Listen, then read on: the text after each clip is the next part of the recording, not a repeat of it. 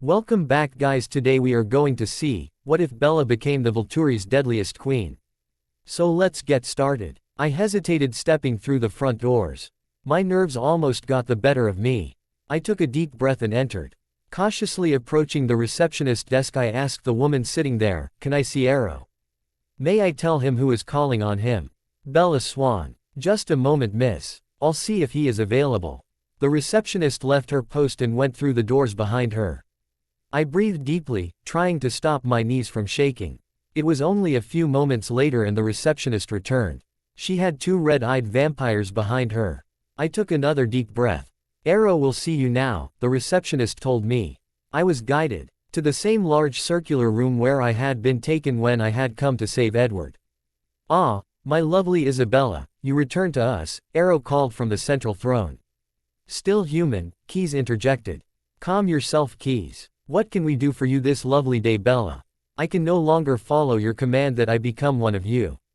The Cullens have abandoned me after refusing to change me. I came to see if you would still like me to join you. I am most disappointed in my old friend Carlyle. You know, young Bella, you have taken quite the risk in approaching us like this.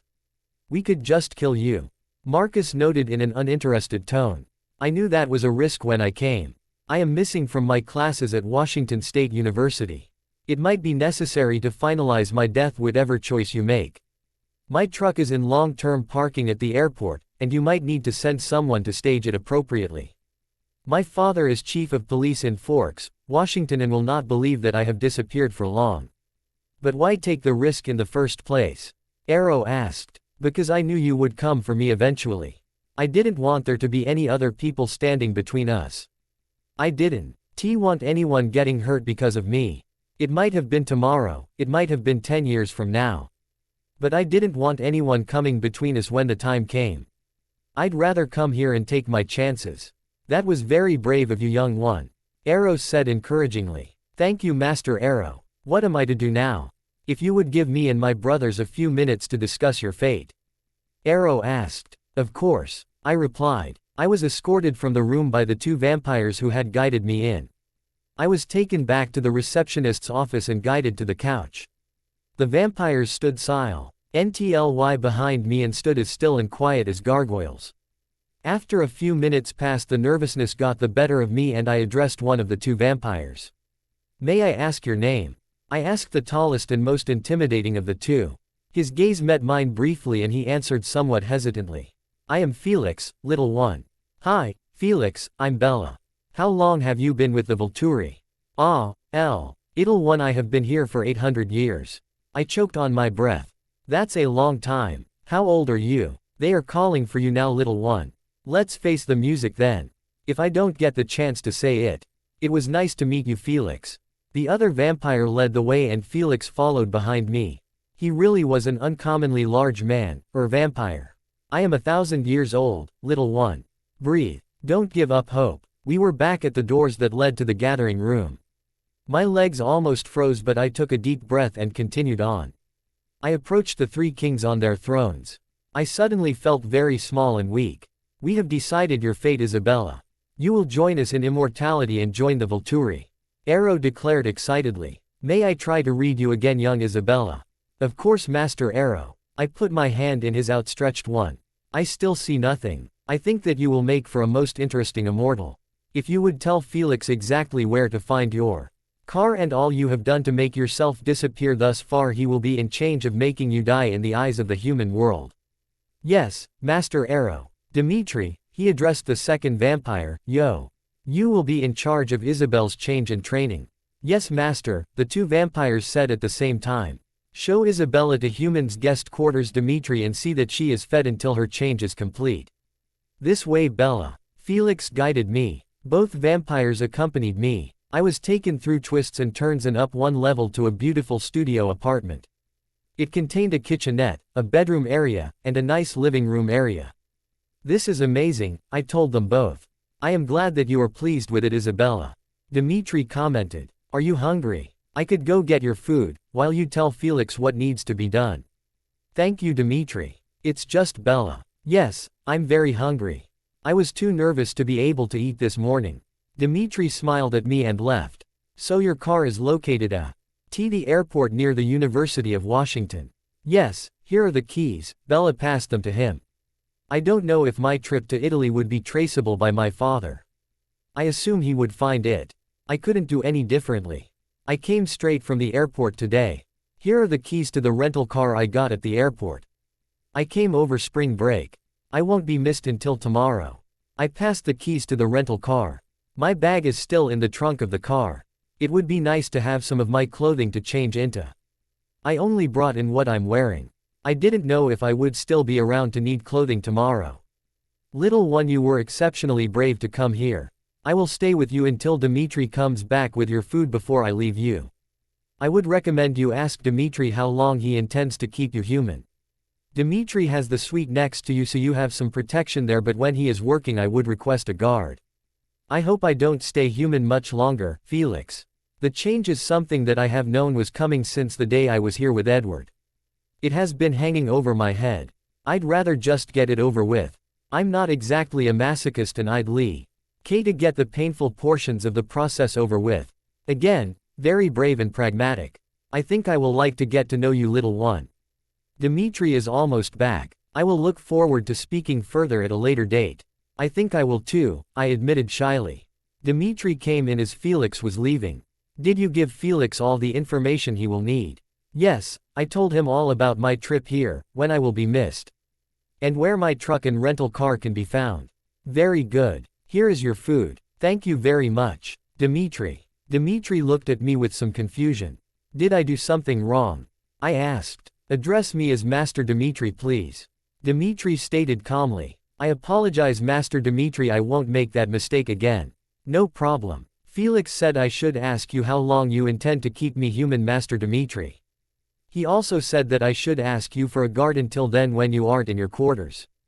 A guard until you can be changed would be a good idea. I'll call for one for you when I go to court tomorrow. How long would you like to remain human, Bella? I'd like to get the change over as quickly as possible. I'm not exactly looking forward to it, but I'm not looking forward to the pain. If I could get it over with before I start dreading it, I would prefer that. May I ask who will be changing me? I guess I will. Dimitri seemed surprised with himself. I can guarantee that any of the guard would be capable of changing you successfully, and I don't want you to accidentally be killed. The elite guards that could see to your change will help me with your born year, but I can't be without any of them for a full year to take care of you. It will be a first for both of us. I have raised newborns before but never my own. However, I know that I could you successfully and raise you to be a productive member of our coven. Thank you, Master Dimitri. I think that we will change you during the next few days. I have some work I must catch up with before I go about changing you. You'll have very little to do the next few days. Would you like some books or something to keep yourself entertained? That would be very kind of you. I enjoy reading very much. I'll leave you to eat. I'll be just next door. If you speak loudly I will hear you. Thank you again, Master Dimitri. I breathed deeply and sat down at the small table to eat. Bella. After finishing dinner, I decided to explore to find the bathroom. Although I didn't have any clothes to change into, I decided to sink into the deep bath that I found. It filled quickly and I sank into the hot water with relief. My muscles began to relax and before I knew it I drifted off. When I woke the water was cooling. I toweled off quickly and got back into my clothing. When I got out into the bedroom area I was pleased to see that my bags were on the bed. Walking out into the living area I was pleased to see books in English on the bookshelf. I would be able to entertain myself for a long time with all of these books. In addition there was a television, DVD player and various DVDs. I slept horribly on the plane and it had been too long since I'd had a relaxing night's sleep. I'd been wound too tightly considering that I knew when I began my trip that I was going to possible death. I dug around in my bag and found my pajamas. I curled up under the covers and instantly fell into a deep sleep. I woke early in the morning. It took a little time to shower, dress and do my hair, but when I was ready I went into the living room area. I laughed while I looked at the bookshelf thinking Dimitri must have a sense of humor. Both Dracula and Interview with a Vampire were there. I picked up Interview with a Vampire and began to read. I had only begun reading when there was a knock on my door. I opened the door and I was happy to find Dmitri with my breakfast. Good morning, Bella. I am getting ready to go to court for the day, Dmitri said. Madison will be your guard while I am gone. Is afternoon. I am going to go train with the elite guards. Would you like to accompany me? Thank you, Master Dmitri. I would very much like to accompany you. I'll be back this afternoon then, Bella. Going back to her reading, Bella entertained herself through the morning. Promptly at noon there was another knock on the door. I answered it and was met with the face of a tall, blonde stranger with bright red eyes. Hello, Bella. I'm Madison. I'm your guard, and I've brought your lunch today. Thank you, Madison, I appreciate it. I was starting to get very hungry. I'll just put this on the table and get out of your way. If you need me, I'll be right outside of the door. Thank you, Madison. I really appreciate your help. I said. Thank you for bringing my lunch. After a tasty lunch of shrimp linguine, another knock was heard at the door. I got up quickly. Greet Dmitri. Master Dmitri, I greeted. I realized as I stood in the door that I was excited for the outing. Have you had a good morning, Bella? Dmitri asked. I have, and I'm very eager to meet the other elite guards. Following him quickly through the winding hallways, he opened a double doorway to a large space. Dmitri walked in and I followed closely behind him. There were 4 people inside. You've already met Felix, Dmitri said. Hi Felix, I said. Hi little one, how are you getting settled? Felix asked. Very good. Dmitri has seen to me very well so far. I said. This is Jane, a young girl waved at me. Hi Jane, it's nice to meet you. This is Renetta, Dmitri nodded at a medium-height brunette. Hi, Renetta, what do you do here? I'm a shield, Bella. I protect Arrow when he sees lawbreakers, Renetta explained. This is Chelsea, Dmitri introduced a shorter brunette. Hi Chelsea. It's nice to meet you, Chelsea. Hi, Bella. It's nice to meet you. Now that you've met everyone, come over here and stand behind me, Bella. Thank you, Master Dmitri, I said as I slipped behind Dmitri. 2 airs sparred at the same time and they moved so quickly that they were mere blurs. They only came to a stop when one had the fangs at the other's neck. They were each so skilled that the fights lasted minutes. I watched as they changed partners to various combinations. Eventually Dmitri called a halt. Felix, come guard Bella and I'll take my turn. Felix took Dmitri's place and I watched as Dmitri sparred with the others. It wasn't the same as when they were each sparring in pairs. The other 3 sparred with Dmitri. He was able to hold of each and every one of them for minutes at a time, getting his teeth on one throat at a time until he was the last vampire standing. They repeated this exercise over and over again. The other vampires got closer to taking him down at times, but I cool. See that there was a reason Dmitri was over the guard. After 6 tries, Dmitri called a halt again and came back in front of me while each of them take turns practicing dealing with multiple opponents. It worked out that Felix was second best at taking on everyone and not being brought down. Renetta was the worst at handling multiple attackers, she was always caught out by one of the others. Tear everyone had 2 turns. Dmitri called it for the day and I realized that hours had passed and seemed like they had flown by. I intend to go take a shower and go down to the archive for a few hours. Dmitri said. If you would like to join me, you're welcome to. It is where all the vampire-related titles are kept besides the popular fiction section in the library. Thank you, Master Dmitri, I would love to join you. Then I'll show you back to your room while I shower and change and we can go. I really appreciate you not keeping me in my room all the time. It is nice to see the castle while I'm still human. I do intend to change you soon. I'm going back to work after we're finished and going to put in some extra hours over the next few days and plan on changing you day after tomorrow. As I watched Dmitri, I realized how handsome he was. He was tall and you could tell beneath his shirt that he was built well. His red eyes seemed to pierce me and I wondered what he thought when he saw me. We were at our rooms by the time I realized I was staring. I trained my gaze on my door and went in my room as Dmitri went into his. I wasn't sure if this was his normal room or if he was beside me because he was acting as a guard. I figured there would be plenty of time to learn what the status quo was. Dmitri. I smiled as I entered my quarters. Bella had been studying me closely as we walked back to our rooms. From the smell of her arousal, she liked what she saw. I was glad that there was a mutual attraction and thought that perhaps we could be companions for a while, if she was agreeable. It had been more than 1,000 years since I had a companion and I missed the feeling.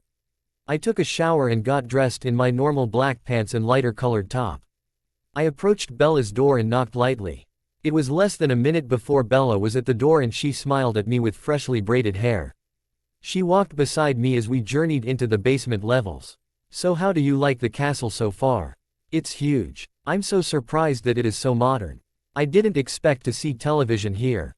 It's beautiful though." She nodded to a painting and sculpture display as she passed. "I can't believe all the artwork we pass by. When I'm a vampire and don't need to bother a guard to bring me, I can't wait to examine it all." I slowed our pace so she could see the artwork more as we passed it. "Perhaps I can take you on a tour of the castle in the next 2 days." "I'd like that," Bella admitted. We walked down the last set of stairs. The archives are set under 1/3 the city of Volterra. They contain every document we've been able to find on the subject of vampires. They are all catalogued and organized by subject matter so we can easily find any piece of information. There are obscure texts and recognized writers. We even try to keep up with popular vampire fiction, although those texts are located in the library. We came to the doors and Bella looked ready to dive through them. I smirked at her a little. "Are you ready?" She nodded and I opened the doors. We walked in and though she increased her pace, she didn't try to run. It looked like it took effort. "Welcome to the archives, Bella." Quote, "Thank you, Master Dimitri. The computer to the left will let you search through the inventory of the archives by subject matter and language. Would you like to read on any specific subject?" "I think I should probably read about the change. It was never Edward's favorite subject and I'm afraid that besides having felt the beginning of the burn and knowing that it starts by a bite and lasts around 3 days, I know next to nothing, and what I think I know, I don't know if it's the truth." "Do you think you were lied to?" I asked cautiously. "I think that, at the very least, I was given the least amount of information that would shut me up and get me to change subjects. I'd like to be better informed." "Then let's find you the needed information, and if you have any questions, you can feel free to ask me." I walked at a human pace over to the computer and instructed Bella on how to navigate the computer. "Type in your topic and then sort by language." I watched as she entered the change and organized the information by language, scrolling down to the English documents. "They're all located in this one section," she noted. "It really is just like a normal library. It is run on exactly the same principles as a normal library. Let's go check out this section and see what you can find." "How do you find this section?" "It's right over here." We walked over to the section and then she sorted through the various books, choosing 2 thin volumes. "If you don't mind, come with me to pick out my book. I don't think you would really need a guard down here, but I'd rather not be unpleasantly surprised," I said. "Of course," she agreed as she followed closely behind me. I picked up my current book on combat techniques and she smirked as she read the title. I wondered what that smirk was about. Walking back to the couches and tables, I settled down on a couch and began to read. I noticed Bella making the comfort-finding shifts of weight from one side to the other and wondered briefly if my stationary position was making her uncomfortable. "So the change lasts 3 days?" Bella asked me. "Sometimes longer, sometimes shorter, but the average time is 3 days." A thoughtful look crossed Bella's face. "What can make it shorter than 3 days?" "You'll find that the more venom that enters in the more places in the body, the shorter the change. The quickest way in my experience is to bite the neck, wrists, inner thighs, and ankles. I did know someone that took more than a week. He was only nipped on the tip of one finger. It was a horrible experience for him." She looked at me absolutely appalled. "What would cause someone to try to make it hurt for longer than it had to? That's a horrible thing to do to someone." "Yes, it was. His sire also abandoned him before his change finished. I only found out how long it took when I tracked down the sire.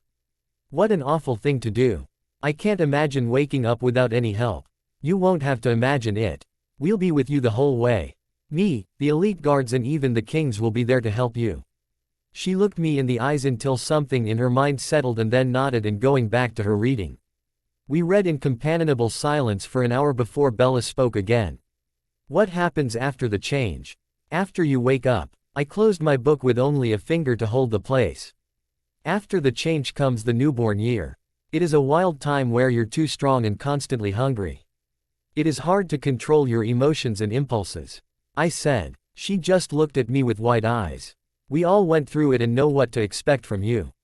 Having a newborn in the castle isn't that uncommon and we all know how to handle one. There are little tips and techniques that help a newborn stay calmer. Like what? She asked quietly. It is fairly common for a newborn to be easy to startle, so we know not to approach one quickly. It's all fairly common tips and tricks that work. Like that to keep a newborn comfortable. Another example is feeding. Mature vampires can feed in groups. Young vampires need more room. It is best to feed them alone with only one other vampire nearby.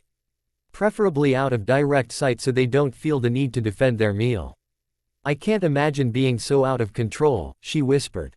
It only lasts for about a year and then most vampires are firmly in control of both their strength and their emotions.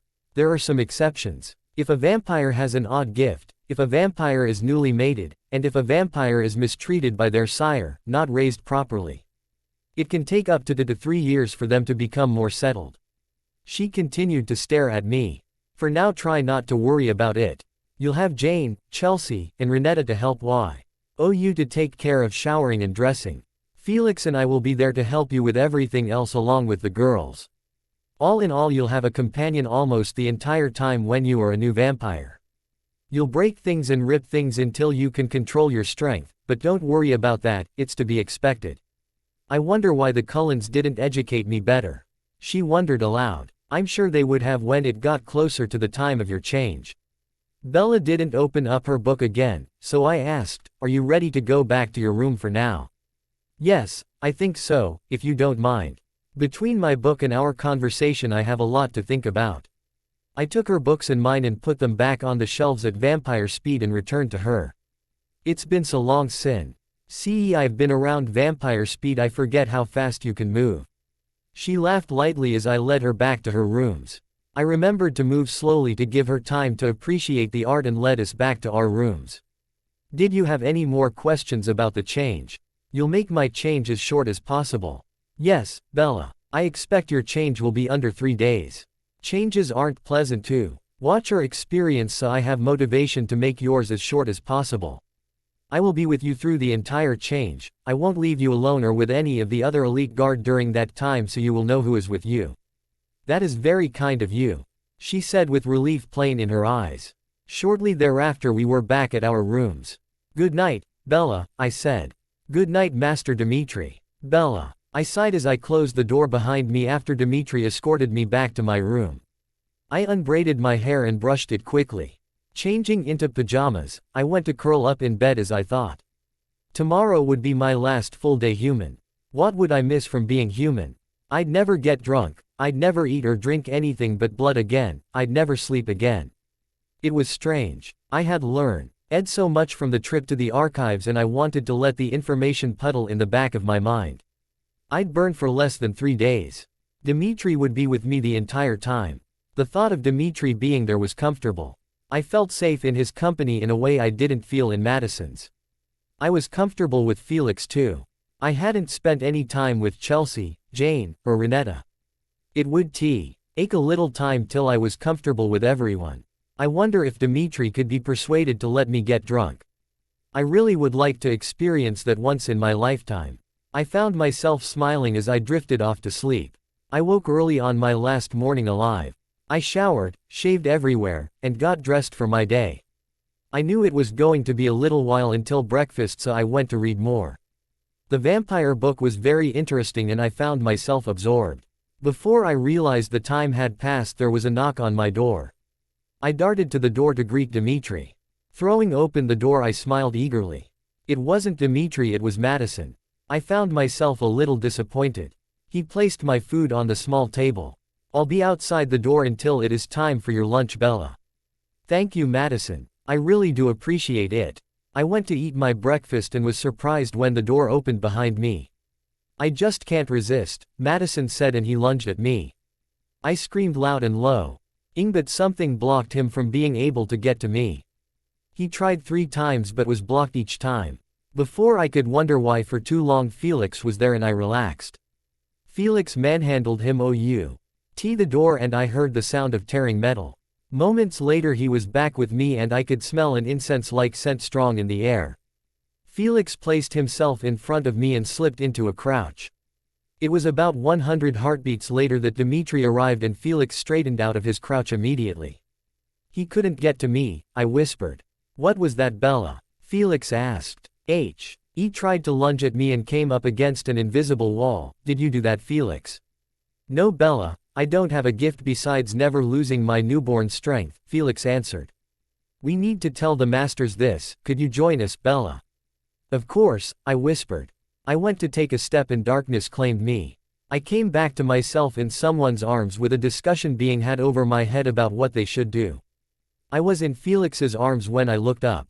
I'm okay, guys. It just got to be too much, I guess. You can put me down, Felix. Felix lowered me to my feet but kept his hands on my waist until he was sure that I could steady myself and walk. Let's go talk to the masters, Dmitri said. Yes, Master Dmitri, I replied. Dmitri walked in front of me and Felix walked behind. I didn't feel like a prisoner this time, instead I felt guarded and protected. When we arrived in the gathering room, Arrow greeted us. I'm glad to see you well, young Isabella. I'm afraid we all heard your scream of distress earlier. Felix and Dmitri came to you immediately. Madison opened the door again after he delivered my meal, I said. When he lunged for me he came up against an invisible wall. I screamed my lungs out while he was lunging, but he made 3 tries before Felix arrived. So, you're saying that he lunged 3 times before Felix arrived and couldn't reach you? Keys confirmed. Yes, Master Keys. Dmitri, test her gift with the elite guard this evening. Felix can take over guarding her until then. Yes, Master Arrow, Dmitri said. Bella and Felix, you are dismissed for now. Yes, Master Arrow, Felix and I chorused. I followed Felix out of the gathering room and he led me back to my room. Would you like to come in, Felix? I would be honored, little one. So I was thinking, Felix. Do you think Dmitri would let me go out for dinner so I could choose my own last meal and maybe even let me go drinking for my last night as a human? Felix laughed at me. I think I'd pay to see that, little one. Perhaps I could accompany you. Would you, Felix? I asked. I'd like that very much. You do know that you can get drunk as a vampire, don't you? Yes, you have to mix your liquor with blood and you can't drink girly mixed drinks, but you can get drunk. In fact, we do, regularly. I thought about that for a moment. Could we? You all could get drunk with me. Do you know how to play poker? Felix asked. No, I don't, but you could teach me. I'd be happy enough to learn. Maybe we could have a night in. I don't know if Dmitri will be able to come with us. It depends on whether he has finished all of the work he needs to finish before your change. So you have poker nights. What else do you do for fun around here? I asked Felix. We go hunting in Florence on occasion. We go out dancing to a local club. Occasionally we travel for work, but when we're all in we have movie nights or some other entertainment all together as a group. Maybe we could have a movie night when I'm a newborn. That would be fun. I'm really nervous about being so out of control. Don't worry so much about it. You might have more control than your average newborn or you may not, but we will make sure you stay out of trouble until you are controlled and able to make your own decisions again. Don't let me do anything that I'll regret.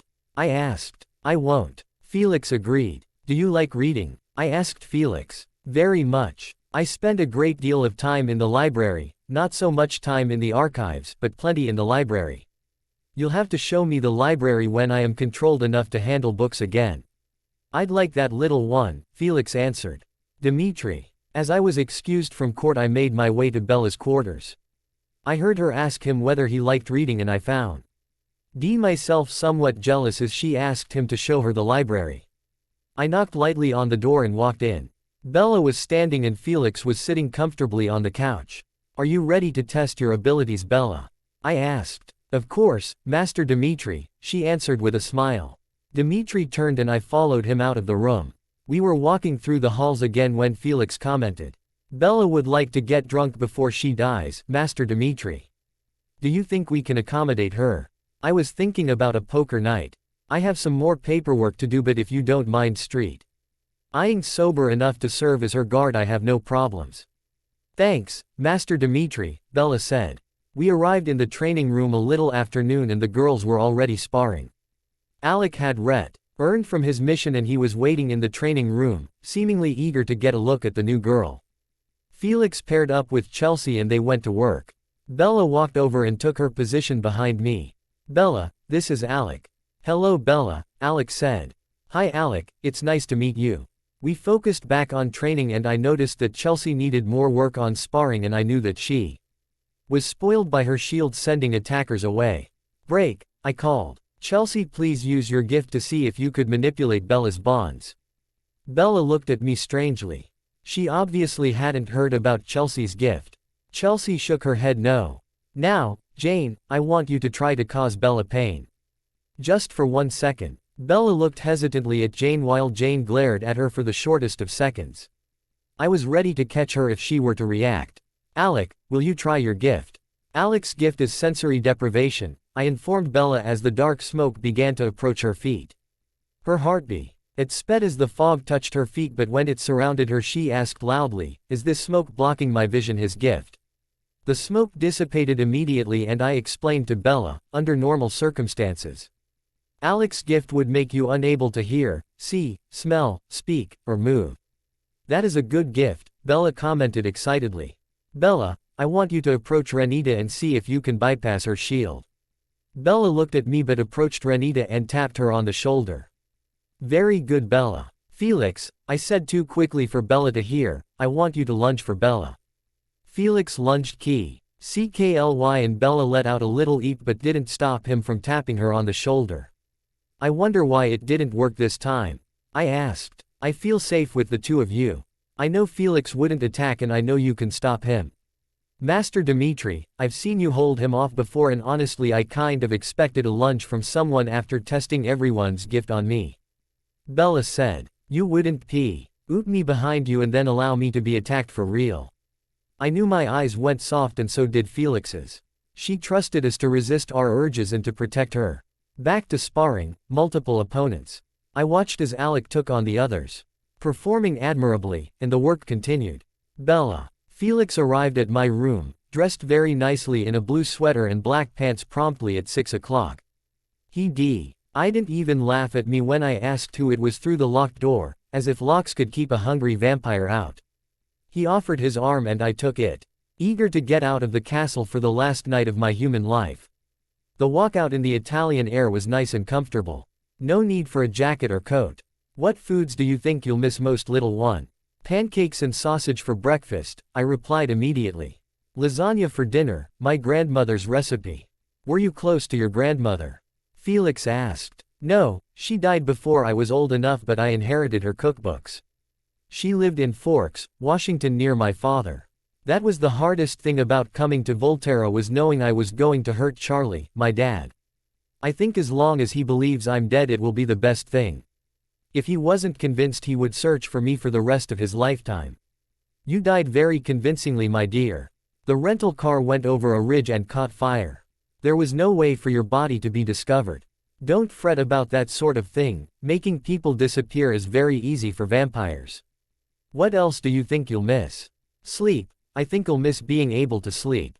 I missed that for a while as well.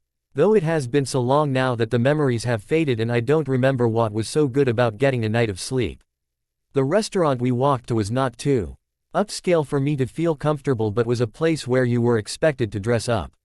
We walked in and the waiter asked for our reservation. I thought we were going to be turned away, but Felix surprised me by saying, "Volturi. Party of two." The waiter bowed to us and quickly showed us to a secluded table out of the normal traffic pattern. "This is where we normally do business dinners with humans so they know us here." "Why would you ever schedule a business dinner?" I asked. "Sometimes it is necessary. They know how to prepare wine for us so that we can drink it here." "Would you like to try a glass of regular wine with your dinner tonight, Bella?" "I think I would," I said with a smile. "You know there are a lot of good sides about being with us. I know you came to protect those you love, or would have loved. But there are many advantages to being one of us." "What do you enjoy most, Felix?" I asked curiously. "Running. It's exhilarating to be able to run from here to Florence. We do that quite regularly as a group. When the initial wildness has passed you'll be able to come with us." What else do you like? I asked hesitantly. I like the feeling of family that the elite guard shares. I think I would like that too. I've never had a large family, and I had no brothers or sisters. Welcome, here are your menus, can I get you anything to drink while you're looking? The waiter asked in very accented English. I'd like a glass of B wine, and Bella would like your normal house wine. Felix said. Right away, the waiter said and left us to look over the menus. Would you like lasagna for your dinner, Bella? Thank you, Felix. Yes, I would.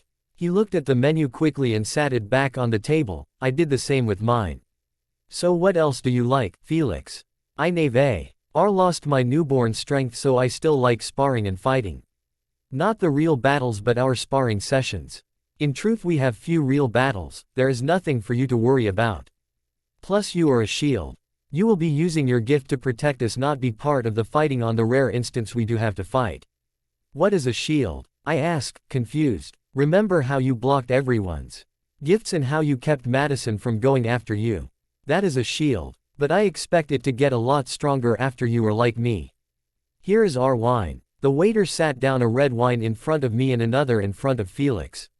Have you had time to decide what you would like for dinner? The lady would like the lasagna and I am happy with my wine this evening. Right away, sir. After he walked away again I asked. Do you really think he'll be all that strong?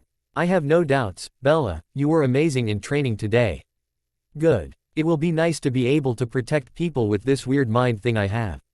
Do you remember much from when you were like me? I asked. Not much. I know that I was a farmer and that I was raised on a farm. I remember that I was taken to become a warrior at the age of 16 and that I trained very hard. I wish I could tell you that I remember my family, but I don't. After I left to become a warrior, I have no idea what became of them. That's a little sad. If you want to remember the past, think of it often during and after the change. Anyone specifically that you want to remember, tell Dimitri so that he can remind you to think of them as you change. You'll have to try hard if you don't want to forget. I didn't have anyone to remind me, so I have forgotten almost all of my time like you. I'll tell him who to remember tomorrow. There aren't that many that I don't want to forget. My mom, my dad, my friend Jake, and I want to know not to trust the Cullens. They lie. I don't want to forget them and fall for their lies again sometime down the road. They really hurt you when they left, didn't they? It wasn't so much Edward leaving me, at first, that mattered, but what really hurt is that they pretended they thought of me as a daughter and then abandoned me. That's not what you do to a daughter, no matter what your eternally 17-year-old teenage son thinks. It would have been different if they had said goodbye, or if even Alice had given me a number to keep in touch. They left 2 vampires chasing me and only Laurent was killed. Victoria is still out there. How was Laurent killed if the Cullens had already gone? I don't know if I should tell you that. I don't want to get them into trouble. Okay, you don't have to tell me, but you should tell Dimitri, or the Kings, if there is a danger to us out there. That's the problem. They are a danger to us, but I don't want them to get hurt because of me. They protected me with their lives and I don't want them to get hurt. You said Forks, Washington is where you come from, right? Yes, I admitted hesitantly. You're talking about the tribe of shapeshifters that Carlyle made the treaty with? He asked gently. You already know about them. I asked. We've known about all of them for hundreds of years. We have an agreement with various tribes to stay off their lands. My friend Jake is one of them. He changed right after the Cullens left. He and the pack killed Laurent as he was about to kill me. You've been through a lot in our world, little one. Bella showed Felix her scar on her arm. You have no idea. You will have to tell me that story someday. I'm sure it is an interesting one. Don't worry about your shapeshifter friends, we stay off their land and they don't kill us. What if they saved someone off tribal lands? How far away were you, Bella? Less than 15 miles away.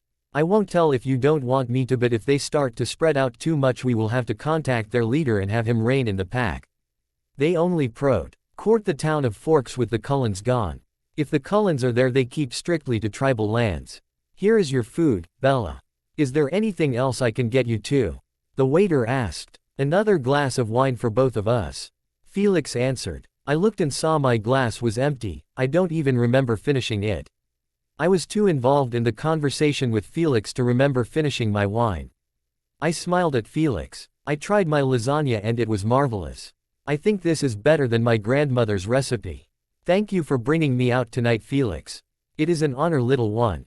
And hun, or a pleasure to be able to see you enjoying yourself so much. So why did you first come to the Volturi? I want to know more about you. I first came when I was about 200. Times were harder for vampires back then. Many lived in caves or other out-of-the-way places, only coming out when it was time to hunt. I came upon Arrow and he told me of another way of living that was more civilized, I guess.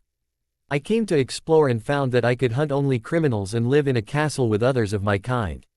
I was so lonely from being a nomad and constantly hunted. Remember back in those times, we weren't the subject of romance books, we were the horrors of legend. Even though we were so rarely caught, it became tiring to always be hunted. Plus I was valued for my strength, my fighting abilities. And I found a home where I could belong. My maker had long since left me behind. I was all alone in the world. I can see why that would have been so appealing to you. Not to have to constantly avoid villages, except to eat. Not being alone all the time, having some sort of family. People who seem to care about you. I know how that feels now. Didn't your father care for you, Bella? Arthur and my mother did care for me very much in their own ways. But my mother, she's very young for her age. I was the adult in the household from the time I was 10. My father was a mature adult, but I didn't come to him until I was 17. It was too late for us to make up for only seeing him on summers by then, and he has firmly entrenched habits. He's always fishing or watching sports on TV. It's my fault too. I spent the time I should have been becoming his child being insinuated into the Cullens household. I spent the time I should have spent with Charlie, with Edward or Alice or even Emmett. We both made mistakes that are past correcting now. I see, little one. So the Cullens really made you feel like you belonged with them. Only Jasper and Rosalie stayed away from me. I'm not Sue. If Jasper stayed away because of his control or because he didn't like me. I know Rosalie didn't like me. Carlisle and Esme called me daughter. Emmett called me his little sis, and Edward saw I was his mate, but I think he lied. Why do you think he lied, little one? Because I think he was dazzling me. At first we had a lot of disagreements over little things. He didn't like my taste in music, so we'd listen to his instead. But I eventually gave up friends for him, even changed my diet for him. And he didn't treat me like the others treated each other. He treated me as if I was a possession to guard, not a person to love. I think it was because I was his singer. You were really his singer? Felix asked. He said so. I don't know what to believe anymore about them. He sucked the venom of my arm after James bit me to keep me human. If I was his mate, wouldn't I be worth keeping around longer than a human lifetime? Yes, little one. He would have known for sure if you were his mate after he tasted your blood. Vampires can tell their vampire mates by scent and the mating pull, but if one member of the partnership is human, they can only tell if they taste their blood.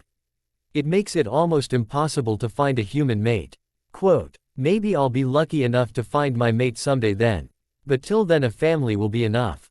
Do you want dessert, little one? I'd like something chocolate. I insisted, and Felix laughed. Then we'll get you another glass of wine and something sweet to finish your meal. I'd like another glass of wine as well.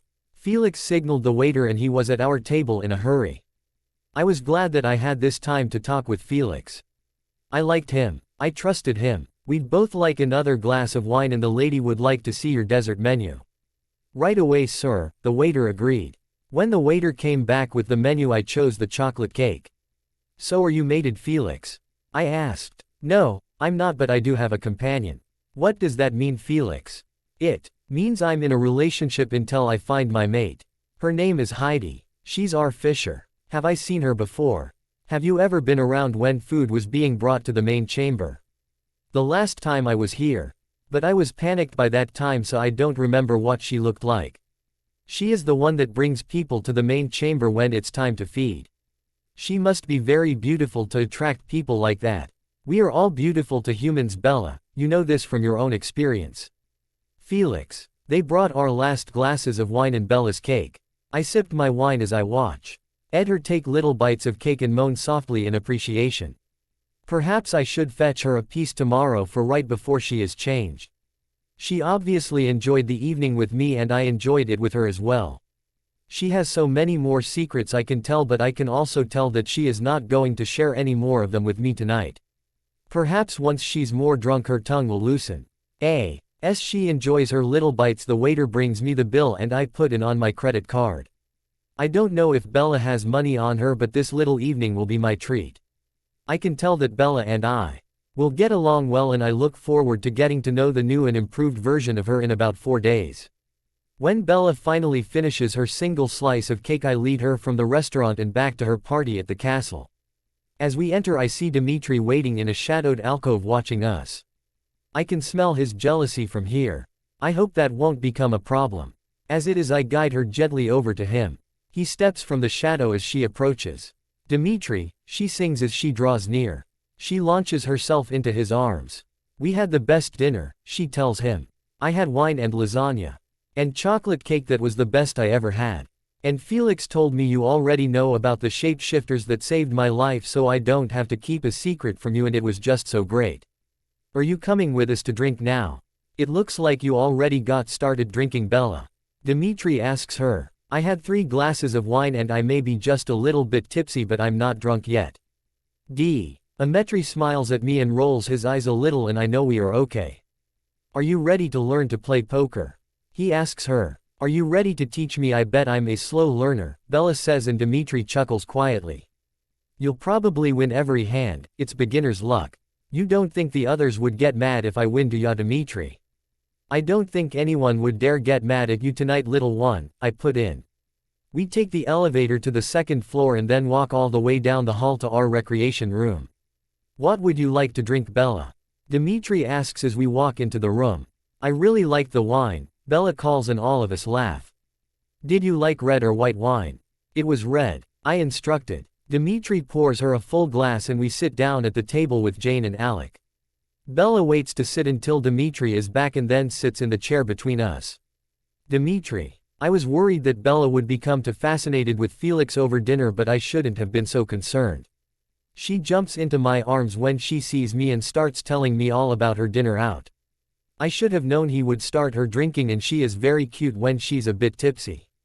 Sitting our wine down in front of her, I start to shuffle the deck and deal the cards. Bella picks up her cards and I see that she has a good hand. I begin instructing her all about poker. An hour later I've filled her glass again. Her card playing skills are deteriorating at a much faster pace than ours with our higher alcohol tolerance. We're all smirking and trying not to laugh. It takes 2 more glasses before she's beginning to nod off. I scoop her up in my arms and carry her down to her room. "Don't let me forget to tell you all the things I want to remember tomorrow, okay?" Bella says before laying her head on my shoulder and falling asleep. I place her on her bed and get her shoes off before I place her under the covers. I'm just starting to head out of the room when I hear her call my name. T surprises me because I thought she was out cold, but I approach the bed. She calls my name again. Her eyes are closed. She talks in her sleep.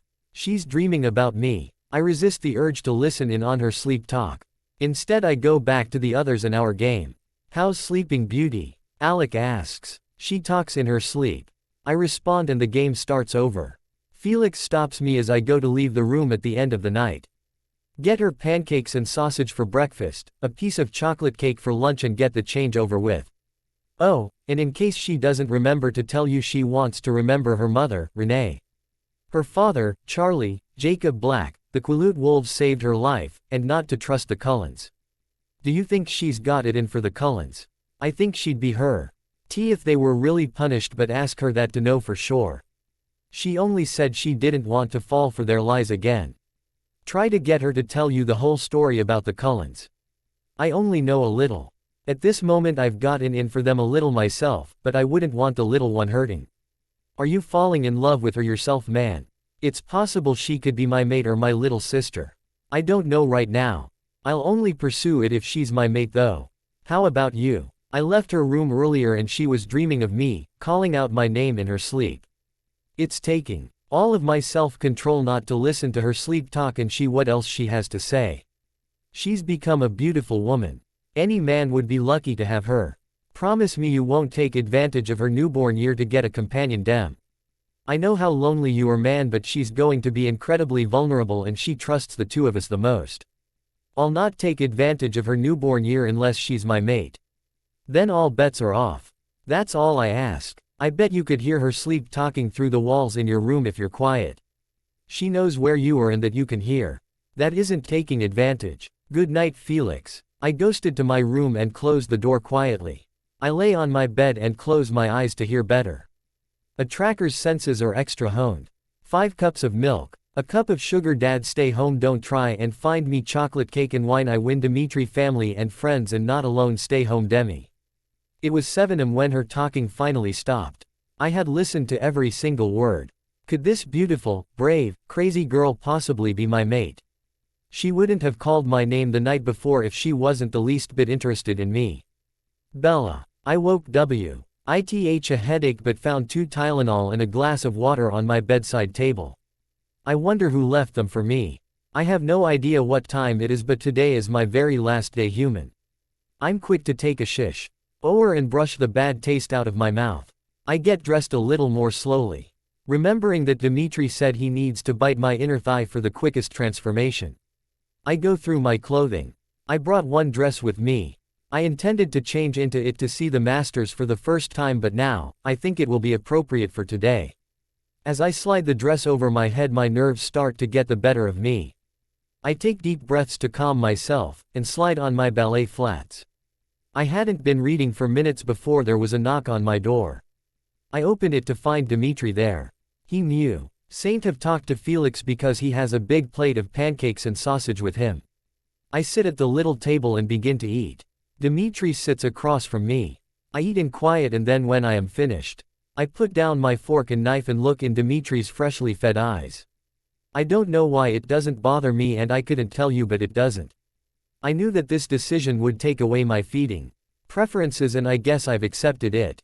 I smile at him. Good morning, Master Dimitri. I guess I'm not up to playing drinking games with vampires yet. You will be soon. Never fear. Barring your RLY night in bed, did you have fun yesterday? Oh, I did. I enthused. Felix took me to a wonderful dinner and we chatted about all sorts of things. Then I get back to the castle and run into you. Then the game and my late night. You mentioned before you fell asleep last night that I should ask you what you want to remember today. That's right, and I had forgotten all about that. I want to remember growing up with my mom, Renee. I want to remember the Phoenix sunshine. I want to remember my dad, Charlie. Charlie is chief of police in Forks, Washington. I want to remember my friend, Jacob Black. K, and how him and his pack of wolves saved my life. P, want to remember to never trust the Cullens. I don't want to make the same mistakes as a vampire that I made as a human and believe anything they say. And what did the Cullens do? Bella, that has you so firmly against them. They acted like they were my family. They called me family, then the first time Jasper takes a snap at me they abandoned me like I was an old toy. They left me with 2 vampires after me and no way to reach them for help. They called me daughter and sister, and then they treated me like garbage. No note, no goodbye, J.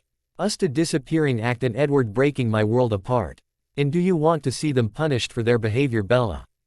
That is part of my position here. I could have them brought up on charges. Yes, and no. I don't want to see them killed, but I would like to see them removed from human society so the next human Edward takes advantage of doesn't have to experience what I did. You are a very fair-minded person, Bella. They've proved they can't be trusted to be humane, let alone pass as human. I don't think they deserve the human world, and the human world definitely doesn't deserve them. So what happened with the pack of shapeshifters that call the Quileute Reservation home? It was after the Cullens had left I started becoming closer friends with Jacob Black. Then he changed into a shapeshifter. Victoria and Laurent were still hunting me, but I didn't know it. The pack protected me at my house and school and followed me when I made a useless trip to Edward's Meadow. It was a place we used to go when it was sunny out and he had to stay out of the public eye. I made the trip alone, I thought, but when I got there, Laurent was there. He said a lot of things about how he would kill me painlessly, which I should be grateful for because Victoria wanted to make my end painful. Then, there was the pack. Laurent ran, but he didn't escape. He was ready to kill me when they arrived and they killed him for it. After that I was being guarded constantly, with Jake or one or two of the other wolves, even with their imprints while they guarded the tribble. I owe my life to those wolves, and if there is ever anything I can do for them I want to know so that I can do it. What happened to Victoria, Bella? Dimitri asked me. She is still out there harassing the wolves as far as I know, trying to get to me. So what brought all of this on? Why did these vampires fixate on you? It all started with a ballgame. James, Victoria's mate, decided to hunt me. He was a tracker and he figured out all of my plans to escape him and found me in Phoenix. It ended with him convincing me he had my mother and me going to him on the slim hope that I could save her. He didn't really have her, but he beat me up a lot.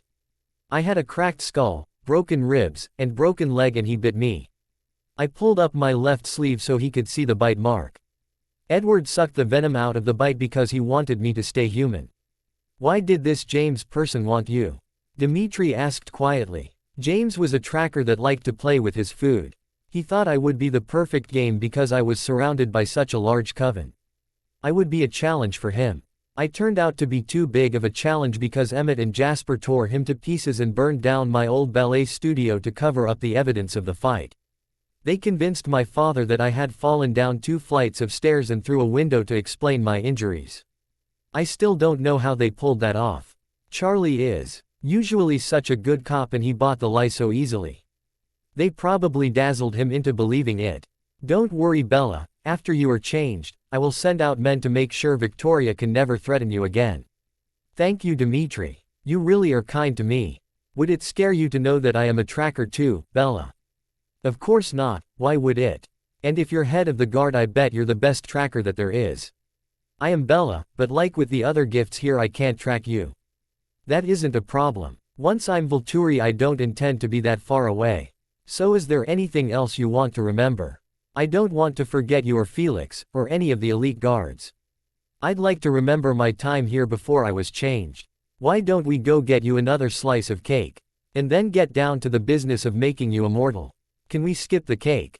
My tummy is too much in knots to appreciate it right now and I'm starting to get very nervous.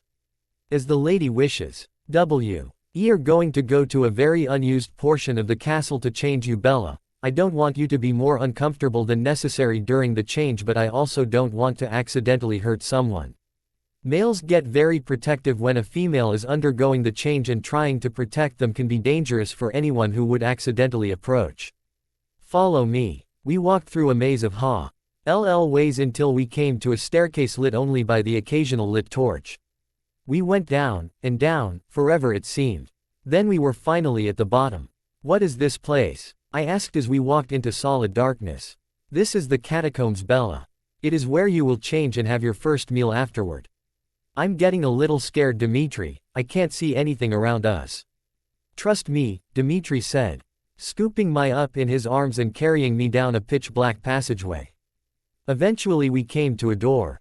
I couldn't tell you if it was the only door in the blackness, but it was the one Dimitri decided to open. Inside there was a bare twin bed and pillow. I could just barely make them out. Relax, now. I've got you, Dimitri said, and I will be with you the entire time. Before I could comment, before I could take a few deep breaths to slow my racing pulse, Dimitri brushed aside my hair and bit my throat. I could feel him drinking. The cold seemed to seep into my bones. Then fire replaced the heat. Dimitri. I knew as my teeth pierced her skin and her sweet blood caressed my tongue that she was mine. My mate. I'd finally found her. I was no longer alone. I swallowed and swallowed again. I wanted my scent mixed with hers. Then I pumped venom into the wound. My mouth filled to overflowing with it. After I sealed that bite, I took her wrists and bit them as well.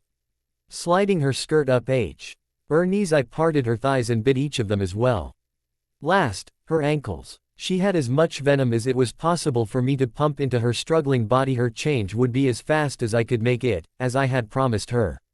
Surprisingly, there had been no urge to drink too much or too deeply. Her blood, though it was ambrosia, held none of the appeal for me to drink. What was important was my little mate changing in my arms. After she was filled with my venom, I went to the other side of the bed and got on behind her. I pulled her close to my stone-cold body and wrapped a protective arm around her. It was nothing short of a miracle. I was no longer alone. She seemed to be trying not to scream, and though I marveled at her inner strength, I wanted to burn along with her. You can stop trying to be brave, my little Bella. Scream if you need to. It's only the two of us down here and I won't think less of you. She opened her teeth then and screamed. I talked to her during every breath and she seemed to quieten again. I guess she preferred to hear my voice. I started reminding her of every moment that we had shared together, and all the things she wanted to remember. If my mate could be strong, I could make sure she remembered everything. 2 days passed in this manner, with Bella making only tiny whimpers of compliance as she changed and I spoke. I reminded her of each of the elite guards and each memory she wanted to keep.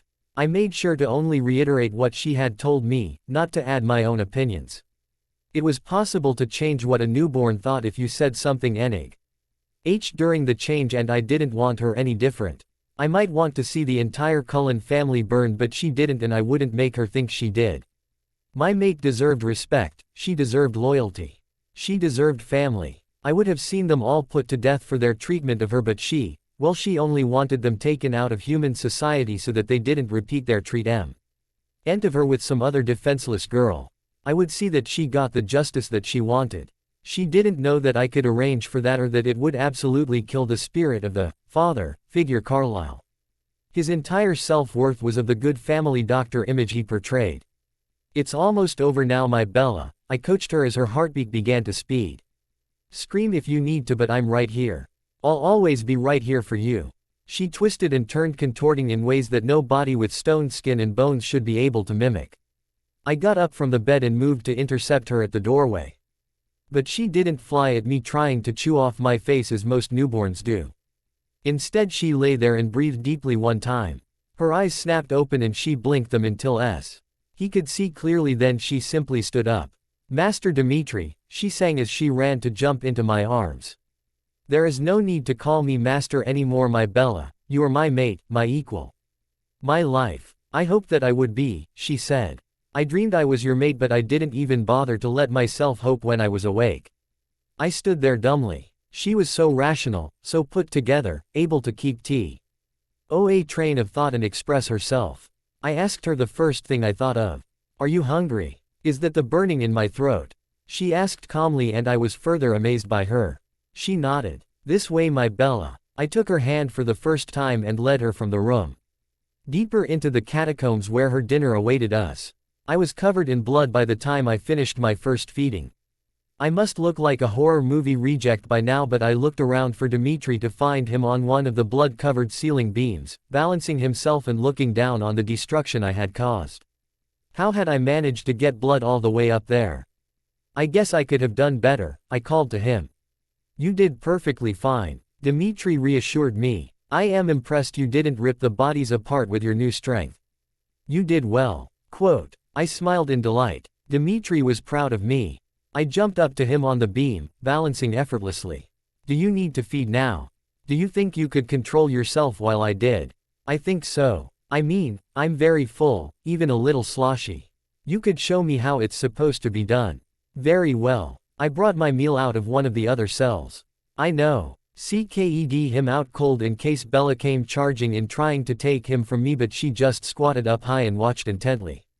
I bit into his neck and drained him quickly. That is enough for me for a while. You did extraordinary not trying to fight me for my meal. I'm very proud of you, now let's go get you cleaned up. I just told myself that it wasn't food and I didn't eat it. I said calmly. You are a wonder to behold, my mate.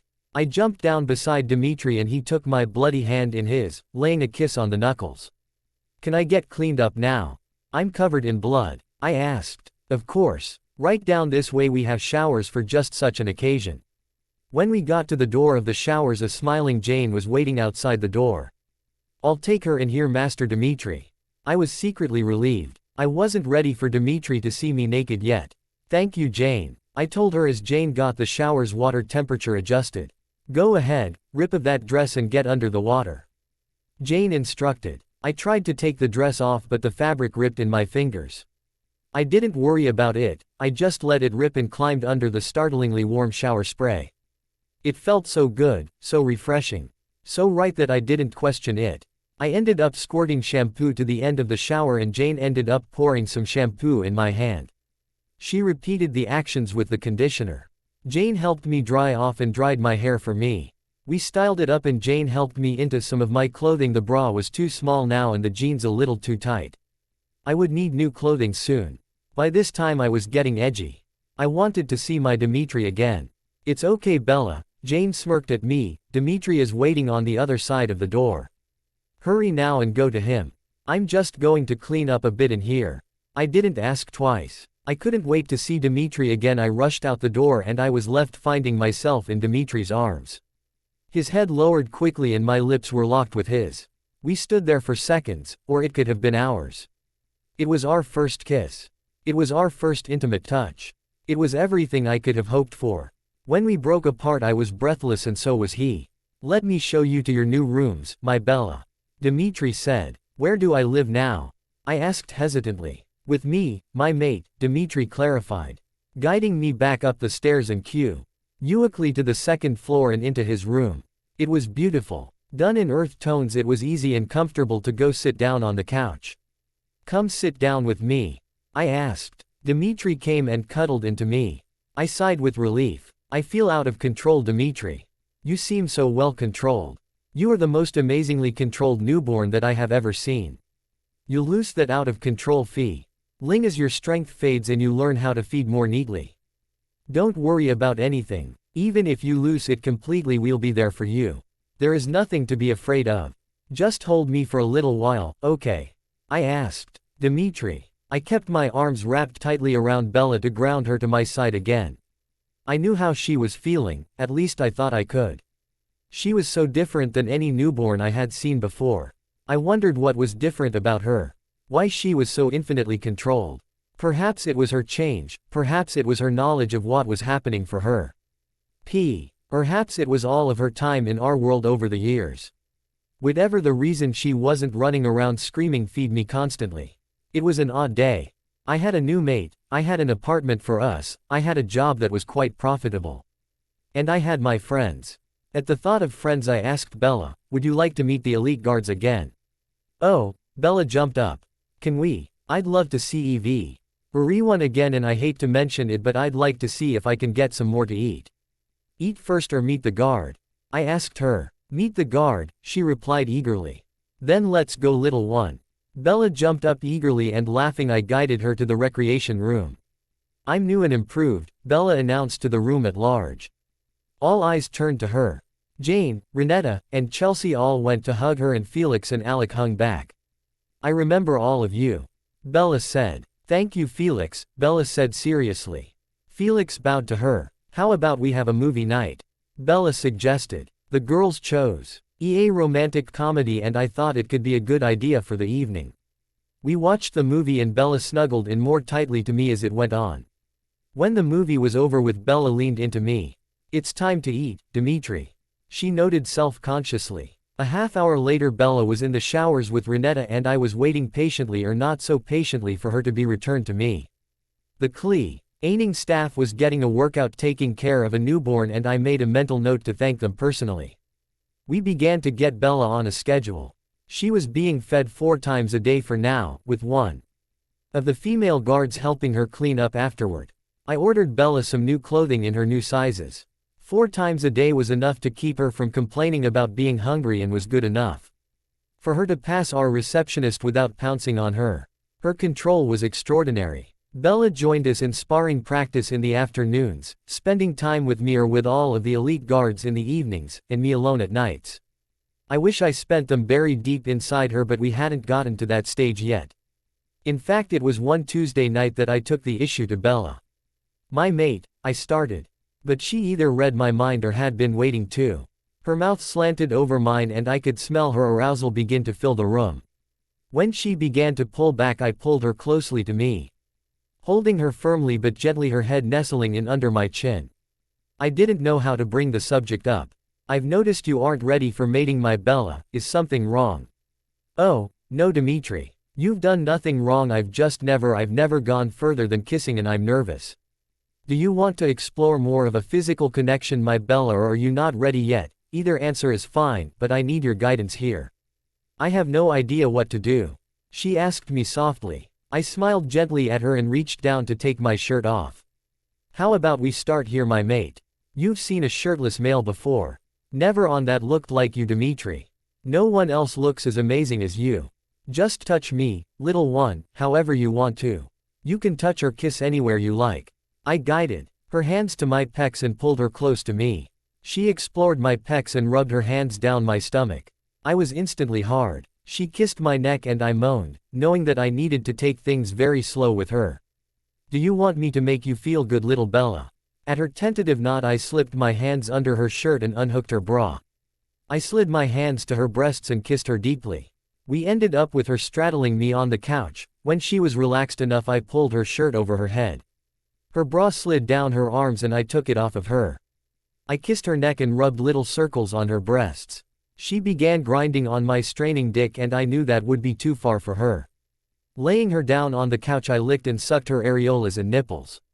She was under me, moaning, and it was all I could do not to grind into her and find some relief. Do you like this, Bella? She nodded shyly, and I'd bet that if she were still human she would be tomato red. Do you want to go further? I asked, and she hesitated. It's okay. I assured her this is plenty. I embraced her so that she could feel the rub of bare skin on bare skin. She moaned louder and I aligned our pelvises, allowing her to grind on me while I kissed and sucked and licked her from neck to waist. Have you ever had an orgasm? No, Dimitri, I've not seen anyone after Edward, and he didn't even kiss me the way you do. We'll try that when you are ready. I'd love to feel you spa-samming around me. And I think you'll like it too. For now, let's just relax like this. I put her on her side and joined her on the couch. We touched and caressed, kissed and licked for the next hour. By the time we stopped, she was moaning and writhing on the couch. I pulled her on top of me and held her to let her calm down, stroking on her back and helping her to calm. That was amazing, Dimitri, Bella told me. The smile on my face was wide the next morning. It didn't seem to want to go away. I was more than eager to go further with my Dimitri, with my mate. The thought of his hands on my breasts almost made me moan again. Eager, Bella? He asked me. Yes, Dimitri, now that you've shown me a little, I find I'm wanting much, much more. We'll take care of that tonight, but in the meantime, would you like to reintroduce yourself to the kings? You'll be with me. I will, and they are most eager to see you again. Really? I asked, incredulously. Really, Dimitri confirmed. Then I guess we shouldn't keep them waiting. Hand in hand, Dimitri and I walked down to the throne room. When we opened the double door, I was surprised that the kings weren't on their thrones. Instead, they were seated around a table in the corner, reading. Arrow looked up when we entered. Young Isabella, it is wonderful to see you changed into one of us. Master Arrow, it's nice to see you again. I thought, Keys said, that Dimitri was exaggerating your control when he reported to us, but it seems he was correct. Not one snarl, snap, or lunge, Arrow agreed. Simply magnificent. I still feel very out of control, but Dimitri reassures me when I feel overwhelmed, masters. Such a shining bond between the two of you. Silver and gold wrapped tightly together. Cherish each other. Marcus added. I took Dimitri's hand in mine again. Yes, Master Marcus. I feel lucky that Dimitri is my match. Dimitri spoke then. Young Bella would like to see the Cullens punished for their treatment of her. She would like to see them taken out of human society for a time. Arrow's face took on its more professional expression. You know, punishment for what they have done is usually death, don't you, young one? Yes, Bella agreed, but as I am no longer human, and as they prize their charade in the human world so greatly, it seems fair that they are banished from it. Also, it keeps them from doing what they have done to me again. Brothers, shall we discuss this extraordinary request? I agree with Bella, Arrow. They should be punished, but not to the fullest extent of the law. I say they should die, Keys put in. Oh, Brother Keys, you always say they should die. Can you not agree that this is a fair sentence? We are vampires, we are not fair. Keys replied. I'll agree as long as their sentence lasts for more than 200 years. I inhaled sharply at that pronouncement but made no other sound. We shall say, what the Cullens say when they are here. I will have Felix summon them immediately. But, Bella, you shall have to confront them when they arrive, Arrow decided. I will instruct Felix to summon them for you, Dimitri said. Very well. Bella, we will agree to your punishment, but its length has yet to be decided. Thank you, masters. I agreed. The longer they were out of the human world the better. I didn't want them to repeat my treatment ever again, but 200 years did seem a long time. We will go practice with the other guards. Work on her shield too, Dimitri. Arrow agreed. Thank you, for your visit. Marcus intoned and Keys just went back to his reading. Dimitri and I left the room quickly and made it back up to the practicer in record time. As I reached for the doorknob, Dimitri stopped me with a passionate kiss and I melted into him. The doors opened behind us and Felix chuckled. I could smell the lust inside you two. Come on, let's have some fun. Dimitri muttered something under his breath but we went in. My face would have been scarlet if I could still blush. Felix, you are to send a summons to the entire Cullen clan. As Felix left the room he was muttering something about bunny munchers. I couldn't contain my laughter and everyone stopped to look at me. Did I do something wrong? I asked quizzically. They just aren't used to a newborn as in control as you are, darling, Dimitri reassured me. Can I learn how to fight now, Dimitri? I asked excitedly and he laughed. Of course, back to your sparring everyone. Dimitri took me over in a corner and we began to get to work. Dimitri. I showed Bella how to stand, how to punch, and how to evade attacks. Then we got down to sparring. You're leaving your right side open, I instructed. Do it like this instead. Remember to stay balanced, I coached. We sparred through the morning and into the afternoon. Let's let you and Renetta work on your shield now. Bella surprised me with a quick but intense kiss. Renetta was already standing beside me and Bella snapped. A blue ball encircled Renetta and she was lifted into the air. I approached Bella slowly and rubbed her arms. What is wrong, little one? She was too close to you. I don't want her that close. You're mine. Relax, Bella, relax. You are a newborn and our bond is yet to be completed. She wasn't trying to touch me. She was coming to help you. Let her down. Bella's eyes turned to mine and they were confused. She wasn't trying to touch you. No, my Bella, so let her go so she can help you. I don't know how, Bella said, shaking. I want you to listen to the sound of my voice. Breathe deeply, relax, it's all going to be okay. You're safe and so am I. Let her go, you can do it. I continued to speak to her softly as Renetta was placed back on the ground. Still surrounded by the ball. Good girl, I said to Bella. Now pull your shield away from her. It's okay and you've done nothing wrong. I rubbed her back. It's all okay. You're doing so well. You've just got to take your shield away. She won't come near me again. It's safe. Finally, the bubble around Renetta disappeared. I stepped further away from Renetta and heard Felix behind him say, well, damn. Bella. I reached out a hand to her, let's go for a walk. Bella took my hand and I led her out of the room. I'm sorry, she said meekly. There's no need to be sorry, I assured. I'm very proud of you. You controlled your shield admirably for a first try and we can tell that you can shield yourself from an enemy and lock them in a bubble. It was expected that you would snap over something. We'll just have to keep women a little further away from me until our bond is sealed. How do we seal our bond? Bella asked eagerly. I nuzzled her neck. First we make love, then I mark you here. He stroked the side of her neck. And you mark me in the same place on my neck. Just the thought made him hard and he tried to will away the erection. He was unsuccessful. A smile broke across her face and that caused a matching smile to break across his. I thought we might tour the castle now and let you see all of the artwork. Take some time and relax. They wandered through the castle slowly with Bella examining every painting, every sculpture with eager eyes. At the end of the tour, I lowered myself and met her lips with mine. She met me eagerly, caressing my tongue with hers. Her arms twined around my neck and her body pressed against mine. I'm ready, Dimitri, Bella whispered against my lips and then ran as fast as she could to their rooms. I laughed and followed in her wake. Felix. I wrote out the summons for the Cullens, imagining their response when it was delivered. I half wished that I could have delivered it myself. I went to one of our lower-level guards and sent them with the message. It would arrive tomorrow. I was eager to see the little one stand up to them. After I finished that I went back to the practice room to see Bella levitating Renetta in a blue bubble shield. Dimitri was behind her trying to calm her. It was working slowly. Finally, the bubble popped. Well, damn, slipped through my lips. He guided her out of the room and Renetta was shaken. I suggest, I said, that the females stay as far away from Dimitri as possible just now. Especially until they complete their bond. They're both a little on edge. Alec chuckled and then Jane started. I laughed and the others just shook their heads. We had been so careful to stay away from Bella, but she was so mysteriously controlled that her tantrum took me by surprise. At least she didn't attack. That could have been worse. I hoped they sealed the bond soon. That would help them both to calm and relax. I ran to our rooms and left the door wide open behind me. He was there and I turned and my breath caught in my throat. His shirt was already off and he gently took her in his arms and kissed her. Their tongues dueled. Are you sure you're ready, my Bella? Just take things slow with me.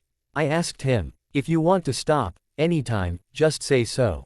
Dmitri reassured me. It was reassuring, but I was ready for everything with him. I knew he would guide me gently. He reached down and slid my shirt over my head. He slid one hand around my back and flipped the clasps on my bra. He slid it down my arms and scooped me up into his arms. His mouth lowered and slanted across mine. He walked me into the bedroom and slid me onto the bed. He leaned over and gently undid the button and zip on my jeans. I shivered as he slid my jeans and panties over my hips and down my legs. I was so eager, so nervous, so lost in his red eyes. He ran his hands from my neck over my breasts and pinched my nipples. I called out as his hands traced my waist and around to my bottom, then back up. He repeated the circuit until I was moaning and boneless. I reached my hands up and unbuttoned and unzipped his jeans. He didn't have on anything under them. I dragged them down his hips and gasped as I saw his erect penis for the first time. How was he going to fit inside me? I tensed and he slid his jeans all the way off. Relax, my Bella. Everything is fine. I lay back and wait for him to climb on the bed. He kissed me gently, then passionately, while running his hands in circles on my breasts. I moaned. His mouth replaced one of his hands and he sucked, licked, and nibbled its straining peak.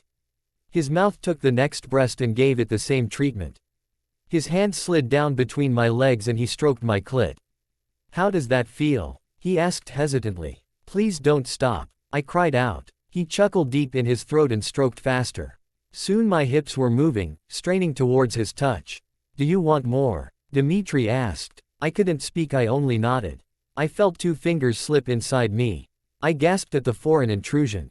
He began to move them gently in and out, keeping pressure on my clit, and soon my muscles were clasping tightly around him. That's one, he said softly and moved to where he sat between my legs. He leaned down and replaced his finger on my clit with his tongue, still pumping in and out of me. One of his arms clamped around my leg and held me tightly to his mouth. I tried to move my hips, but he kept me steady. He touched someplace deeper inside me and my muscles fluttered around him again. Are you ready for me, Bella? Oh yes, Dmitri. Please, don't make me wait longer. He moved up my body and I could feel his penis at my opening. He kissed me deeply, passionately, and began to push inside me. Breathe deep, he coached me and pushed all the way inside me. I felt pain, but I was expecting it. He held himself still and whispered, "Tell me when the pain fades." It took a minute and I could feel him shaking above me. Now, I said. He pulled out and slid inside again. It felt good, but weird, a foreign intrusion. He moved more and it went from feeling weird to feeling wonderful. I grasped his butt and pulled him deeper into me. Faster? He asked. Yes. I wanted to feel anything he wanted to show me. He did begin to move faster. My breath was coming in pants. I began to move with him, sending him deeper, and it felt amazing. I grasped his arms, his back, and reached down to clasp his butt and found myself chanting, "Dmitri, Dmitri, Dmitri." I lost myself in the feel of him sliding in and out of me, the feel of his body pressing against me, and the knowledge that I was his and he was mine. When my muscles clamped down on him this time, his mouth went to my neck, and knowing what he wanted, I exposed my throat to him. He bit down and it hurt, but it also felt good. She came again at his bite. When he let go, he exposed his throat to me, and I didn't even make a conscious decision to bite down before my teeth pierced his flesh. I had ked him and he pushed even deeper into me, causing me to release my bite as we both called out. Fireworks appeared behind my eyes and I thought if I was still able I might have passed out. Dmitri fell onto me and rolled us to our sides as he spilled out of me. As our breath slowed, Dmitri began kissing me again, and I realized that as a vampire we didn't have to stop. I wondered what else he would Teach me, and gave my body to his intimate attentions. Dmitri. We didn't stop until the next morning, and when we went back to training I couldn't wipe the smile off of my face. There were knowing glasses and little giggles from the elite guard. Bella didn't even meet anyone's eyes, and that only increased the knowing looks. To start today, Bella, I want you to watch me spar with Felix. We're going to take it slow so you can keep up and learn. Felix, I want you to use only basic maneuvers. Bella watched us carefully as we sparred at a relatively slow pace for her benefit. The others practiced at their own pace. When Felix and I stopped, Bella looked amazed. That was fantastic, she said. Unfortunately, one of the lower-level guards came to get me. The masters needed me. Felix, will you spar slowly with Bella while I'm gone? Of course, he answered. As I left the room I heard Felix tell Bella, show me what you've got. I chuckled as the doors closed behind me, knowing that she was in good hands. Knowing that Felix had a companion and would never try to come between them made it easier for him to leave. It was probably a good thing for Bella if he was out of the room. She wouldn't feel the need to keep her attention on protecting him from feminine attention. She should feel more secure in his affection and their bond today, but she would still be sensitive to women coming too close while she was a newborn. It seemed to be one of the few newborn tendencies she had. As he walked down to the throne room he remembered the night before. The smile split his lips and he walked in to find all three kings waiting for him. Dmitri, the Cullens will be here for justice tomorrow in the afternoon. We wanted you to be able to prepare young Bella for their arrival. Also, we've been informed that there is a sire mistreating a newborn in France. After the Cullens' justice I need you to go track down the sire. You know him, unfortunately. Deal with the sire and bring the newborn back here. I'm afraid we're going to have two newborns for the guard to deal with at once. I'm sorry to send you away with a newborn mate, but it can't be helped. Arrow informed. Bella will have the guard to help her while I'm away, but I'm concerned. We only sealed the bond yesterday. I don't know her reaction to separation. I'm not looking forward to the discomfort myself. If it could be helped we'd send someone else, but you know Victoria and a newborn's life is in the balance. Marcus said. Of course, masters, I'll have to calm Bella after the Cullens leave and then I'll go after Victoria. What if this newborn can't be saved, masters? We have confidence in your abilities, Dmitri, Arrow pronounced. Dismissed, Dmitri, Keys said. I bowed and hurried back to the training room. When I arrived I opened the door quietly to see Felix sparring with Bella and losing. Speed up, Felix, I coached. Bella stopped sparring, ducked Felix's punch and ghosted over to me and jumped into my arms, wrapping her legs around my waist. I kissed her gently and then reprimanded her as softly, back to sparring, Bella. Bella jumped down and went back to Felix, blocking his punches expertly. Attack, Bella, don't just defend. Watch your right side, I coached. I left Bella to Felix's instruction and watched the others for a while. They were all doing well. Break, I called. The guard formed a half circle around me. Bella came up to my side and took my hand, glaring at the women, daring them to step closer. I chuckled lowly but spoke anyway. The Cullens will be here tomorrow. After that I have to go pick up a newborn that is being mistreated. We're going to have two newborns to take care of at once. I know this is going to be difficult, but I need you all to help Bella while I'm gone, and one of you take primary charge of the neophyte when I return with them. You can't leave me yet. Bella said, her tone begging. The others went back to their training. This newborn is being mistreated, Bella. I'm the only one that can find the sire. No one else can do the job. You don't want me to leave a newborn to be abused, do you? Of course not. Then I'm afraid I have to go. What will I do without you? Jane approached Bella, being careful to keep her distance from me. We'll all be here for you, she said and put an arm around Bella.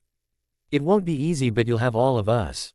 Bella looked up and saw the others watching her and nodding. Thank you, Bella said to everyone. I released Bella's hand and stepped away from her. Renetta, why don't you help Bella with her shield? I walked away and watched the others sparring, keeping Bella in my peripheral vision. Bella managed to shield herself 3 times, but she had a hard time dissipating her shield after she had made it appear. I was proud of her. We worked until it was time for Bella to feed. Bella, I called. She jumped at her name but came to me quickly, taking my hand. Are you ready to feed? Yes, please, she said eagerly. I chuckled and we went to the catacombs. After Bella had fed, much less messily already, I took her to the shower and seeing no one there to help her, I went in with her eagerly. She tore off her bloody clothes and having brought nothing down with us I went to the cupboard and got some sweats out for Bella. Then I adjusted the water on the shower. She stepped under the water with a moan that made me want to join her, but I held myself in check. Can you get the shampoo for me and pour some in my hand? I complied easily, watching as she washed her hair. Next I supplied the conditioner. After she was blood-free I carefully dried her, then combed and dried her hair. Helping her dress only made me want to get her up to our room so I could undress her. Let's go to the recreation room, she suggested. I beat down the disappointment and agreed. I would have her later tonight. We joined the others for an action movie I'd never seen before. Bella sat on my lap and put her head on my shoulder. I felt so lucky. I really wasn't alone anymore. The day the Cullens were to arrive dawned and I was a nervous wreck. The situation wasn't helped by knowing Dimitri would be leaving after the confrontation. Dimitri noticed my distraction and rubbed my back soothingly. It will all be okay, Dimitri soothed. I'll be back as soon as possible and the Cullens won't be any trouble. I wonder if Jane will get drunk with me while you are gone, cause this is going to suck, I complained. If Jane won't, I bet Felix and Alec will. They're always looking for an excuse, Dimitri comforted. You haven't had a chance to get to know the rest of the elite guards very well. This will give you the chance to do that. I know it isn't what you want. It isn't what I want either, but between working on sparring and your shield, getting more comfortable feeding, and getting to know the others, I bet you'll barely miss me. The tone of Dimitri's voice concerned me. Dimitri, I bet I still miss you when you're gone 100 years from now. Sorry Bella. I guess I'm nervous about this separation too. I'm afraid you won't need me as much when the others are doing things for you. Even when I can take care of myself, I'll still need and want you. Dimitri, are you ready to go practice, my little love? Dimitri asked with a smile on his face. Why can't we just stay in bed today until the Cullens come? I want you all to myself. Because we're guard, Bella, and we have to be the best we can possibly be. Okay, but I like my idea better. I love you, Dimitri. The practice room was already busy and we got in and got right to work. Felix, you're in charge of Bella's training while I'm gone. Renetta, you're in charge of her shield practice. Both nodded with a short, yes, master, before going back to their own endeavors. Jane, I asked when she was between sparring sessions, will you help me feed and clean up while Dimitri is gone? Of course Bella, don't worry. We've all got you. We'll take care of you while Dimitri can't. Bella, Dimitri called, you're sparring with me today. Dimitri waited till I was ready for him and he came for me. I'll never be afraid of my mate, but when he lunged I could barely see him. The only thing that saved me is that I knew he was lunging at me and I was ready when his fist appeared, going towards my head.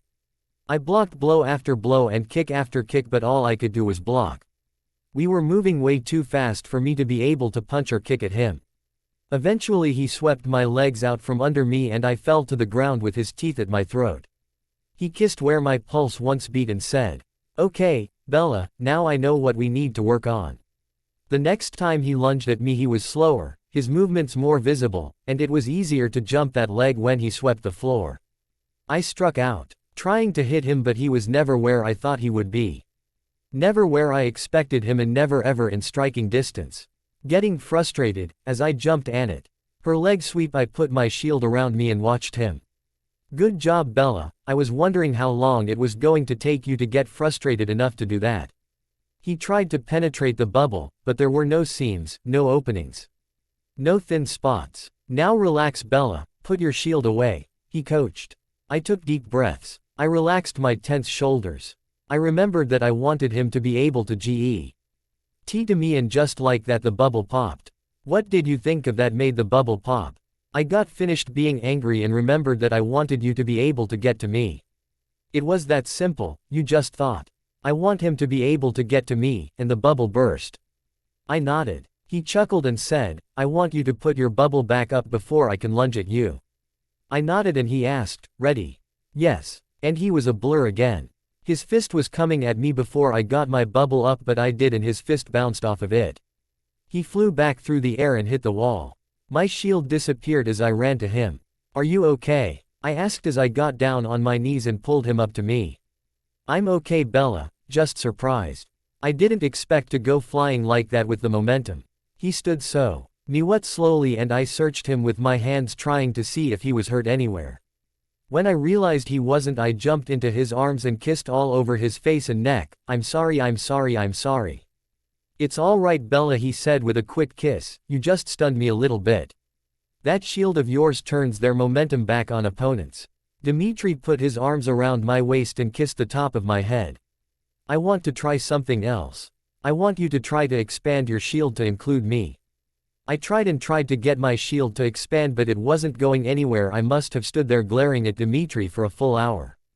Then I decided I'd give him a little piece of my shield. A blue bubble surrounded him right away.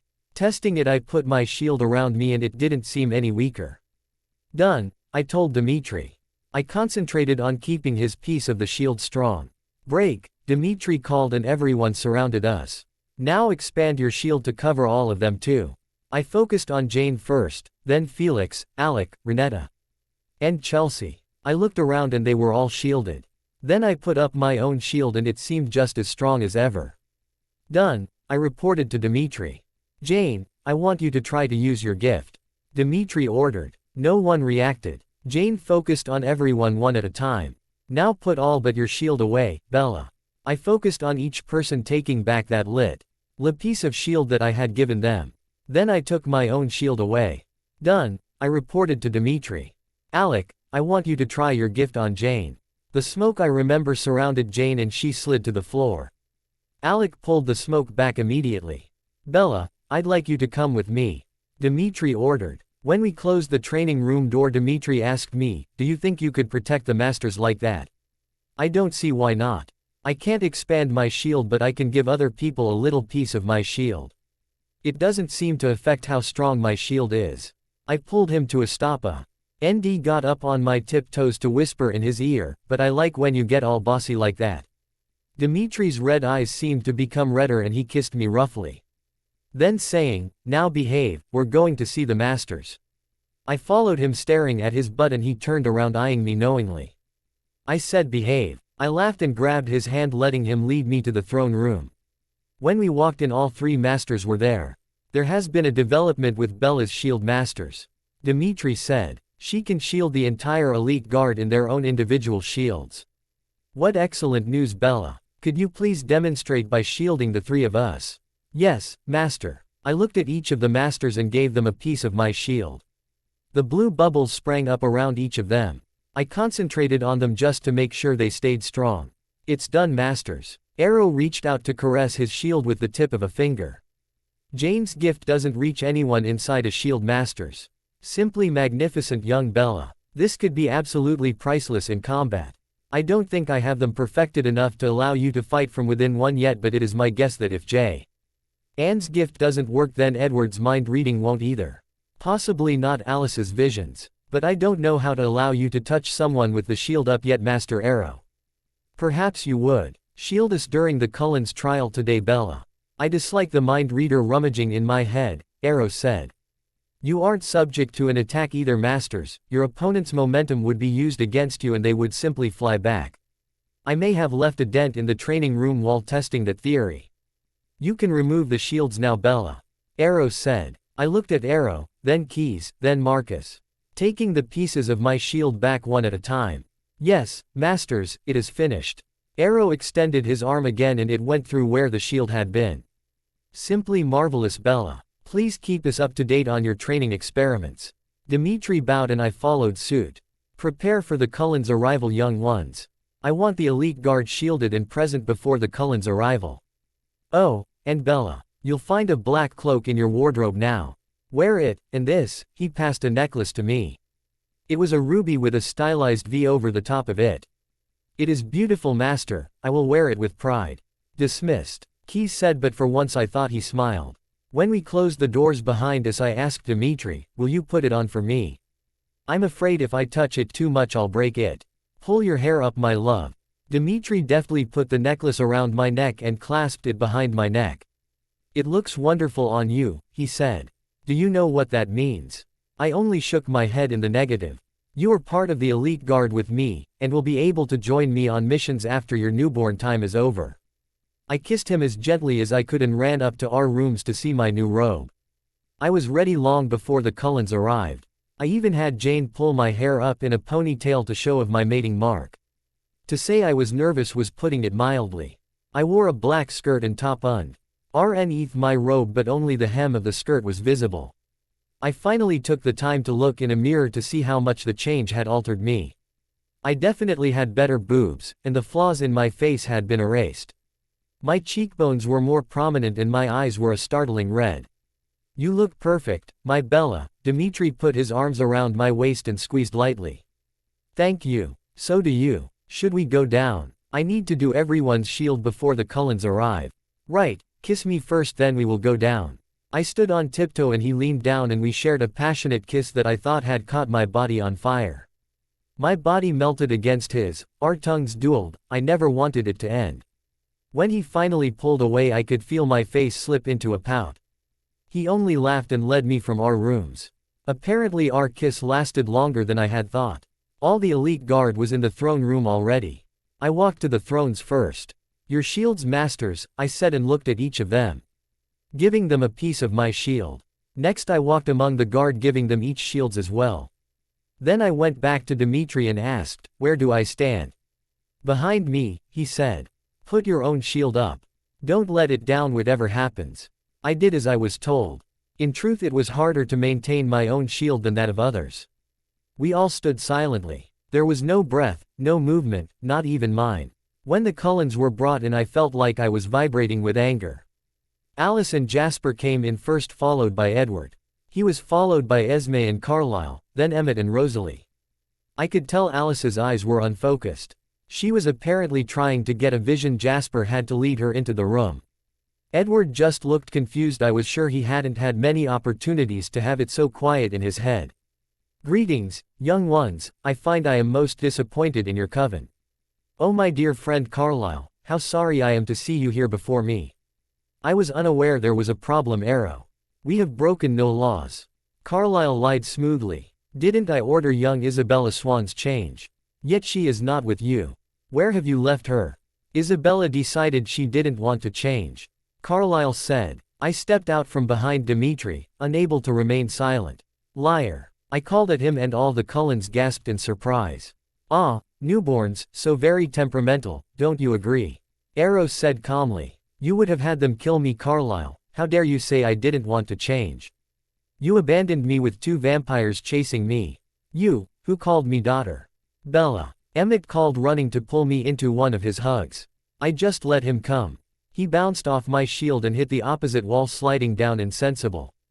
Esme started sobbing into Carlisle's shoulder. The rest just stared at me as if they had seen a ghost. Do you have anything else to say to our guests, young one? You are all liars. The only one I have the least bit of respect for is Rosalie. At least she didn't pretend that I was part of her family and then abandon me. Jasper, I don't blame you for trying to nip at me on my birthday, but you left with all of them knowing that I would be killed. Alice, you lied every time you called me your sister. Edward, you lied every time you told me you loved me, every time you told me you'd stay with me, every time you let your family treat me like I was one of you. See, Carlisle, I've lost every bit of respect I once had for you. You're nothing but a filthy liar and you deserve no leniency. Esme, you lied every time you called me your daughter. Emmett, you lied every time you called me sister. It was all of your duties to see that I was changed as the Volturi commanded, yet you abandoned me like yesterday's garbage. You are worthless, wastes of space that have no plaque. Mixing with humans or pretending to be humane. Finally Edward found his voice. Bella, you're here. They've turned you against us. You can come home with us now. My love, my mate, I tried to spare you this life. Oh, shut up, Edward, and quit trying to save your own ass, I said. There were chuckles around the room at this. I have a mate, so you lied about that too. You are not my mate, my Dimitri is. All the Cullens gasped in shock. Then Edward spoke again. They've manufactured the bond, Bella. You belong with me, to me, you are mine. Masters, I asked calmly, what is the penalty for trying to come between mates? All the Cullens gasped again, but Edward was still approaching me. Please, Bella, come home with us. We love you. I couldn't help it, I started laughing. You don't know the meaning of the word love, Edward. You only know ownership and control. Arrow spoke up. Bella, the penalty is death. Remove Felix's shield. I looked at Felix and nodded. Arrow looked at me, then he nodded. In moments Edward was only a burning incense smell on the air. We should have killed you when we had the chance, Rosalie shouted at me. You know all about being a bitch, Rosalie. What would you Avenue done to someone that tried to come between you and Emmett, or is your mating a lie too? I looked at her neck and realized there was no claiming mark there. Rosalie fell silent. The Cullens were huddled together now. Each no doubt afraid for their lives. Are you still of your former opinion, Bella? Marcus asked me. As long as I never see them again, I don't care what happens to them, Master Marcus. Let us counsel, brothers. Arrow called. The whispered discussions went on for what felt like an hour. Bella, Arrow said, remove my shield please so that I can read each of them. Carlyle tried to run but Felix caught and held him. Arrow grasped Carlyle's hand first. When he dropped it he looked like he had been handling garbage. I expected him to wipe his robe on his hand. Jasper was next, followed by Alice, Esme, Rosalie and then Emmett. Arrow approached his throne again and went back into the conference with his brothers. Ah, young Bella, we are too late. They already have another young one in their web. Edward had yet another mate in his current city. It has become his pattern over the years. They have done this to more girls than I can name. May I humbly ask that those girls are given the chance to join us? Or some other coven instead of just being killed. You may, young one. That is not such an onerous request. What would you see as justice for this coven, young Bella? Keyes asked. I take back my previous request and ask that they be split into groups no larger than pairs and are forbidden from ever seeking refuge in the human world again. I also ask that none of them join the guard. But Alice's gift could be such a benefit to us, young one. Arrow cooed. Then as a permanent lower level guard where I don't have to deal with her. As long as you can see that she will do me no harm. I do not want her trying to kill me. I'd see her dead first. I replied, looking straight into Alice's eyes. No, I think you are right. Young Alice would seek revenge and die in the attempt. I stepped back behind Dimitri where he told me to stay, and whispered a soft, I'm sorry, to him before becoming calm and still again. Emmett, you and young Rosalie can go. And you, Esme. Carlyle is not your mate. You are best off away from him. Jasper, you may go. Alice is not your mate and may you find her quickly. Stay out of the human world. We will be watching. None of them moved. Carlyle, Alice, you are both dangers to the Volturi and Isabella personally. Felix, Arrow commanded. He moved so fast. There was but a blur and both were dismembered and set to flame. Esme sobbed. Rosalie glared at me. I repeat, you may go, in groups of 2, but no more. Stay out of the human world and remember that we will be watching. If you break any of our laws again, no matter how all you will be immediately sentenced to death with no trial. Rosalie and Emmett and Esme and Jasper were escorted from the room. I looked at each of the guards and removed their shield. Then I looked at Marcus and Keyes, removing theirs as well. Dimitri turned and swept me into his arms, holding me tightly where I cried out my stress and tension and even a bit of sadness into his shoulder. I'm sorry I left my spot behind you. I whispered to Dimitri. You are an amazing newborn, Bella. You didn't lunge at any of them. I expected to have to stop you from trying to kill them yourself. Next time, stay where I put you, but I understand in this instance. Let's go get you fed before I leave. Dimitri. I watched from the beam as Bella fed deeply. It wasn't her normal feeding time, but I knew she needed this to help get her emotions under control after the audience with the Cullens and knowing I was leaving. When she'd had her fill, leaving one man cowering in the cage, I jumped off the beam.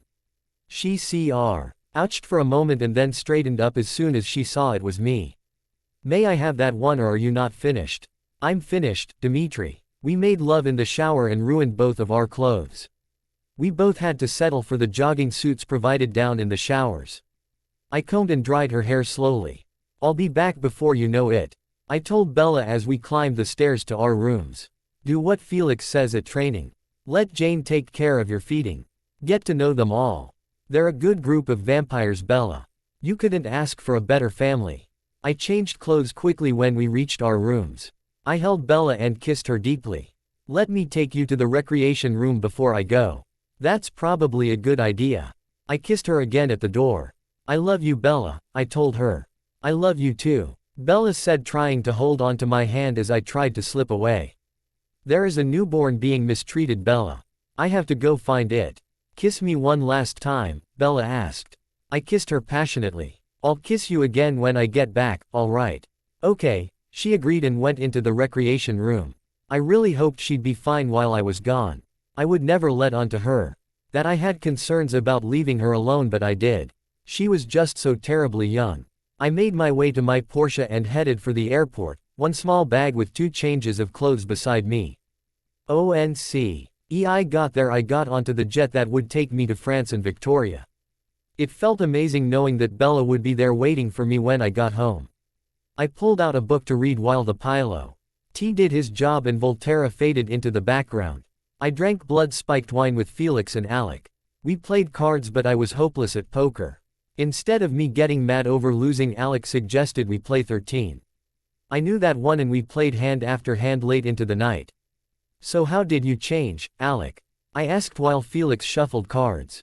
I was convicted of being a witch about 400 years ago along with Jane.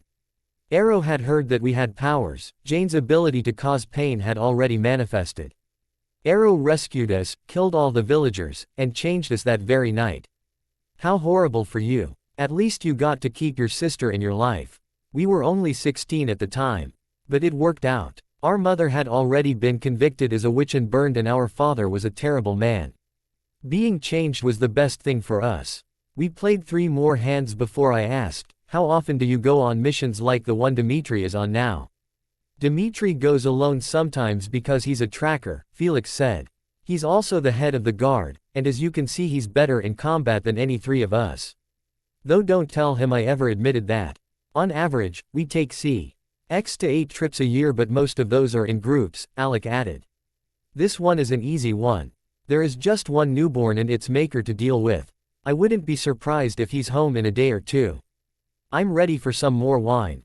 How about you two? I asked. I went to the bar and poured myself another glass. I was starting to get antsy. I felt unsettled, uncomfortable, more out of control than usual. I went back to the table and saw them sharing looks.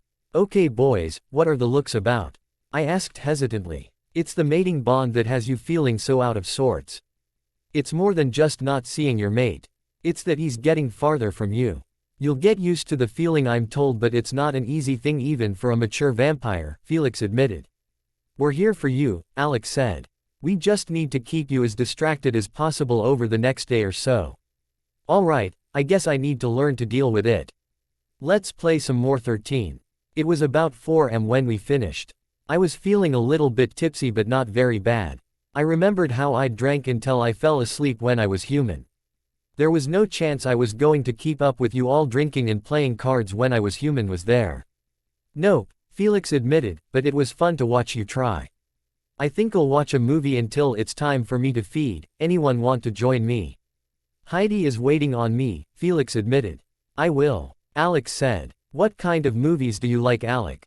Action mostly, but we can watch something else if you prefer. No, I like action. Why don't we watch your favorite? Alec reached up and pulled a box of the overfull shelves. 300 is your favorite action movie? Yeah, is that alright? Perfect, can you put it in? I might break it. Jane had joined us by the time 300 was over. Let's go get you fed, Bella. I just need to stop in my room for some fresh clothes on the way. Thanks for keeping me company, Alec. Jane joined me as I went to get new clothes from my and Dimitri's room. I pulled down underwear, and a t-shirt, and yoga pants. After all, I was only going to be sparring today. We went down to the catacombs and I asked Jane, how often do the rest of you feed? Normally we go from every 2 weeks to once a month, Jane replied easily. That'll be convenient when I only have to feed every few weeks instead of every few hours, I admitted. Don't worry about it right now. You're doing really great to not have to be fed 6 times a day at this point. Soon you'll be at once a day feedings and you won't feel like you're always in the catacombs. Is that where you feed? Down in the catacombs too? No, we feed in the throne room most times, Jane admitted. You won't be ready for that for a while because we feed as a group. It's hard to control the instinct to protect your hunt. Are you due in court today or will you be with us sparring? I'll be sparring. I enjoy it. I'd probably do it even if I didn't have to. I enjoy sparring with Felix, but Dimitri makes me feel like I'm so outmatched. I haven't sparred with anyone else yet. I'd guess that will change today. Felix is taking Dimitri's place supervising training, so you'll probably be sparring with the rest of us. That should be a nice distraction. Now let's go get you fed. I seem to feed more neatly now than I did when I first woke up. I still needed new clothing, but it wasn't up on the rafters anymore. Just in a small pool at my feet. I felt like I was really improving and wished Dimitri were there to see it. While we were cleaning me up, Jane started asking me about my human life. My mom is kinda young for her age. I had to be the adult in the family from the time I was 10.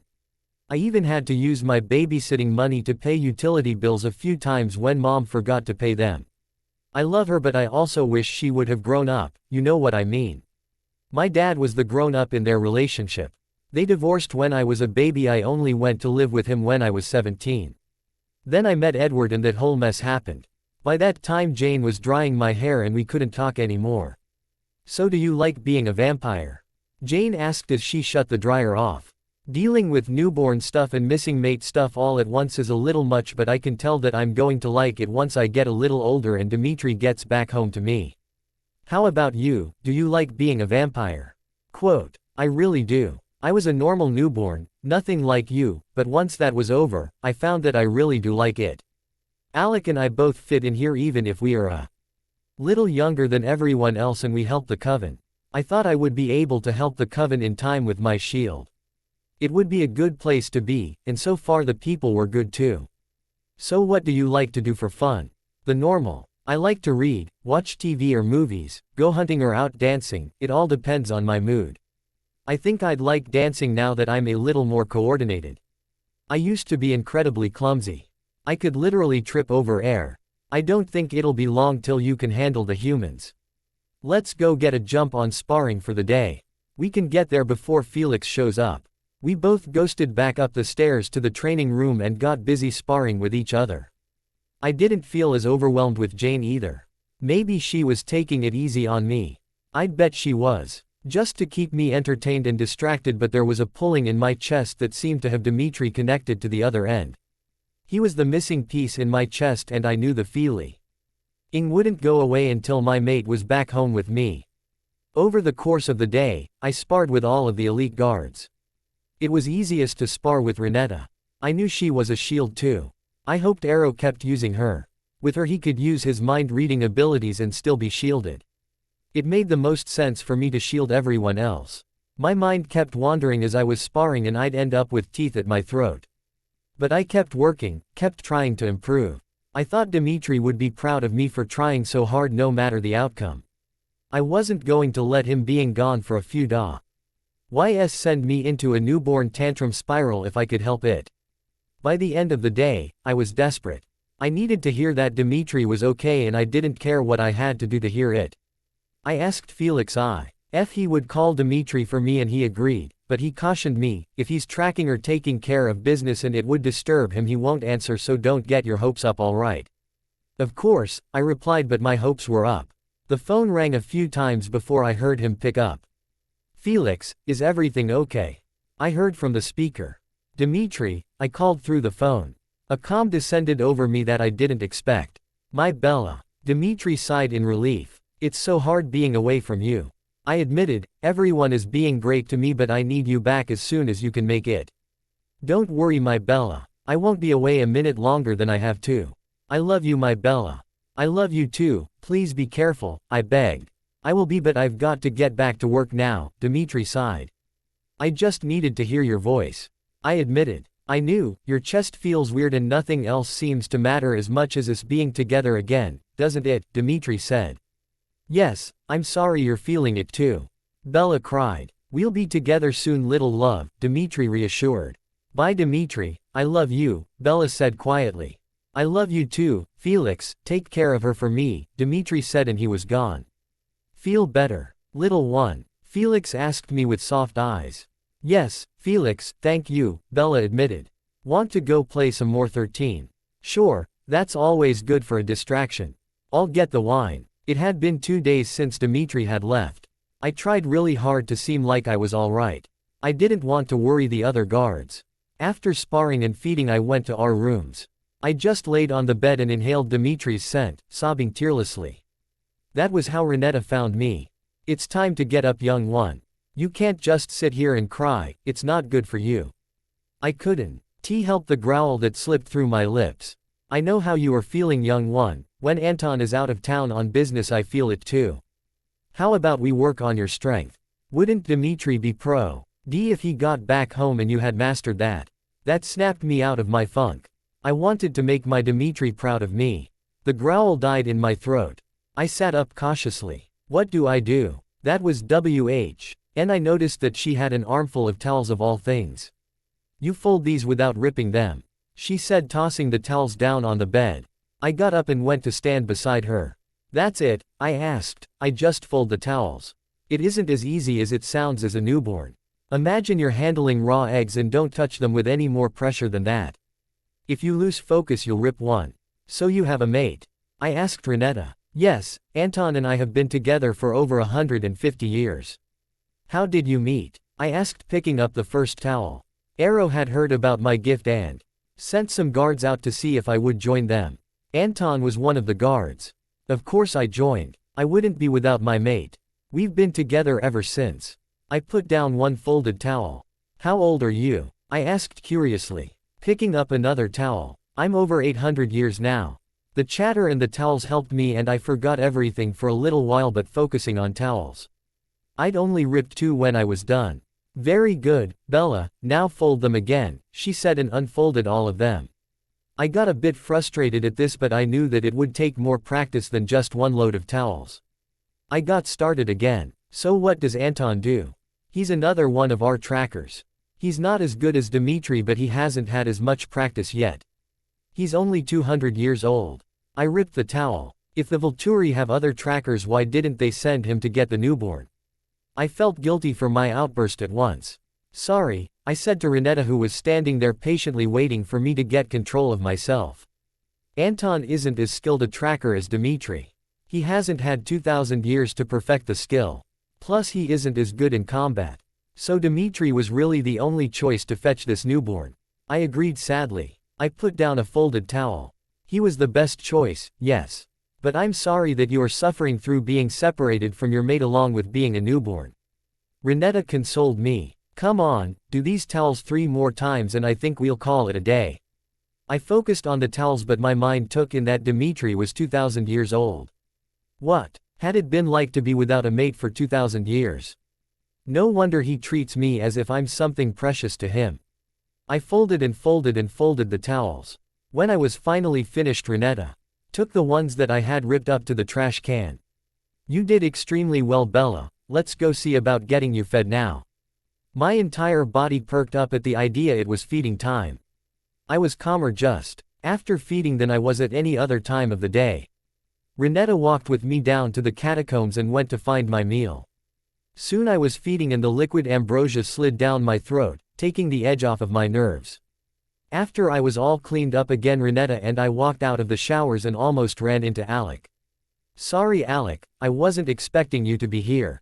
It's okay, I was searching for you, Bella, Alec replied. Has something gone wrong, Alec? Please tell me Dimitri is alright.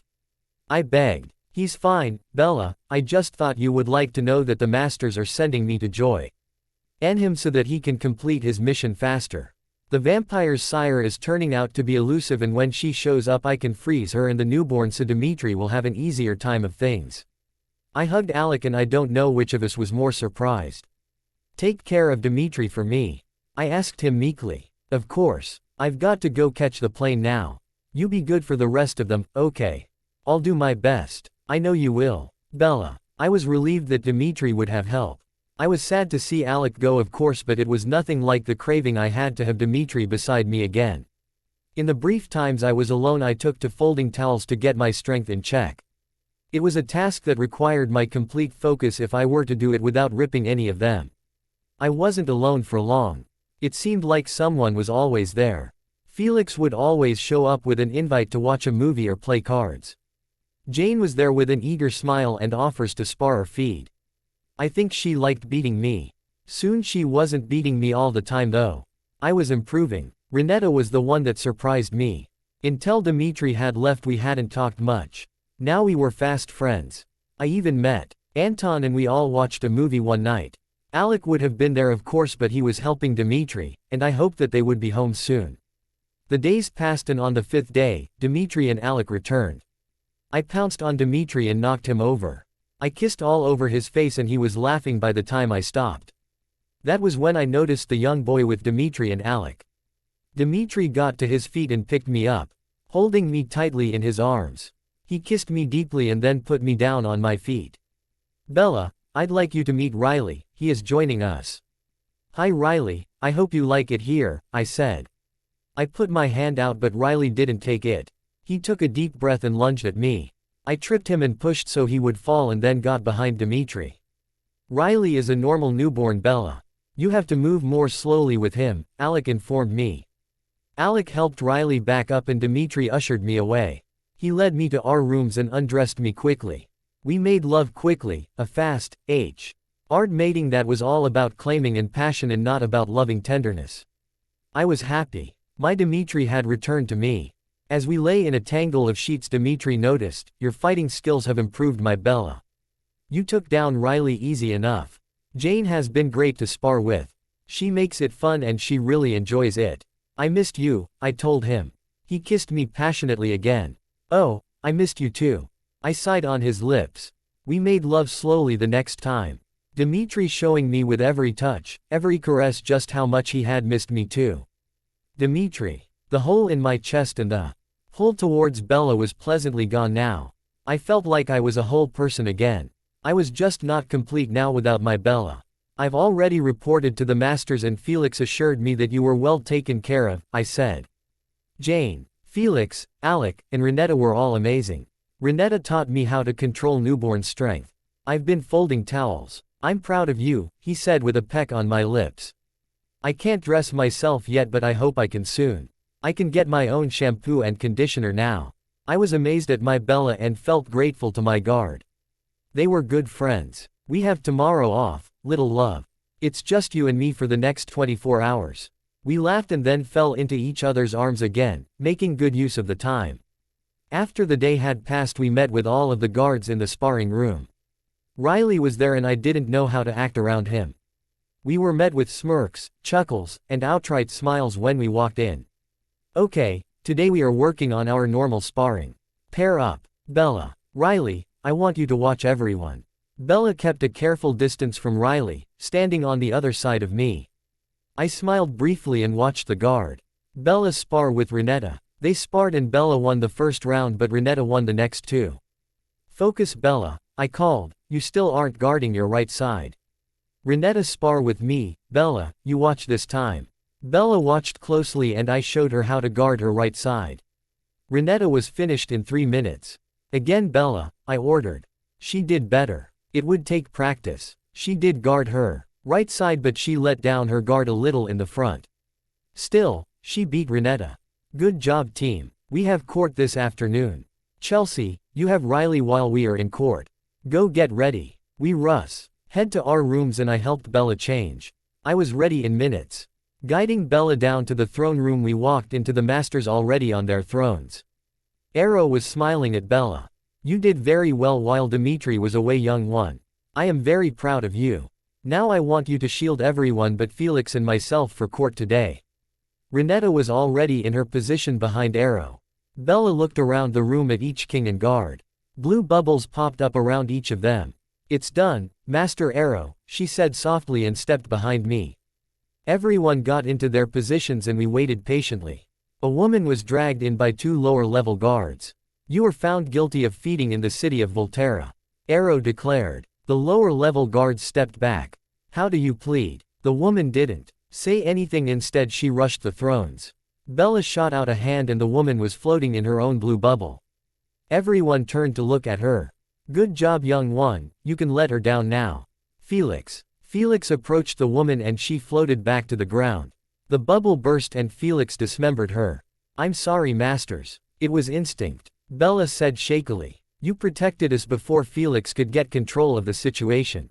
You did well. Bella nodded and we got down to business. It was a busy afternoon, there were 4 more cases but there were no more repeats of Bella restraining a prisoner. When court was over and Bella had fed, much more neatly than the last time I had seen her, we went back to our rooms. So how should I act around Riley? Bella asked me hesitantly. I don't know how to act around another newborn. Quote, I began schooling Bella on newborn etiquette. She was an apt student paying close attention to every word I said. I loved my little mate. She was so eager to learn everything she could. Time seemed to speed up. My feedings were cut from 4 a day to 3 and then from 3 to 2. Finally, I was down to 1 feeding a day, and though it was difficult I relished the obvious progress I was making.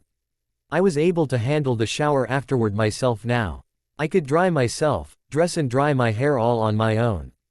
I got better at sparring and won more often than I lost unless I was sparring with Felix or Dimitri, then I always lost. They weren't going easy on me anymore. I was 6 months old when Jane came to me. We're all going to Florence to a vampire bar. Would you and Dimitri like to come with us? We're running. I found Dimitri in his office. It was like I was a tracker. I could always find him from the pull in my chest. So do you want to go? I asked eagerly. Of course we'll go, Dimitri said with an encouraging smile. Go get dressed for a night out and I'll join you in about 5 minutes when I finish this report. I dressed carefully, AYS remembering to treat cloth like it was made of eggshells I didn't want to break. I dressed in a purple sweater and a black skirt that showed some leg. I got out my black heels, something I would never have dared to wear as a human. I put them on and then waited on Dimitri. He was there in a few minutes already looking great in a blue shirt that showed off his muscular chest and black slacks. He pulled his shirt over his head and I couldn't resist the urge to rub my hands over his chiseled chest. If you keep that up we won't be getting out of this room tonight, Dimitri said, his voice deep and a little raspy. Sorry, I said, only half meaning it. He smirked at me and pulled on a blue sweater. He took my hand in his and we went to the recreation room to find the others. Riley couldn't come so Alex stayed behind with him. But besides that everyone was there. We took off into the night, running and I felt so exhilarated. I laughed loud and long, I felt so free running hand in hand with Dimitri. Dimitri smiled an indulgent smile at me and we sped up, the rest of the group following in our wake. We reached what looked like a warehouse on the outside. Dimitri knocked on the door and it was opened by a burly vampire bouncer. He looked at each of us and then ushered us inside. I guessed he was looking at our eyes.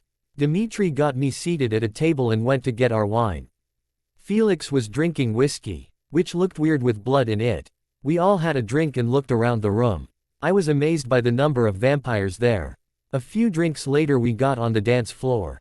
Dimitri spun me and pulled me close. I just moved with him and it was a wonderful time. Eventually, Felix cut in and after a song Dimitri reclaimed me. I felt so perfect in his arms. At the end of the night, all the others went out to feed. I didn't feel comfortable hunting out of the castle yet, so Chelsea stayed with me while Dimitri hunted. So what's your ability? I asked Chelsea, she was one I didn't know all that well yet. I can. We were interrupted by 3 drunks stumbling down the alley we were standing in. It looks like our lucky day, boys. It was only a second but Chelsea whispered. Looks like you get to hunt after all, Bella. Hi boys, Chelsea called out. Looking for a good time are you? They looked between each other hesitantly. Apparently this wasn't the response they expected. Chelsea ghosted over to the biggest one and knocked out the smallest. I took the one that was still standing, feeding deeply. Chelsea dropped the one she was feeding on at the same time I dropped mine. Then as if I was unable to control myself I slipped into a crouch, ready to fight her over the second man. Chelsea backed up and I fed on the third man. I drank greedily until there wasn't a drop left. When the third man dropped it was like sense returned to me. I had almost attacked Chelsea. She could see sense return to my eyes and approached slowly. We have to cover the evidence, Bella. Chelsea picked up all 3 drained bodies and tossed them in the nearest dumpster, setting it on fire. Then we went back to the alley we had been waiting for Dimitri in. He was already there, looking around nervously. The relief in his eyes was obvious when he saw us, but he looked concerned again when he saw I was covered in blood. What happened? He demanded, looking at Chelsea. 3 men thought they were going to attack us. We fed. The mess is cleaned up and everything is fine. I almost attacked Chelsea over the third man Dimitri. I couldn't help myself, it was like some urge told me that I had to have him at any cost. You really aren't up for group feedings yet, young one, Chelsea said. It was perfectly natural. Dimitri's eyes softened. The important thing is that you didn't attack her. You did well, my Bella. I was amazed she was able to repress the urge enough not to attack at this stage. She didn't even attack until after I did. I think she's ready to be around humans. You are amazing, my Bella. I'm so proud of you, Dimitri said with a quick kiss on my bloody mouth. Let's get you home. Chelsea, will you tell the others where we've gone? Of course, Master Dimitri, Chelsea said with a small smile. Dimitri. Bella and I ran back to the castle. We kept to shadows and back streets, entering the castle through a grate in the ground. I took her to our rooms going the back way and joined her when she went straight for the shower. She ripped her clothes off, they really weren't salvageable.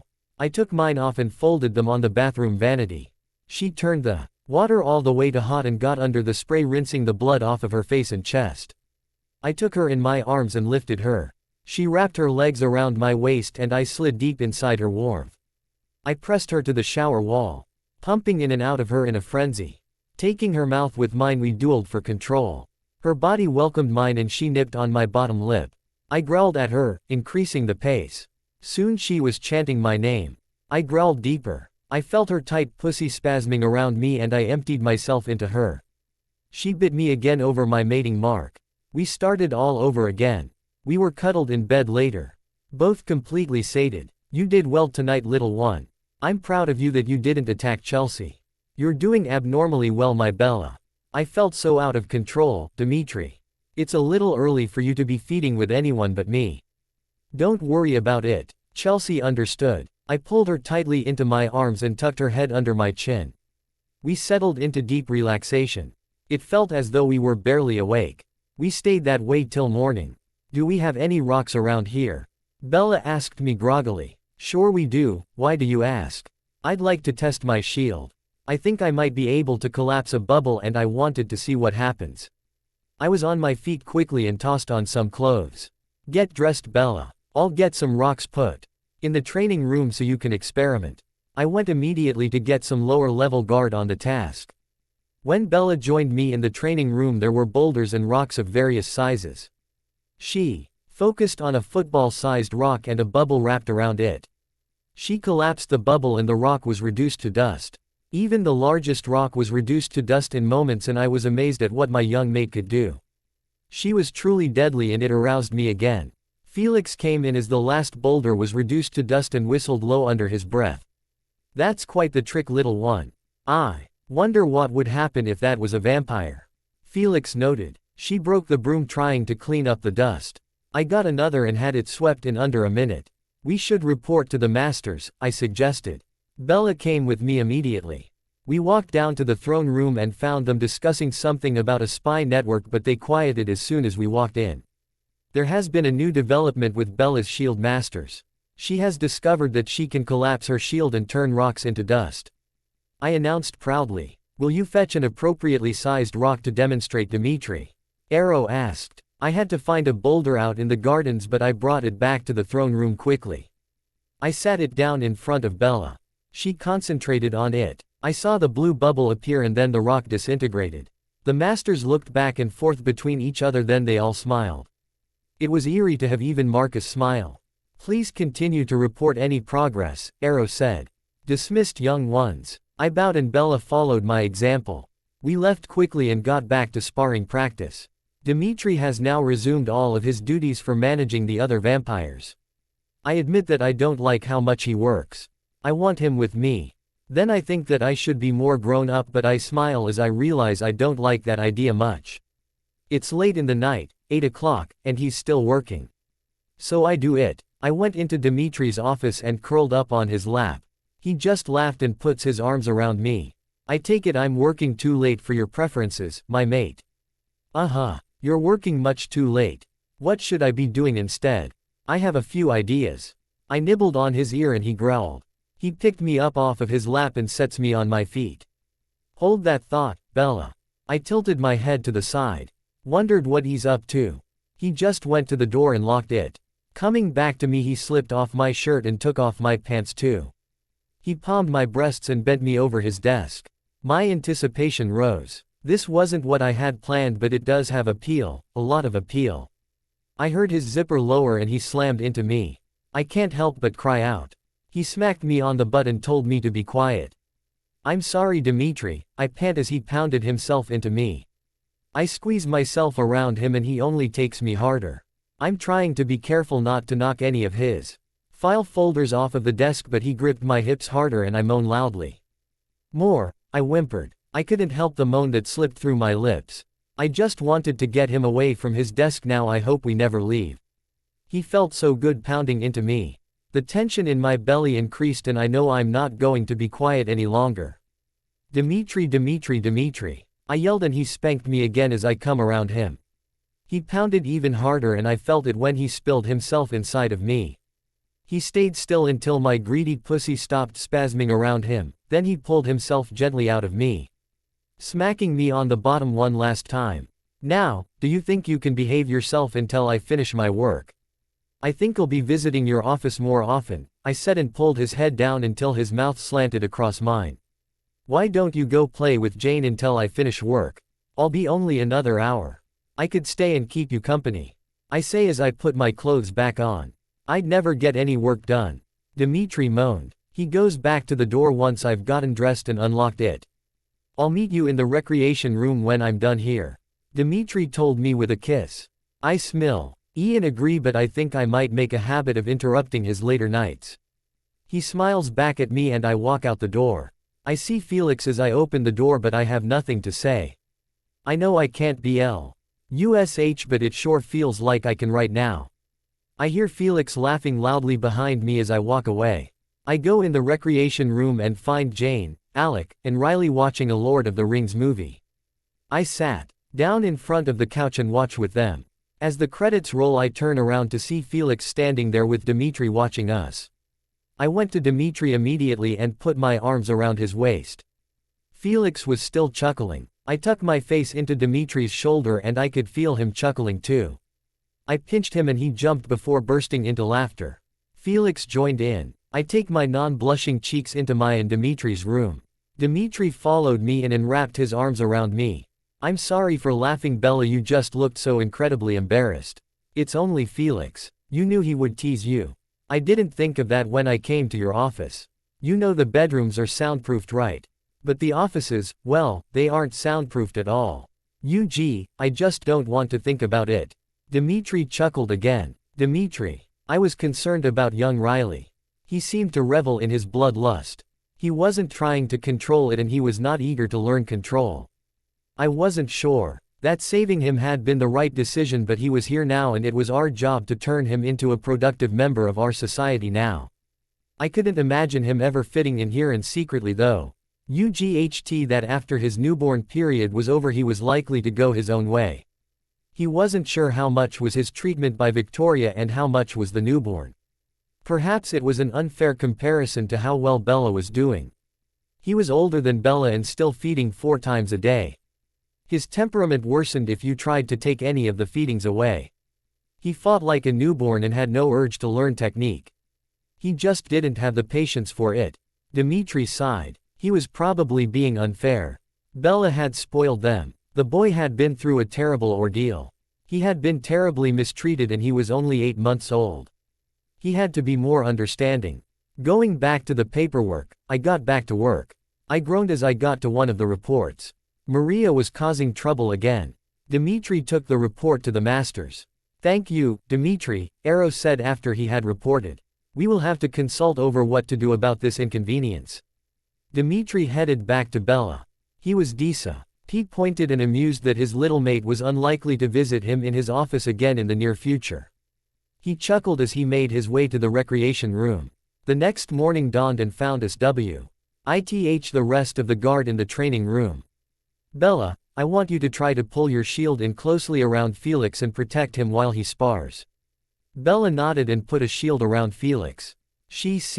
All apst it till it was a second skin around Felix, and after about 30 minutes of adjustments she said, try it now. Felix did some shadow boxing and the shield moved with him. He sparred with Alec. who flew backward when his first blow connected. I'd call that a success, Felix laughed. That's enough, Bella, the second skin disappeared. Okay, choose an opponent and spar. Everyone followed his order except Riley, who stood in the corner. A guard opened the door. The masters request your presence, Master Dimitri. Felix, you're in charge, I said as I left the room.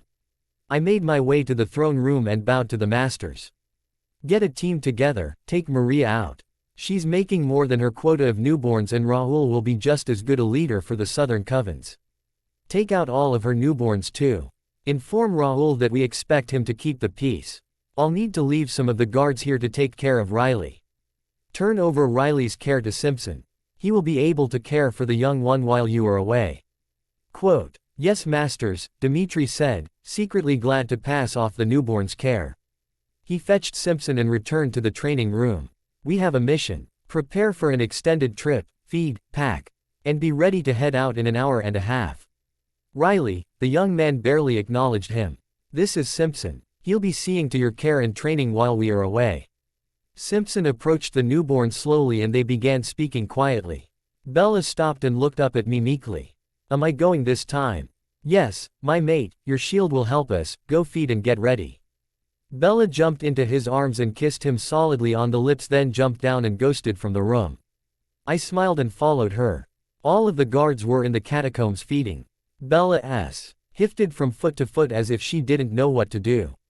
I went and got a man and knocked him unconscious. Then I brought him back to Bella. Feed, my mate, I'll guard you.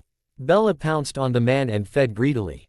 She did much better than she used to, only having blood on her face and some on her shirt. There was none on the floor around them. Is that enough, or do you need more for the trip? That's enough. I'll feed now then. And he went to feed. Bella waited on him to feed and then they went together up to shower and pack. When Bella was dressed she packed quickly, chattering away the entire time. I smiled. My Bella was eager to be included this time. I knew she could protect herself with her shield if worst came to worst, and that was good enough for me to bring her along. The plane touched down in Mexico and we joined Jared, the guard who had been watching Maria's compound for us. Bella, before we go in, give everyone a shield like you did for Felix back at the castle, Dimitri ordered. It took concentration and a lot of time to get a close-fitting shield on everyone. Alec, you freeze them, we'll take out all but Maria and talk to her before we kill her. Alec. The dark fog spun out from Alec's hands. He managed to cover the compound. They all descended and Alec pulled back control of roughly 10 newborns at a time.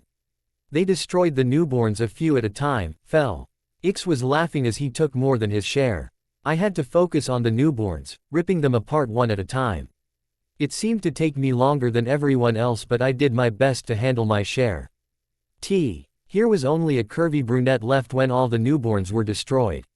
This must be Maria. Dimitri gave Alec a hand signal and the dark smoke stopped and dissipated. Maria, you have been sentenced to death for going further and further over your newborn quota. The Mexican woman lunged at Dimitri and Dimitri was ready to meet her, but I shot my hand out and put her in a shield. Don't touch my mate, bitch, I said coldly and collapsed the bubble. She turned to dust. I blinked and felt like I came back to myself. The cold rage that had been possessing me faded and I was left standing there with shock filling me at my actions. Dimitri started clapping and the others followed suit. I ghosted to Dimitri and ran my hands over his body. Are you okay? Are you hurt? Did any of them touch you? I asked, trying to feel through my own shield. I took back his shield and ran my hands quickly over him again. I'm fine, my mate. Your shield protected me, and even if it hadn't, none of them got close. Now we need to burn the parts. Help the others gather the pieces. He kissed me hard and fast and swatted my behind when I went to collect the pieces. When that chore was complete, Dimitri brought out a Zippo lighter and struck it, throwing it on the pile. The incense smell was thick and cloying and I backed away from the flames. I removed each of their shields while the gruesome pile burned down. Ametri went and caught all the buildings on fire and I watched him closely. When it was all done we got ready and left what had been the compound. We traveled 50 miles south to Raoul's compound. The sun was setting as we arrived. We approached from the front. We stopped and addressed the guard at the front gate. Fetch Raoul, Dimitri ordered. The guard stayed still and passed the order to one of the other guards. It was a strange sight. The compound was busy with newborns and older vampires in various activities. I was grateful that I hadn't been changed in such a situation.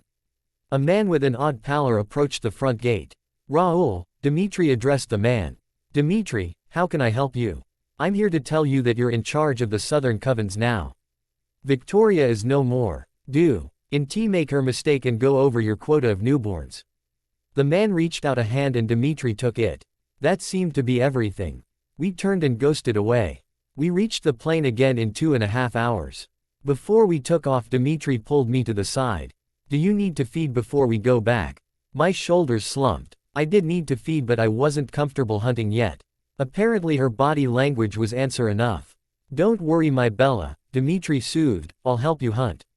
We went to a rundown part of the city and listened closely. I could hear a girl calling for help. Dammit. Ree's gaze met mine and we followed the call for help. Stay back, Dmitri ordered softly. He got behind the man that was attacking the girl and knocked him unconscious. I stood still and watched in fascination. Run, he told the girl. She didn't wait around or ask questions. Come here Bella, Dmitri invited and I joined him quickly. Now bite gently and keep your mouth clamped over the wound. I nervously took the man and bit gently into his neck, trying to keep the wound sealed. I drank until he was dry. Surprisingly, my shirt was blood-free. Dmitri disfigured the cut on the man's neck his pocket knife and left him on the ground. I kissed Dmitri passionately and we continued back to the plane. Within the hour we were airborne, headed back to Volturi. My first mission was complete and I had fed without making a mess. I was proud of myself. Dmitri. We finished the mission and I was so proud of my mate. She was snuggled tightly into my side and I'd wrapped my arms around her on the plane. We chatted with the elite guard and all was well. When we arrived back at the castle, everyone went their own way. Bella and I went to our rooms and made love through the night. I decided to let Simpson keep command of Riley. It would free up his team to be able to get back to work at full steam. Dmitri was back in his office clearing away reports and paperwork when Felix came in. Hey Dem. Bella did a wonderful job on our mission. Dimitri's face broke into a wide smile. Her handling of Maria was exceptional too. You're a lucky man. I know I am. I hope I find my mate someday. You will Felix. Look how long it took me. And she was human. She makes an incredible immortal, Felix noted. At Dimitri's growl, Felix put his hands up. I think of her as a kid sister now, man, you know that. When I'm rational Felix, I know that. These instincts are hard to control. So are you hoping for another visit from your little mate if you stay here late enough? Felix eyed the clock. It was 8:45. I think you helped blow that for me by laughing at her. I expect it will be a while before she tries that again. Didn't mean to ruin things for you Dem. The look on her face was priceless. But if you could restrain yourself next time, let's just say I'd appreciate it, Dmitri admitted with a smile. I do think I'll call it a night. Want to meet in the recreation room in 20. We haven't played video games in a while. You're on. Wonder if Bella likes video games. Felix said as he was leaving. I found Bella in the recreation room chatting with Chelsea and Jane. It sounded like they were planning a shopping trip. He stopped and kissed her quickly as they made their plans. He made a mental note to get Bella her own credit card and telephone. Turning on their Xbox One, they picked a first-person shooter and got back to the business of having fun together. We played together through the night and only called it quits when it was time to get back to work the next day. I half expected Bella to be frustrated with me, but she was chatting with Jane and Alec now. I interrupted because it was time to go and Bella looked at me with adoring eyes and wrapped herself around me, kissing me passionately. Thank you for giving me time to talk with Jane, Chelsea and Alec. Me, Jane, and Chelsea are going to go shopping next week now that I can be out around humans. I'm glad you had fun. Did you and Felix have a good time? We did. Let's head to the training room to get started for the day. When we arrived, Simpson was waiting for us. Riley has CKED the receptionist and tried to escape. He's in the jails now.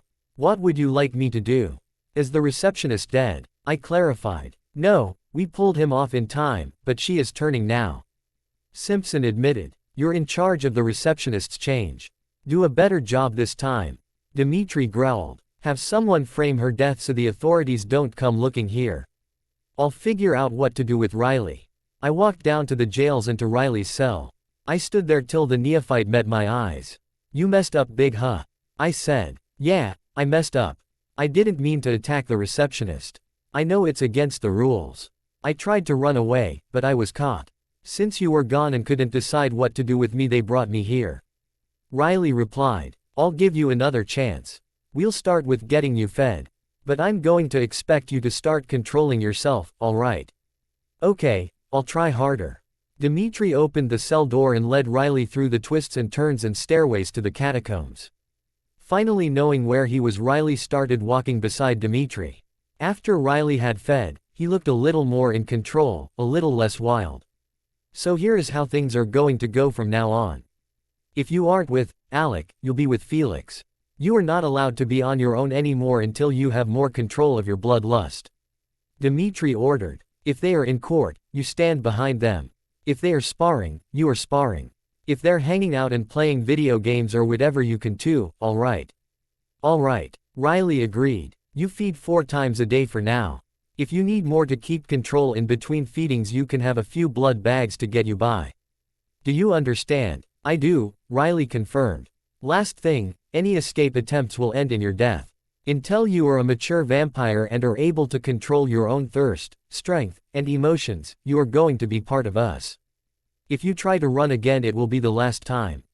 Any questions? No. Okay. The guard is in the training room, so let's go get you a shower. After that we can join them. I can't do the shower alone yet. I know, let's go. Dimitri came back in and brought Riley with him. He took Alec and Felix aside and they had a quiet conversation. After that, Alec approached Riley and I heard him say, "Hey man, welcome back. Let's spar." That alone was surprise. What was even more surprising was Riley followed Alec and they began sparring. After that we all got busy. I was more determined than ever that my sparring would improve. It had taken me longer and the others to dispatch Maria's newborns, and I was determined not to be a weak link. I guess I could have taken them out with my shield, but in truth, I hadn't thought of it until I felt the all-cons. Rage when Maria tried to lunge at my Dimitri. I was panting after my workout. I had challenged Felix to spar with me towards the end and I was determined not to go down.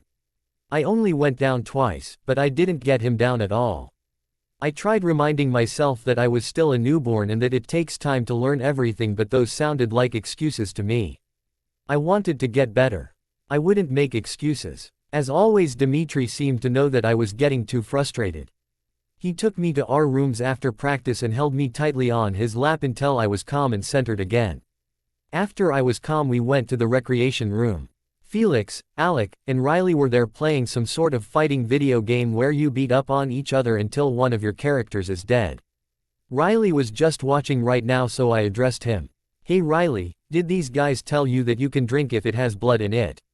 Riley looked up at me and I realized it was the first time I had addressed him directly. I promised myself I would do better. He was a newborn too and he was struggling. "No, no one mentioned it. I'm having some wine. Does anybody else want a drink?" I asked. "Whiskey," Felix said. "I'll get my wine," Dimitri offered. "I'll get it, sit down with the guys," I said.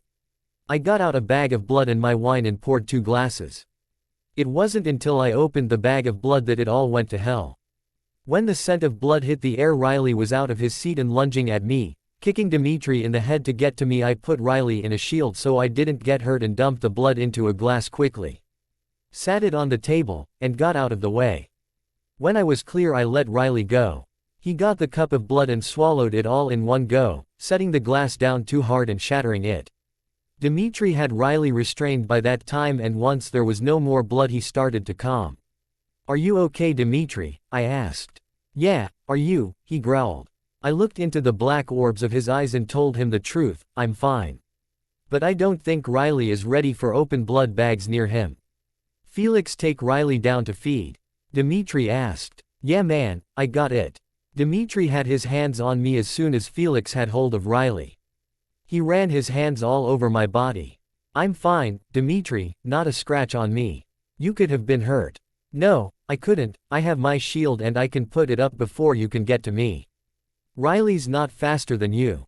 "Calm my love. I stared deep into his eyes until the black faded back to ruby. I'll clean this glass up. Alec offered. I'll help, Dmitri and I said at the same time. I went and got the broom.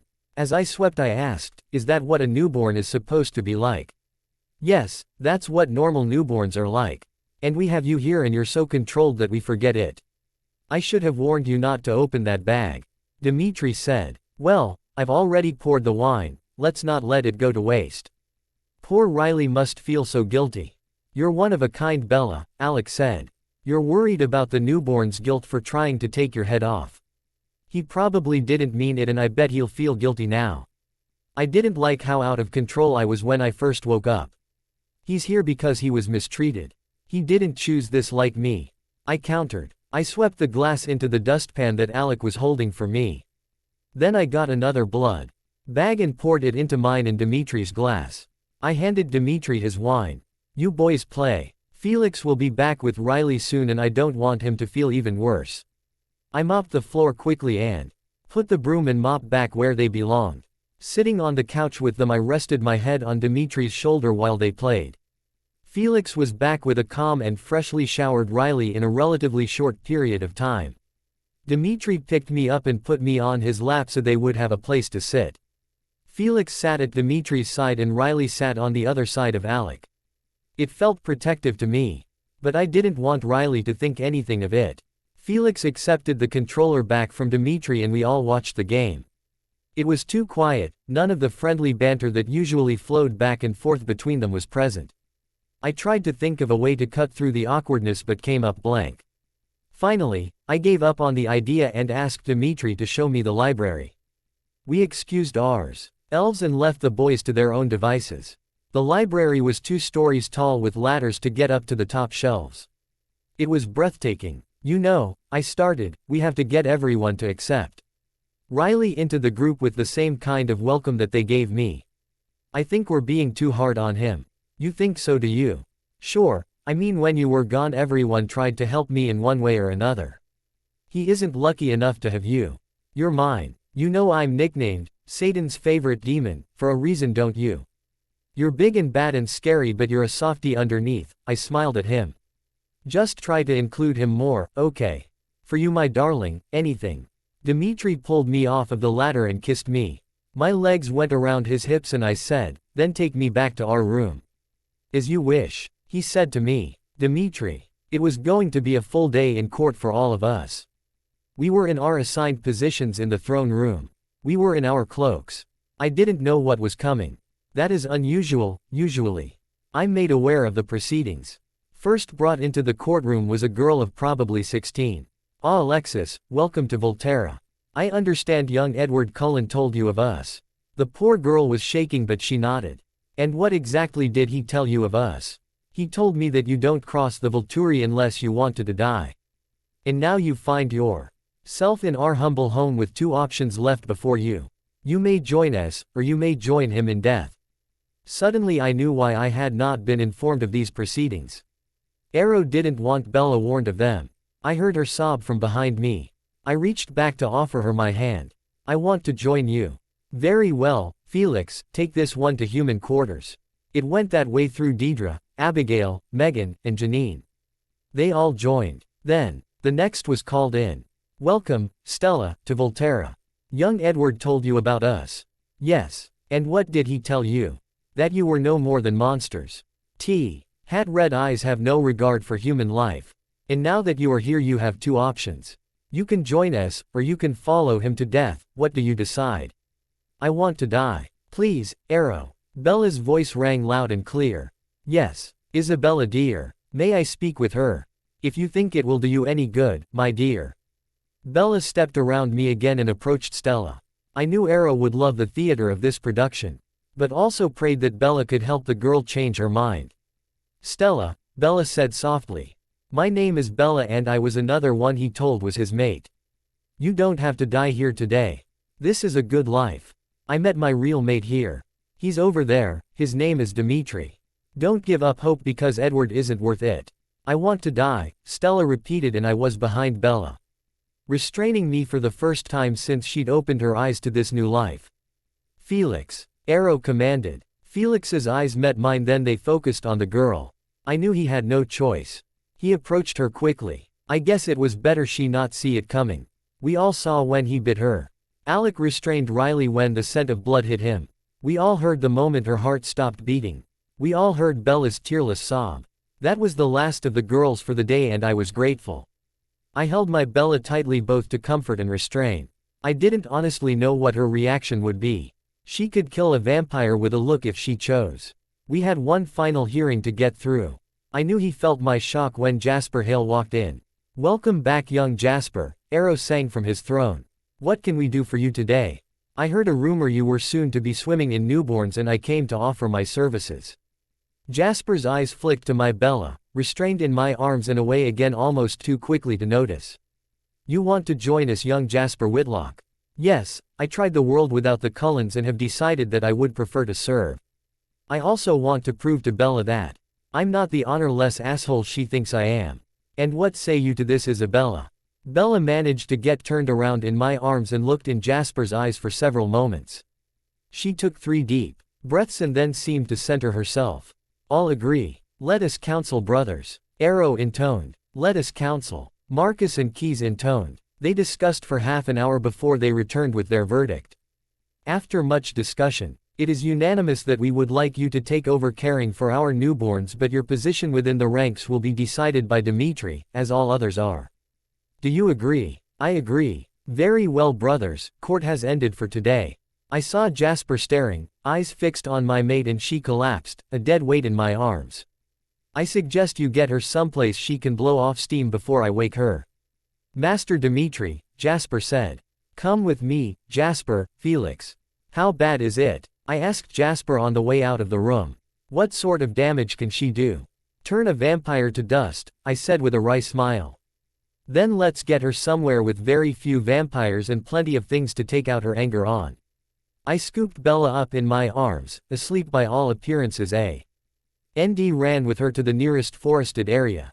I stayed by her side and Jasper and Felix spread out 1 mile on each side. We would do our best to keep her contained between the 3 of us. I hoped she didn't blame Felix. But I honestly didn't know what to expect. "Ready?" Jasper called. "Ready," I replied, laying her gently on the ground and stepping back. Slowly, she woke up. Her eyes turned first to me, but then, as I feared, she ran away. I let her get a mile ahead of me before I followed, knowing Jasper and Felix would give her room too. I heard her sobs and the sounds of trees falling and being flung into one another for close to an hour, but then there was what sounded like an explosion and felt like a small earthquake.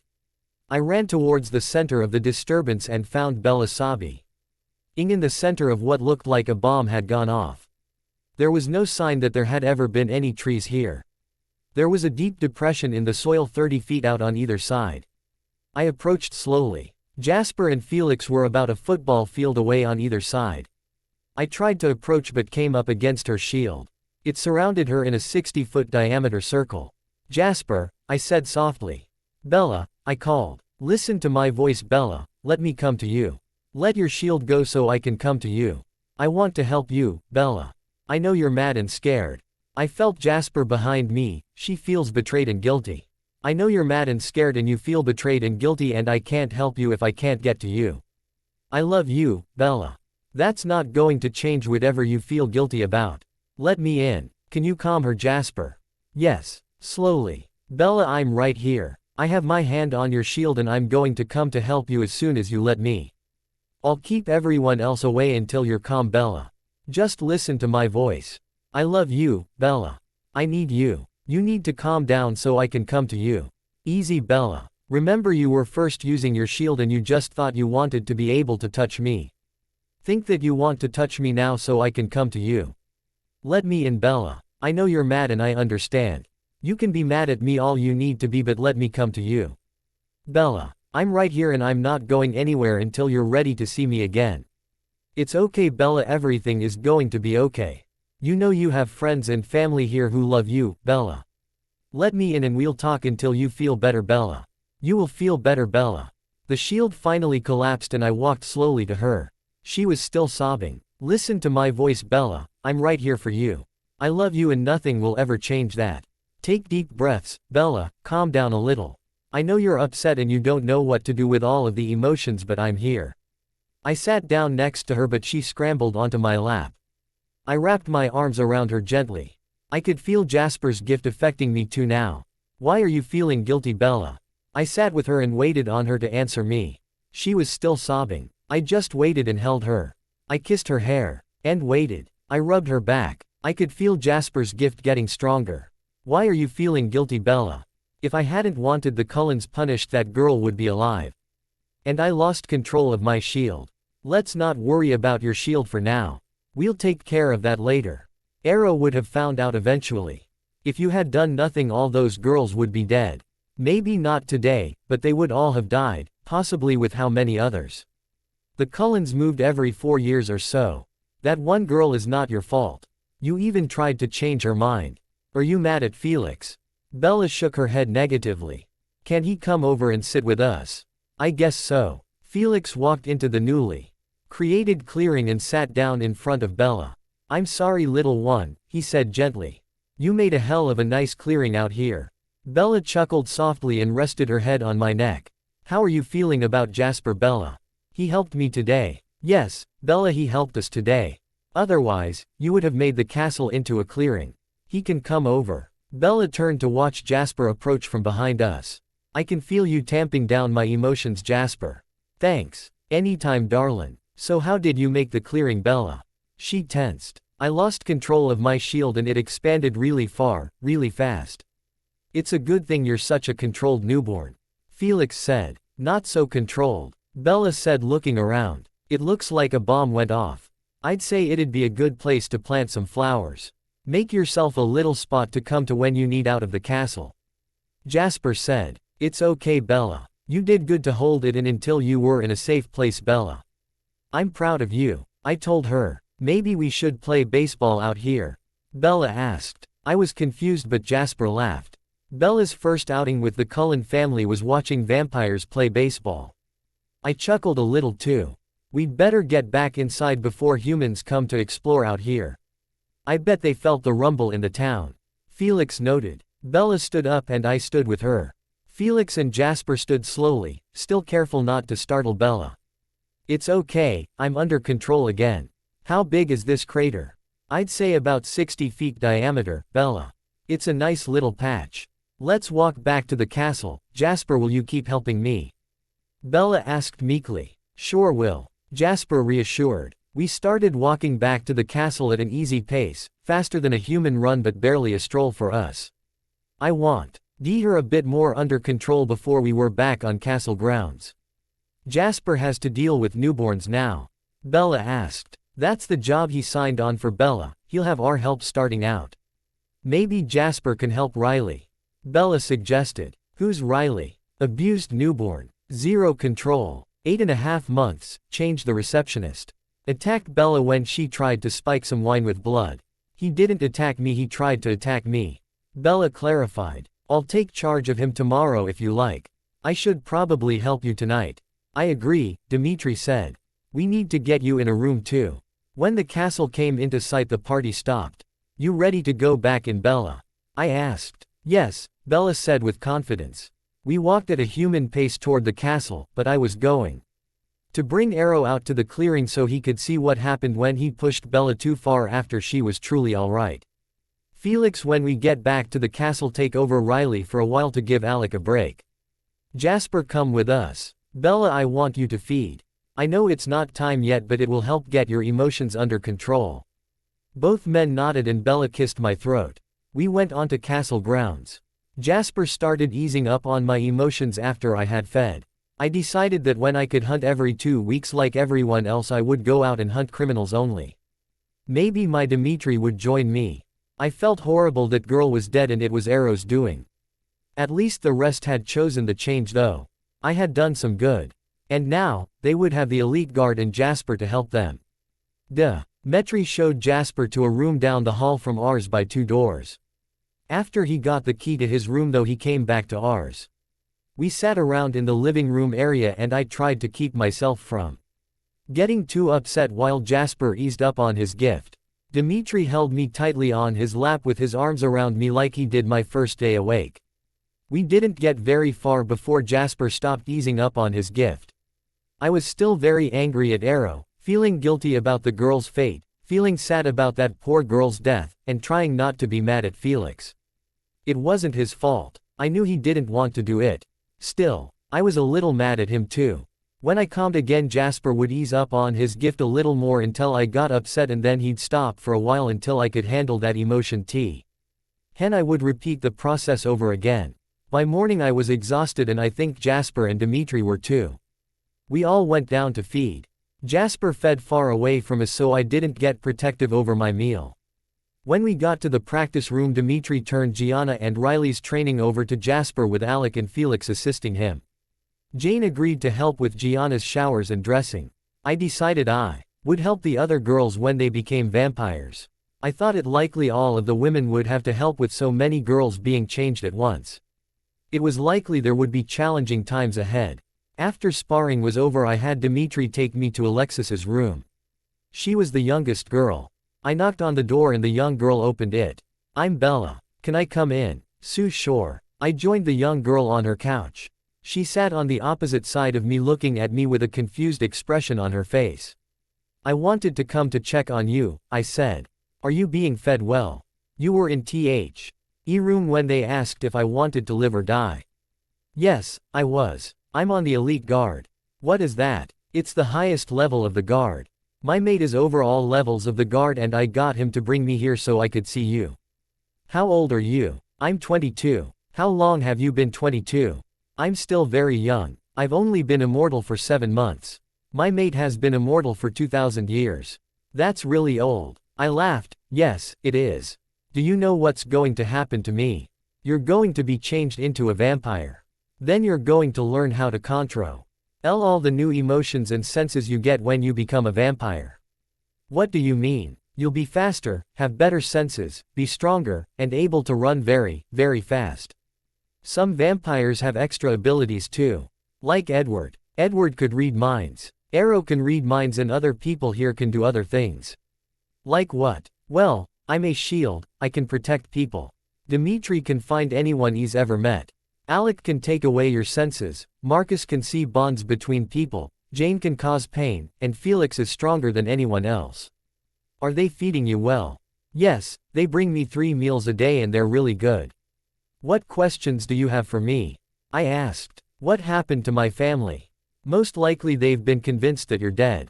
That's what they normally do when people come here. I'll try to find out exactly what happened. Do you remember who took you?" "I don't remember his name, but I remember what he looked like. The person who is going to be taking care of you after you're changed is called Jasper. He's a good man. You can trust him." "Do you remember Jasper Hale? He was with the Cullens when I met them." "Yes, I know him. He's the one that will be taking care of you." "Did you like him?" "I didn't know him that well." "You'll be getting to know him soon." "What happens to me after I change?" "Then you'll be what they call a newborn.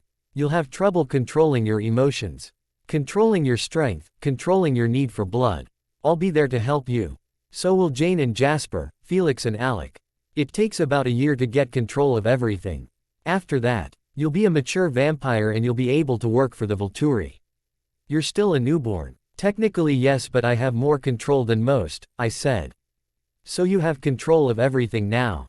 "It's still hard to control my emotions sometimes," I said, remembering the night before. "Maybe I'll have more control too." "Maybe, but likely not. I'm told it's really rare. I'll ask Dimitri sometime how often it happens." "How do you become a vampire?" "A vampire bites you and puts venom in your blood. The venom changes you. It takes about 3 days and I won't lie to you, it hurts really bad. When I was changed, Dimitri bit my neck, my wrists, my inner thighs, and my ankles. It took 2.5 days for me to change. So I'm going to be 17 forever." "Yes, you're going to be 17 forever. You won't be the youngest looking vampire here.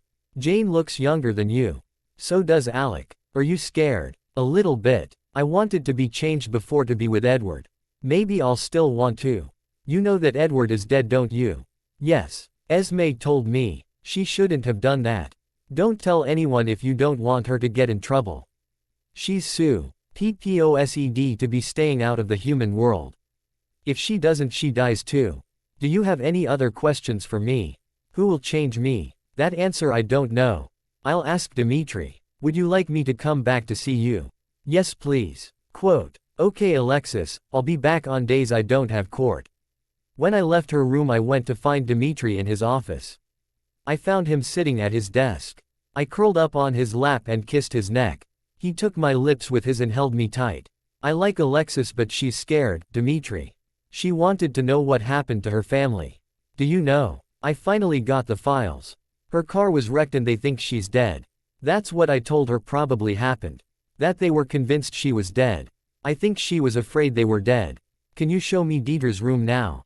I want to get to know the girls. I want to make them feel safer. It's not your fault, Bella. It's really not your fault that they're here. Still, I want to do what I can. Dmitri kissed my forehead and agreed. He took me to the same place as Alexis's room and showed me the room next door. Since I know you're going to ask, Abigail is here, Megan is here and Janine is here. Dmitri kissed me and left. I went to visit each of the girls in turn. They all had the same questions and I answered them for each of them. Only Janine didn't have a family to miss her. It was late when I finally got back to our rooms. I was disappointed when I didn't find Dmitri there. I went to check the recreation room and found Dmitri talking with Jasper, Alec, and Riley. I listened to them chat and finally curled up on Dmitri's lap. I said hi to everyone and let them talk. They were discussing newborns and I let them discuss. Only kissing Dmitri on the neck to be rewarded with a growl. He Feeny. Shed up his conversation quickly only to scoop me up and flip me over his shoulder to Jasper and Alec's laughter. We were through our door and I was tossed on the bed. Dmitri. I nearly tore Bella's clothes off in my haste. I needed to reassert our bond. The day before had been so stressful and she had been in so much pain. I never want her to experience pain, only pleasure. I had her writhing eagerly under me in a moment. But I didn't give in. I brought her release after release, then plunged myself into her heat.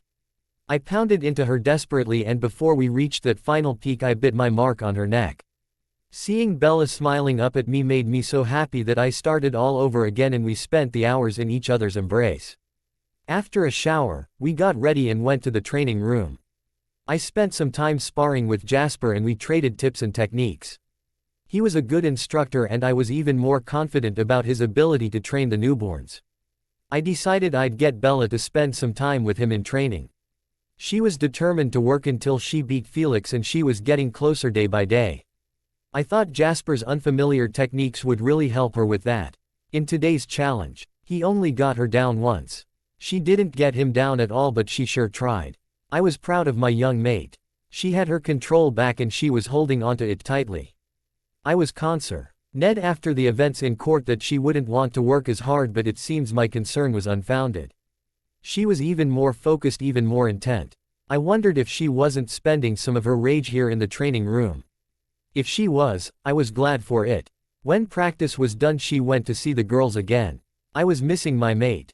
She had grown up a lot and felt responsible for the girls and was determined to do right by them. I wondered if she was going to be jealous when she realized I'd be their sire. I hoped not. I was waiting for Dmitri in the recreation room. I was surprised when Jasper walked in alone. He was always with Gianna and Riley. Where are your shadows? I asked him with a smile. I was looking for you. Alec is watching them. I tensed. Why were you looking for me? Everything is okay, Bella. I just wanted to tell you how sorry I am that I left you to those other vampires. I was very wrong. I knew better but I let the others talk me into doing something I knew was wrong. Jasper apologized. I don't expect you to forgive me immediately but I hope someday we can be friends. I forgive you, Jasper, I said, hugging him tightly. I was surprised by Dmitri's roar of rage behind us. I turned quickly and unafraid I jumped into Dmitri's arms. I was only accepting his apology, my mate. There is nothing for you to be jealous of. Dmitri turned with me in his arms and ghosted to our rooms. He took us to the bathroom and put me in the shower, turning it on with me fully clothed. I took off my now sopping clothing and pulled Dmitri into the shower with me. Now my mate, I said. Let me show you who I belong to. I took his clothes off him and fell to my knees in front of him.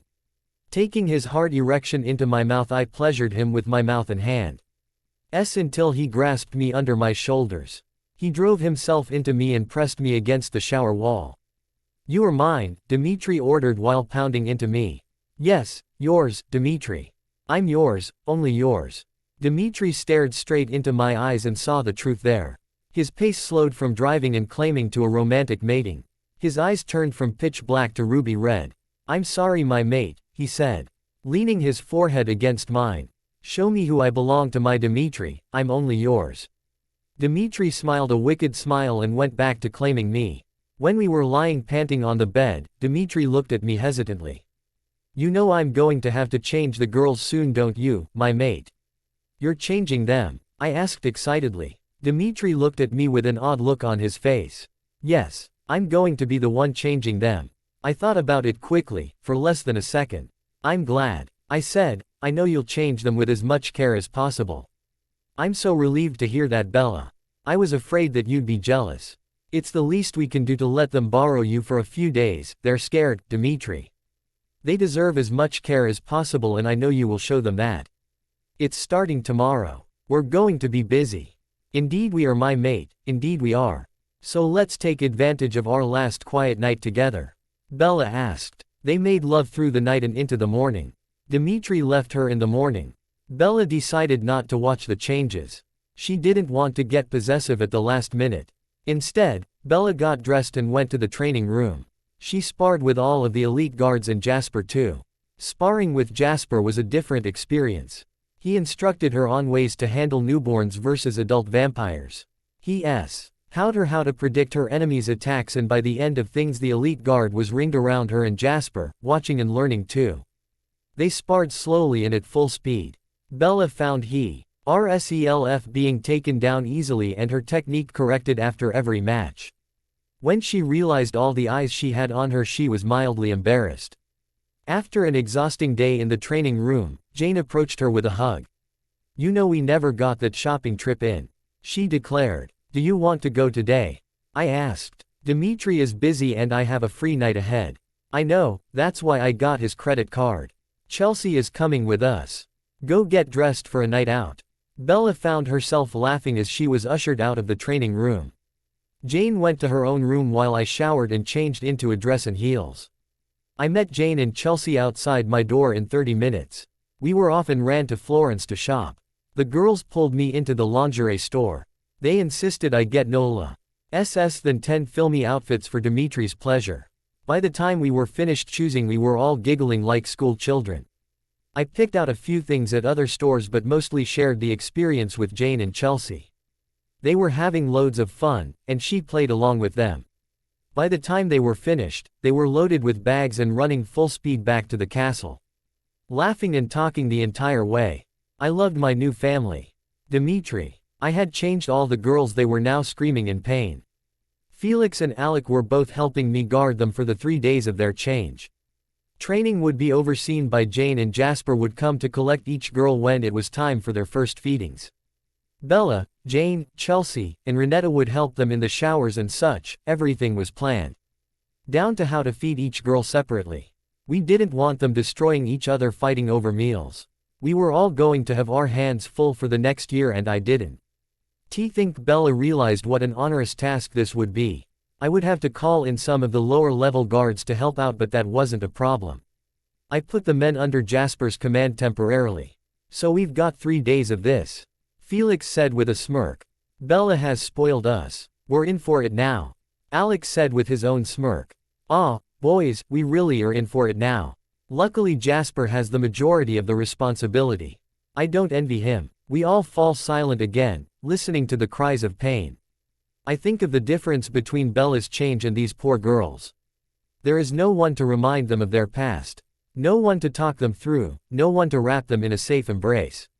I wonder how much these things helped Bella become who she is. The days pass at a slow, grueling pace. Spur comes to claim each girl as her change is complete.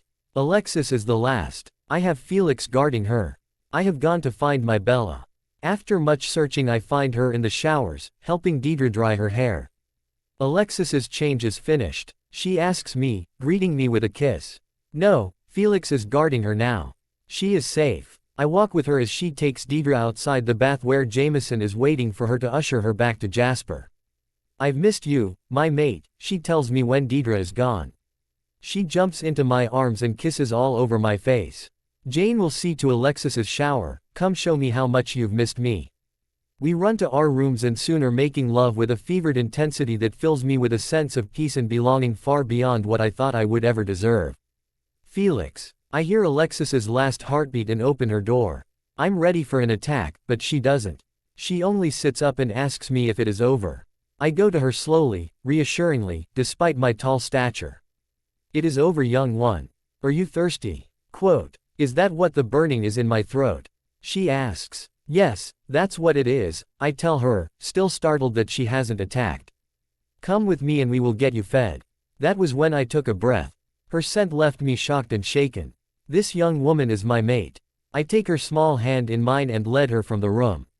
I take her down to the catacomb. And insist on guarding her myself while she feeds. I've never seen such a violent feeding from a newborn.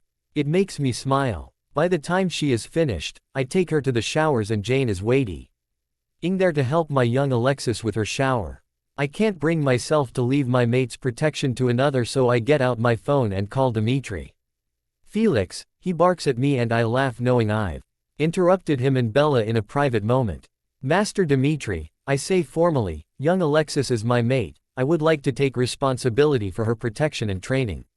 "I'm coming," is all he says before he hangs up. In less than 2 minutes he is there, decidedly bed-rumpled and with a smile on his face. "Congratulations, Felix," he greets me with a one-armed hug. Bella appears by his side. "Alexis is really your mate, Felix?" she asks. Indeed she is. I discovered it when I opened her door after her change was complete.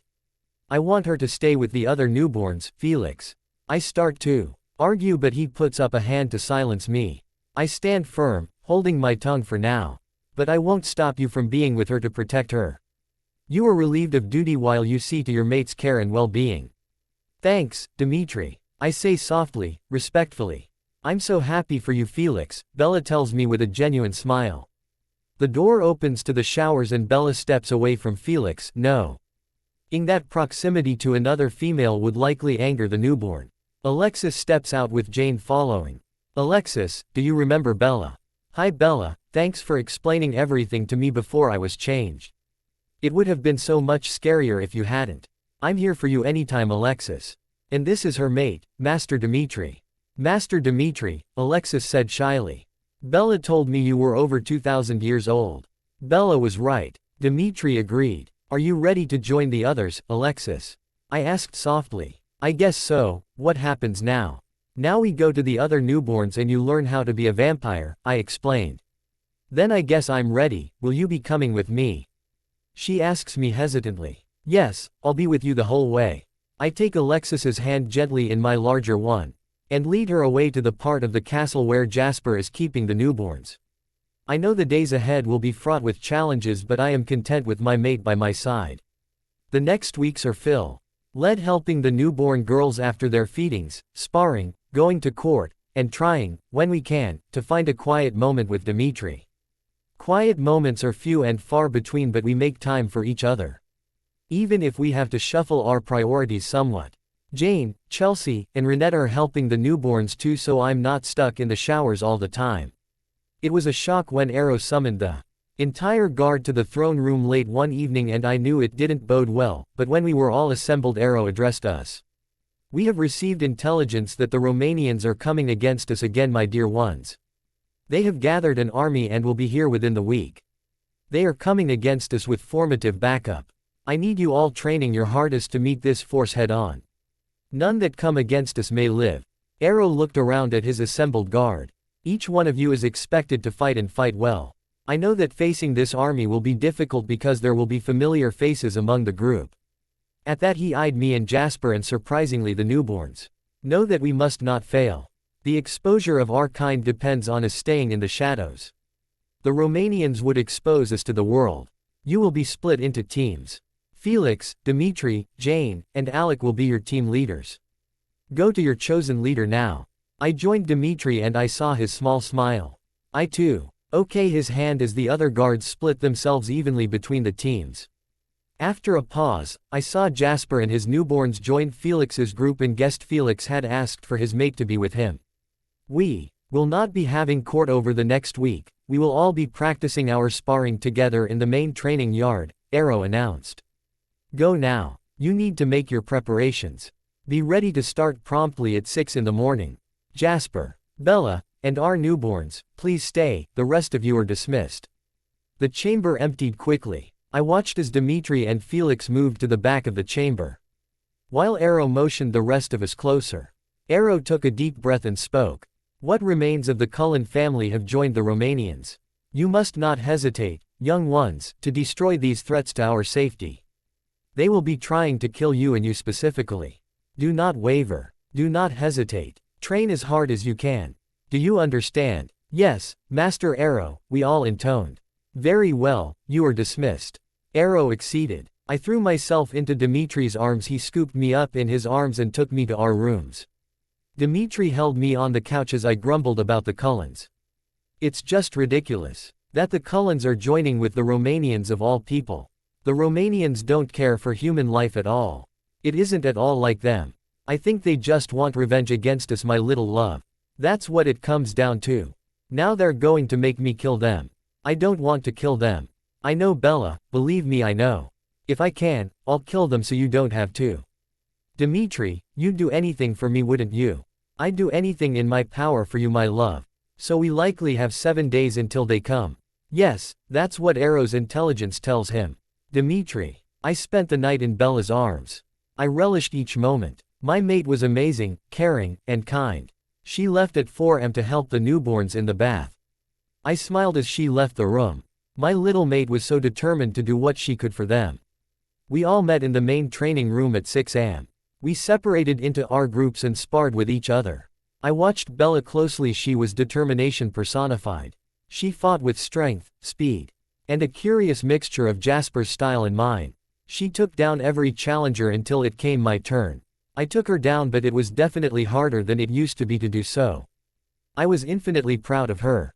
After that exercise, I took to supervising each group in turn. Felix and Jasper made a frightening combination while the newborns fought their own instincts and each other. It was a long day and I was glad when it came to end. Bella kissed me sweetly before she went down to help the newborns and promised to meet me in the recreation room when she was finished.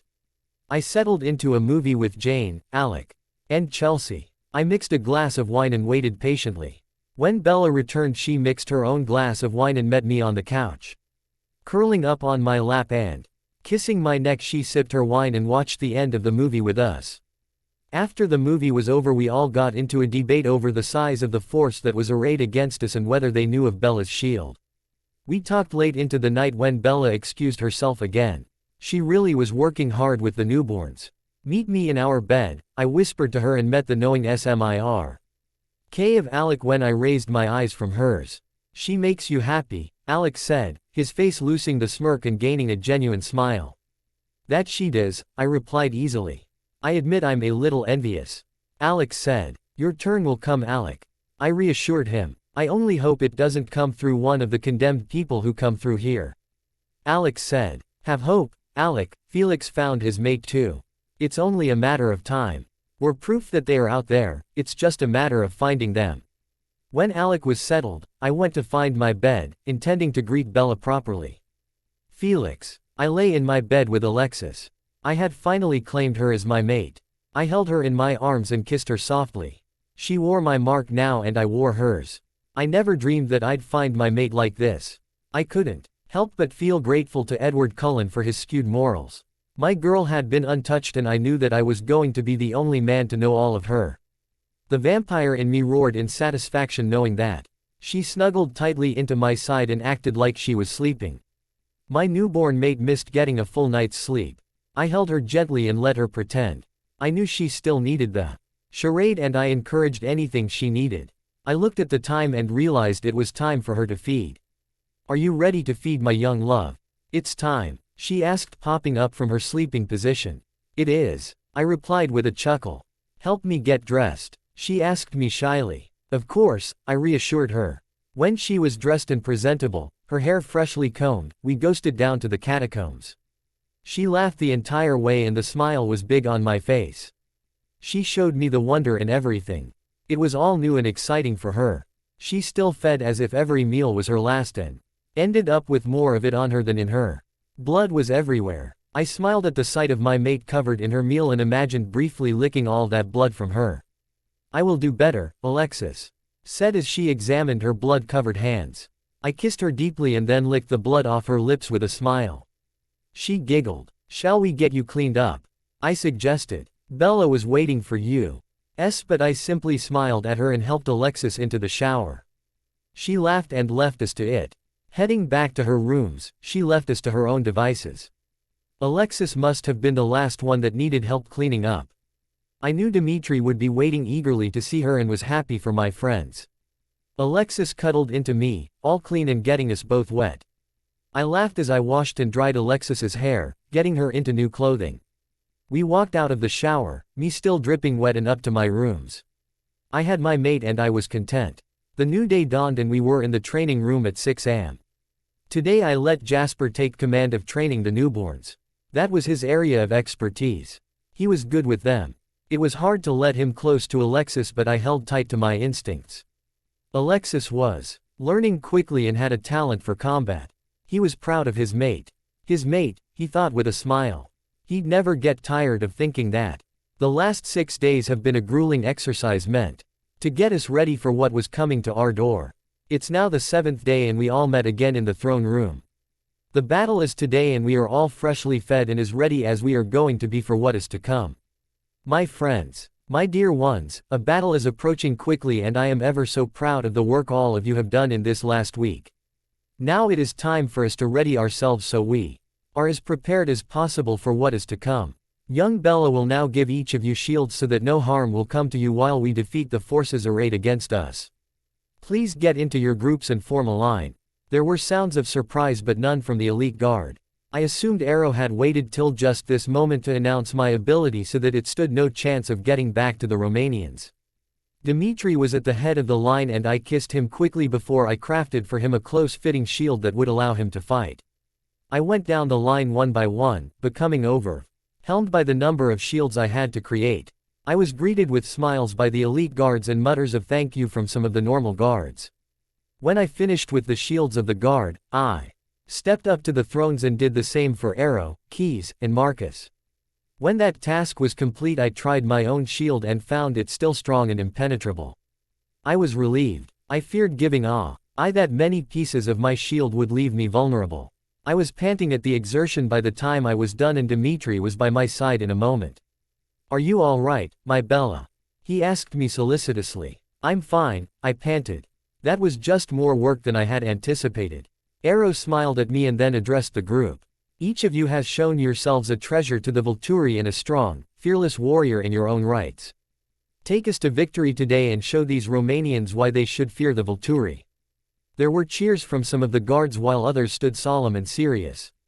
"Jane, your group will guard the entrance in the tunnels. Alec, you will guard the front door with your group. Felix, you will guard the underground entrances to the catacombs, and Dimitri, you will keep us safe here in the throne room." Quote. Each group bowed as their team leader's name was called and then went off to their assigned posts. Dimitri's group spread out in the throne room and we all became still as we waited. We waited through the day and the night. We heard the first sounds of battle as the new day dawned.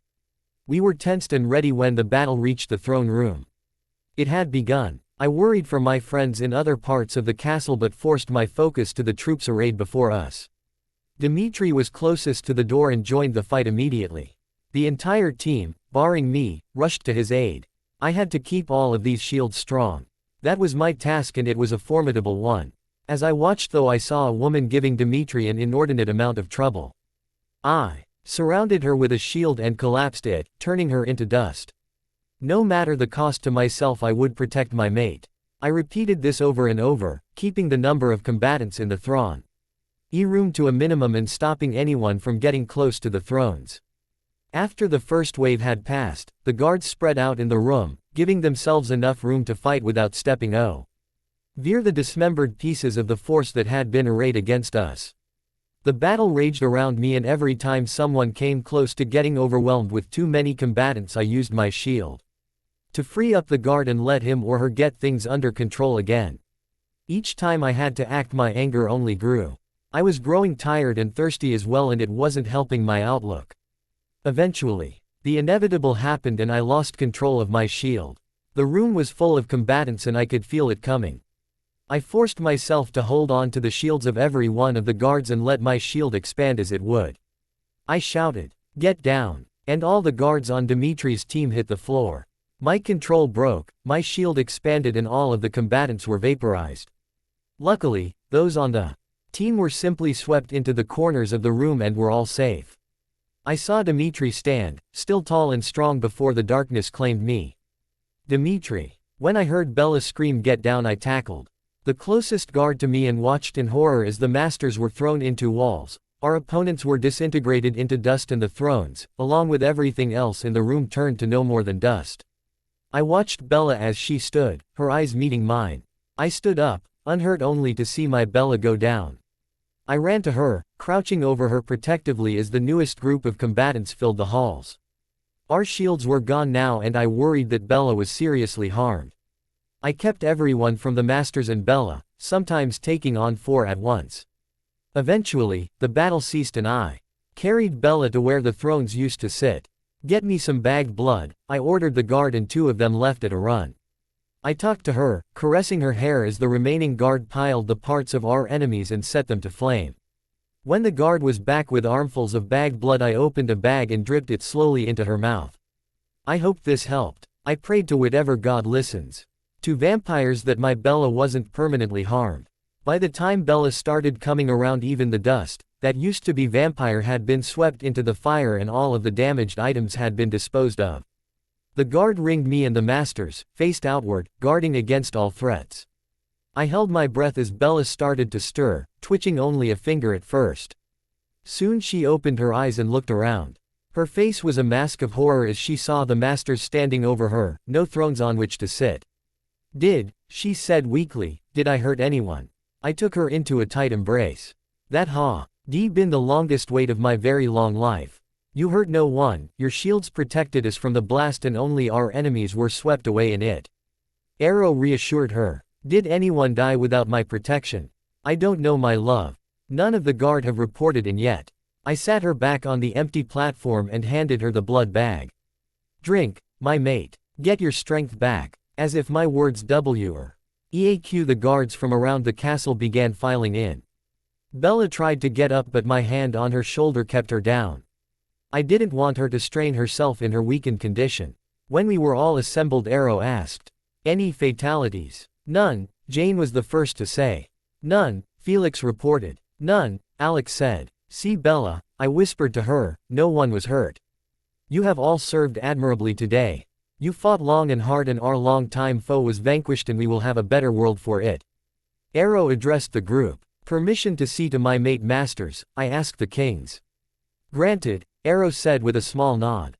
I gathered Bella into my arms and took her down to the catacombs for a proper meal. "You will have another," I argued with my Bella after she had just one. "You don't have to worry so much, Dimitri. I'm just a little shaky now." "Another one," I ordered, refusing to be swayed. "I'll feed too. Goodness knows this was a long day and you gave me the scare of my very long lifetime."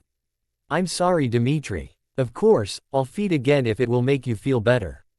We fed together, our eyes on each other. After that was done, and I knew I would lose the argument, that she feed again.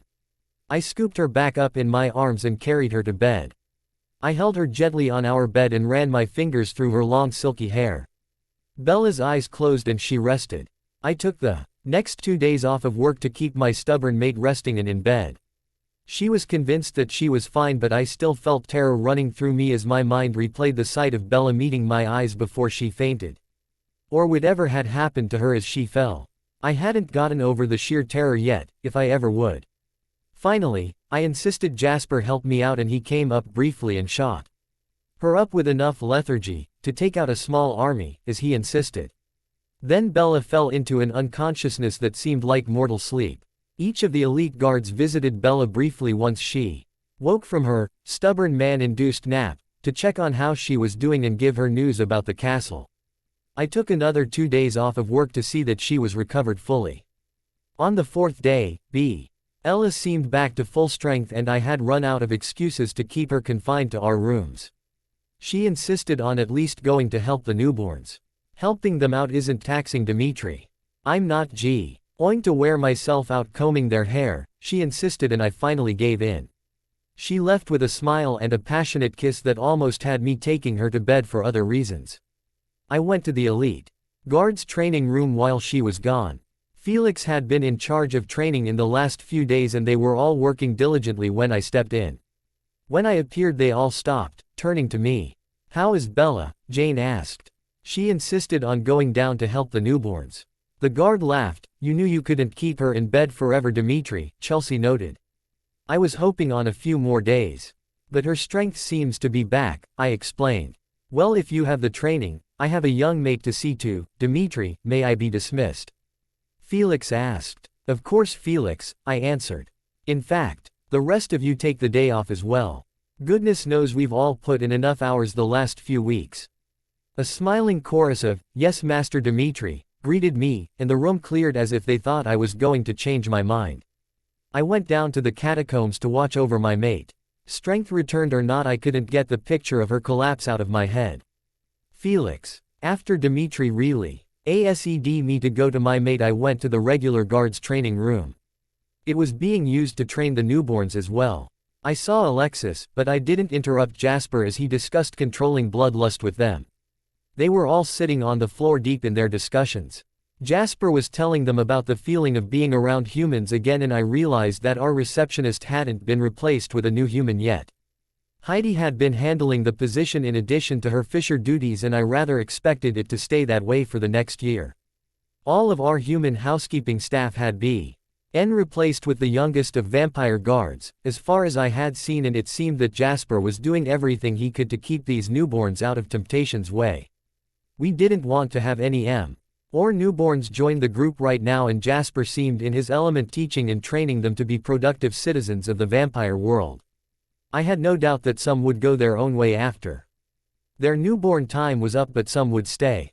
I was surprised when I saw Bella walk in with Dimitri at her side, their arms piled high with towels of all things. What in the world did these newborns eat with 4 large laundry cycles full of towels? I watched avidly as each newborn was given 10 towels and the discussion changed to controlling their vampire strength. I decided it would be okay to show myself now that so many of us were here, so I went to sit by Alexis. I was greeted with a smile and a quick kiss before she turned her attention back to Jasper. I watched as Bella and Dimitri left hand in hand, saying something about a shopping trip, and focused back on Alexis. She was getting frustrated with her towels and I put my arm around her back and rubbed it softly to calm her. She let at me and got back to work at a much calmer pace. When their day had finished, I took Alexis by the hand and led her up to our rooms.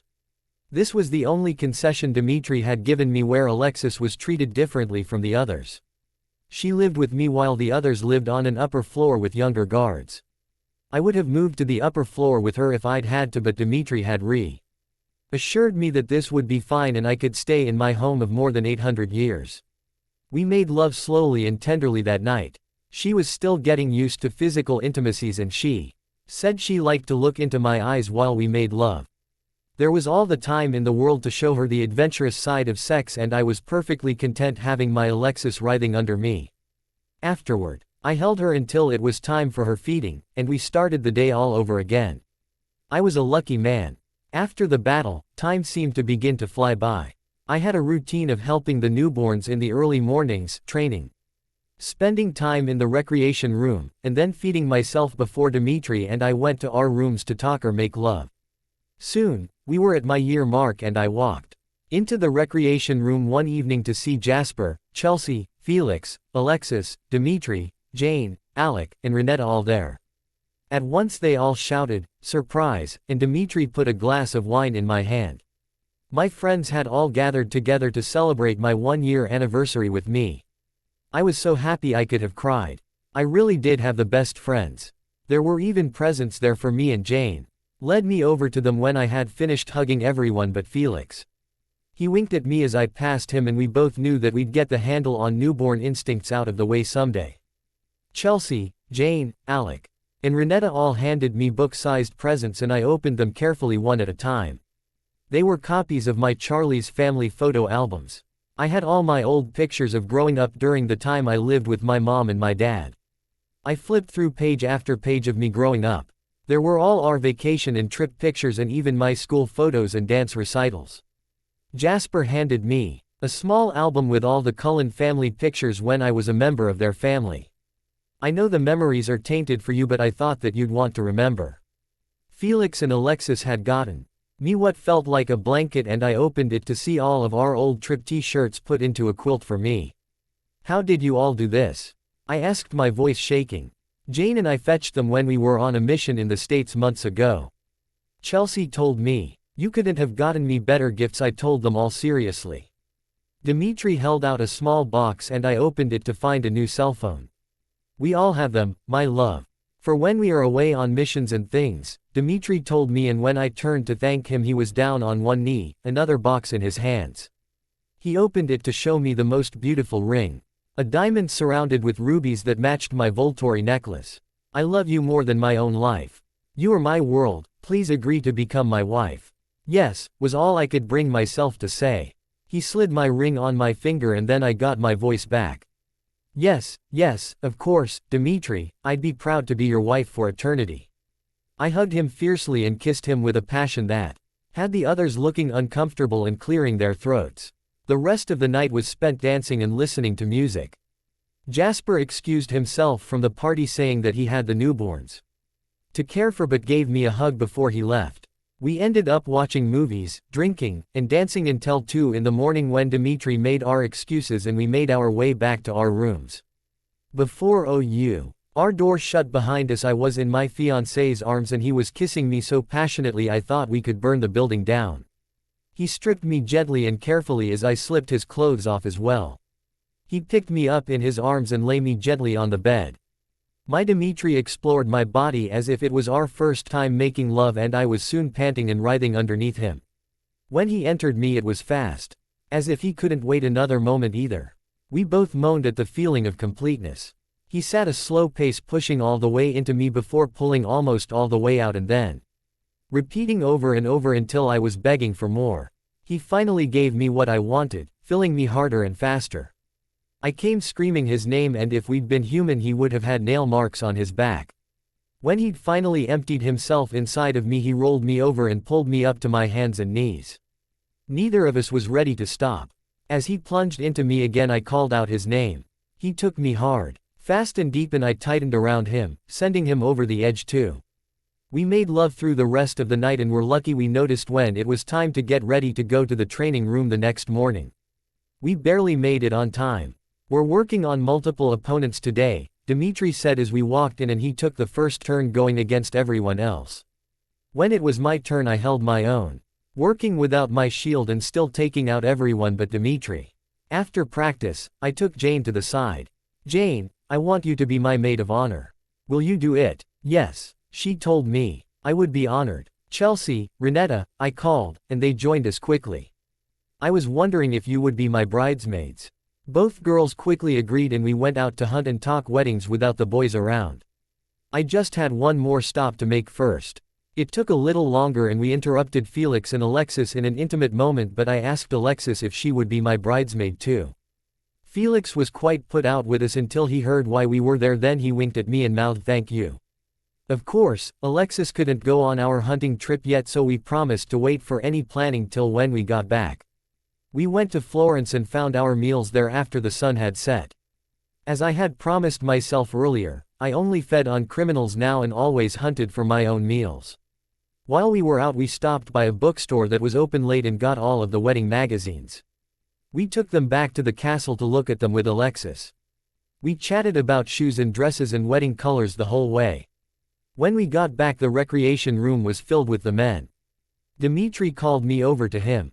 I curled up on his lap, in my favorite place in the whole world, and kissed his neck. Did you girls have fun? He asked me. We hunted for dinner then wedding magazines. He kissed me and then gave me the most wicked smile. I want to wait to get married until after all of the newborns are old enough to come. Of course, Dmitri, I told him. It will take that long to plan anyways, and Alexis is going to be one of my bridesmaids.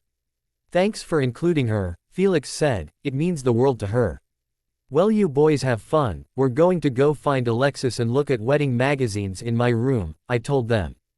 Alexis is getting ready to feed, so you'll find her in the catacombs, Felix informed me. I'm surprised you aren't down with her, Jane said to Felix. She wants to try to feed on her own, so I'm giving her space for it. She's doing so well, Felix, and you two make the perfect couple, I told him. Bye boys, have fun, Chelsea added and pulled me off of Dimitri's lap with a roll of her eyes. Their laughter followed after us. I'll go get Alexis, Jane offered. Thanks, Jane, I called back as we opened the door to mine and Dimitri's home. Dimitri. I didn't get a chance to tell her I'm leaving, I complained after the girls had left. You'll be better telling her that after they've finished going through the magazines. But I don't know how long this job will take. She's a mature vampire now. She can handle it. You all think it's the right thing to do. I know if is. She'll understand. It's Bella, Alex said. They turned their attention back to their game. You'll look after her while I'm gone? Dimitri asked after a while. We're family, man. We will always look after one of our own. Okay then, I'll make the call. I passed the game off to Alec, calculated the time difference, and made the phone call. Annie, I need permission to enter tribal lands to speak with Johnny H. We don't normally allow your kind here, and you aren't the one we usually negotiate with. This is a personal matter. I give my word that I will harm no one. Will you pass on my request? I will. Is this the number you can be reached at? Yes, you call, I will answer. Well, that was the best you could hope for, Alec commented after I hung up the phone. He passed the controller back to me and we returned to our game. It was almost time to start a new day when my phone rang. I left Bella on the couch reading and went out in the hallway to answer. Dimitri here. Dimitri, this is Johnny H. Quote, I would like your permission to visit tribal lands to issue a wedding invitation to you and some of your people. Very well, I will speak with you, but come alone as all of your representatives do. Quote, I will be there tomorrow morning. The line was dead. I hung up the phone. I re-entered our rooms and sat next to Bella, pulling her onto my lap. I have to leave for a little while, my love. Will you be safe? Bella asked me with fear-filled eyes. I will, and remember you can call me now. We won't be apart for long. I know we have no choice, so be extra careful and come home to me. Always, my love. I went to pack a bag. 3 days should be sufficient for the task. While I was there, I called to get the plane fueled and the pilots ready for takeoff. I grabbed my bag and went out into the front room. I'll be back as soon as I can, my Bella. You'd better be. She jumped up onto me and kissed me passionately. I'll miss you, she said softly. I'll miss you too, little love. I kissed her again and told her goodbye. It was always hard leaving my Bella, and I thought it always would be. I left the room and headed for the airport. I had to get to Alaska. Dimitri was gone again. I could feel him getting farther away from me. I wondered what job he was off on, but since he didn't offer the information, I didn't ask. I only hoped he would be home to me soon. I looked at my ring. It was stunning. I would plan the wedding while he was away to distract myself. We had agreed to use one of the gardens. I preferred the East Gardens. He preferred the West. As we were getting married at sunset, I would agree with him on using the West Gardens. First I had to see Arrow. I waited till morning, right before I was supposed to be in the training room, and went to the throne room instead. Master Arrow, I asked as I walked into the throne room. Their thrones had been replaced with newer models. Yes, young Isabella. I would like to ask if you would preside over Dimitri and my wedding. I would be honored, young one, Arrow responded. I see you are using the time Dimitri is away to plan for your wedding, Marcus said, sounding less disinterested than usual. Yes, Master Marcus. I think young Jane has wedding plans for you to see to today as well, Keyes said. I'll check with her in the training room in a moment, Master Keyes. Dismissed young Isabella. Thank you, Masters. I made it to the training room just 2 minutes late. Everyone was there. Felix was in charge of training. We sparred and it was a good distraction from my missing fiancé, but I was distracted. It was harder to keep my focus. I got taken down more than normal. By the end of the day, I was frustrated. Jane came to take my hand. "We have an appointment today," she almost sang. "Who with?" I asked. "Come with me." She led me to my rooms and then went to fetch someone. "This is Julia," Jane introduced the small vampire woman. "Since you have such specific wants with your wedding dress, I had a designer come to design your dream dress for you." I hugged Jane tightly and we started to work as Jane went to fetch Alexis, Chelsea, and Renetta. We worked for hours, getting a design for the bridesmaids and finalizing my design for the perfect wedding dress. "You want pearls under the bust line," Julia confirmed. "Yes please." I agreed. "Okay, I think that's all I need to get started on the dresses. I have all of your measurements and we have months to get them fitted yet. Thank you so much for all your help. You're such an artist. They are going to be beautiful." Julia stood. We all stood with her. She gathered her sketchbook and shook all of our hands. "It's going to be a pleasure to work with all of you." Julia left and we all went to the recreation room. I was ready for relaxing and maybe a glass or two of wine. We spent the rest of the night watching romantic comedies. Eventually, even Felix left us to our girl time. It was fun, and it helped so much with the jitters in my stomach that told me my Dimitri was probably in danger. Dimitri. I arrived in Alaska and traveled to the tribe border waiting on one of the shapeshifters to smell me and come investigate. It didn't take long. A large white bear approached me and I bared my throat in time-honored tradition when coming to negotiate with the shapeshifters.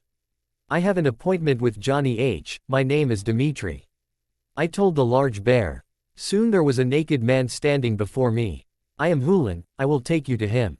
"Thank you, you have my word, no harm will come to you or yours from me." I stepped on tribal grounds for the first time in my over 2,000 years. I approached a small house where an unassuming man stood stoically outside. "I am Johnny H., the leader of all the shapeshifter tribes. You come to seek an audience with me to issue invites to a wedding?" He asked with disbelief. "I am Dimitri, tracker for the Volturi, and I have come to seek your permission to travel to the Quileute tribe in Forks, Washington. I wish to invite the entire pack to my wedding." "Why would a vampire wish to invite the wolves to Volterra? Your Quileute shifters saved my mate's life. I have received permission from my leaders to not only inform the tribe she is safe and well but to invite them to my wedding to my mate, Bella Swan, which will be taking place in a few months' time. I give you my word and the word of my masters that no harm will befall them and that they will be honored guests at the festivities." Young Bella Swan was a challenge to protect. She was surrounded by vampires on all sides. It is sad that she has become one of you. She is very happy, safe, and well. I will protect her with my own life for all of eternity. Will you tell me how all of this came about? I am afraid it is a long story. Do you have time to hear it? I do. I told him the entire story, leaving out no detail. I included the good and bad, not glossing over all we had to do to get her where she was today. And she has no idea that I am here. She was a challenge to protect, but I will grant permission on one condition. I will grant your condition if I can. I want to be with them to protect them. Johnny H. said. I would be honored with your attendance, I said seriously. And their safety, as well as yours, is guaranteed. Very well, Billy Black is the tribal elder you need to speak with. You have permission to enter tribal lands with an escort to speak with him. I will not allow the entire pack to go, but they may send up to 5 representatives. I can't leave the tribe unguarded. Thank you, Johnny. I held out my hand for him to shake. He took it firmly. Our gazes met and held. I'll take my leave now. I'll have Hulin see you back to the border. Thank you for your courtesy. I headed back to the airplane and headed for Forks, Washington. Once I landed again, I took a deep breath. This tribe had many problems with vampires. They weren't used to negotiating with us. I thought that they would be more hostile to me than their leader. I took the rental car and parked it at the old Cullen mansion. I ran to the boundary line and sat to wait so I would seem less of a threat. It was only minutes before a big black wolf was right in front of me. I have permission from Johnny H. to enter tribal land with an escort to speak with Billy and Jacob Black and the pack. I will stay here while you call him to confirm if you like. The wolf transformed into a naked man, who pulled shorts off of his ankle and put them on. My name is Same Yuli. I am the pack alpha until Jacob Black takes over. I have someone calling Johnny H., they will be with us soon. I didn't move from my seated position. I will wait until you are ready. A russet brown wolf. Approached and transformed into a young man. He has permission, with an escort, to enter tribal lands to speak to the pack and my father.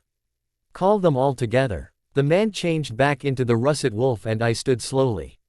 He growled. I bared my neck. I promise no harm will come to you or yours from me. Come on, Cold One, Sam Yuli said. It is not far. We walked through the woods slowly and the village came into view. We will meet here as humans, Sam told me outside of a red house whose paint was flaking in areas. Billy is in a wheelchair and can't go out into the woods. I sat down again and waited. Sam looked at me and sat cross-legged with me. You are the first vampire to be granted permission from Johnny H to cross onto our lands. I expected your pack to be more hostile.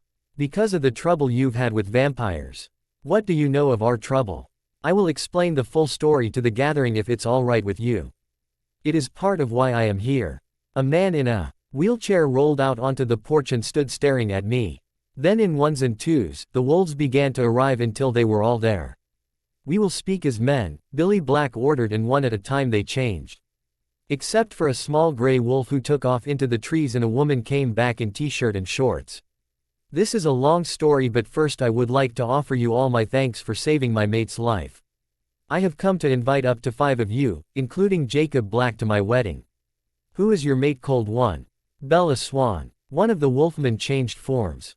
Sam barked out, you will Ange back or you will remove yourself from this meeting. The wolf ran off into the woods and Billy Black spoke again. What do you know of Bella Swan's story? It was a long time before I finished telling the story. I started with the day Bella appeared in Volturi and went to the last moment I saw her. That is what I know of Bella Swan's story, I concluded. You all are responsible for me finding my mate because you made sure Laurent couldn't kill her. I am in your debt. I can only have 5 of you come to my wedding, but I would be proud to have you all. That sounds like something Bella would do.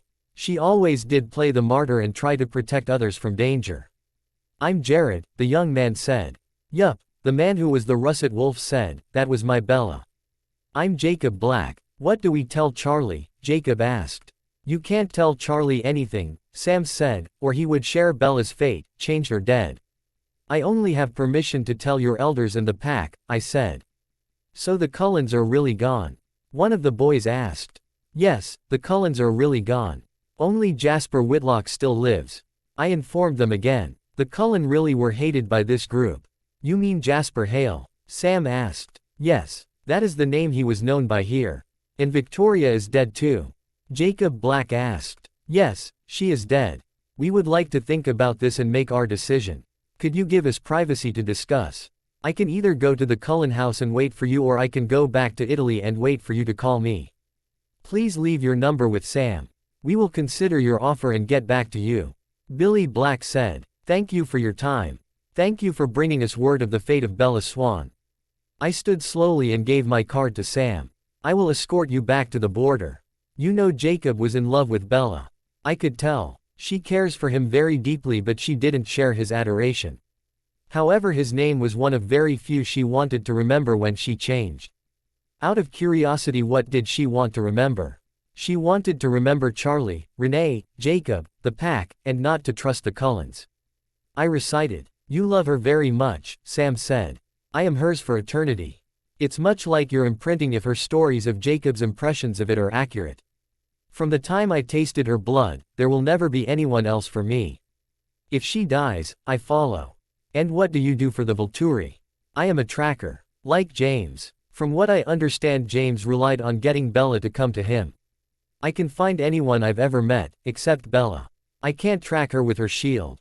Bella is one of a kind, Sam said. Yes, she is, I agreed with a smile. This is where we part. How long do you intend on staying in the area?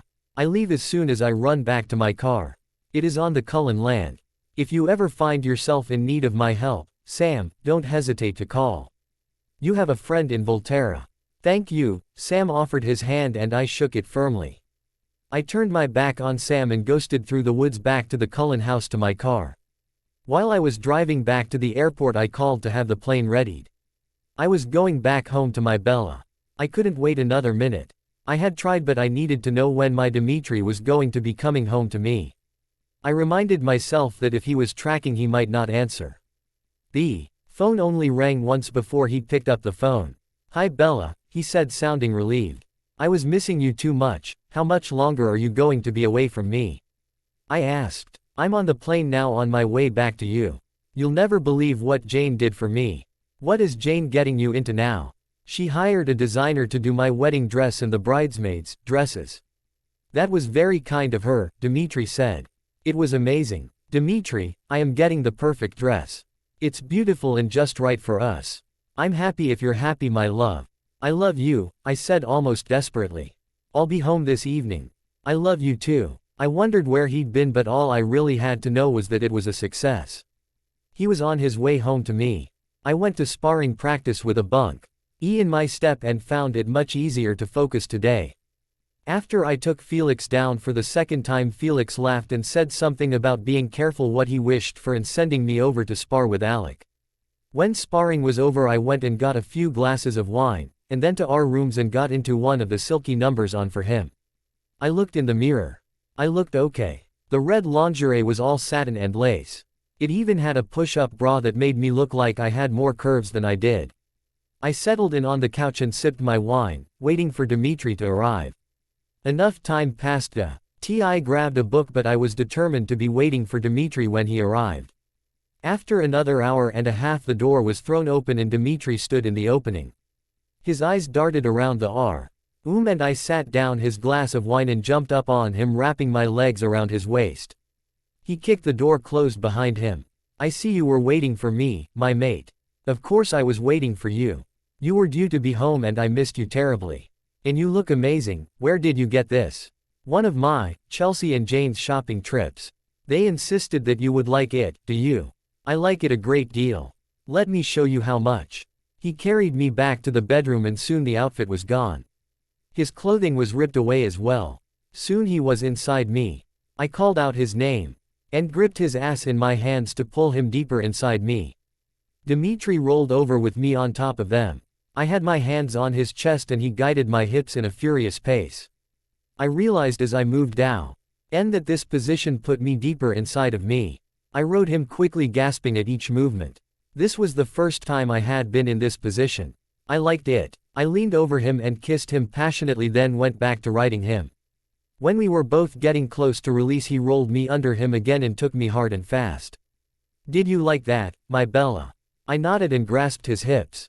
We both found release at the same time. I cried out and so did he. He stilled inside me for a moment while I caught my breath, then he started moving again. I was still shaking from my previous release and found another release quickly. He took me more slowly but deeply, and I grasped his shoulders. We spent the entire night entwined on the sheets.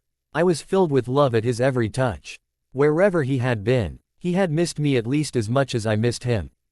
As we lay entwined in the morning, I said, "I missed you." "I missed you too, my Bella, very much." We trained in the morning but had court in the afternoon. It was the first time we'd had court since the Romanian invasion. Things had been quiet and no one had been committing crimes. I dressed in a black shirt and skirt, and put my black robe around me, fastening it closed. As always, I stood behind Dmitri but at an angle so I could see what was happening in the throne room. I looked guiltily at the new thrones. I still felt guilty I had destroyed the antique ones, guessing they were older than even Dmitri. When the first group entered, Arrow stood and welcomed them to Volturi. "I understand you have created an immortal child," Keys charged. "Where is this child?" "I am." A younger vampire spoke up. I looked at him more closely. He didn't look younger than Jane or Alec. He didn't seem out of control. What was an immortal child? "Let us counsel," Arrow said. "Let us counsel," Marcus and Keys agreed. They argued among each other for a few short moments. Surprising everyone, Jane approached Arrow and offered her hand. Arrow took her hand briefly and gasped. He whispered something to Marcus and Marcus nodded and offered his hand to Arrow. Arrow grasped it greedily, it seemed to me. "This is a surprise," Arrow announced. "What is your name, young man?"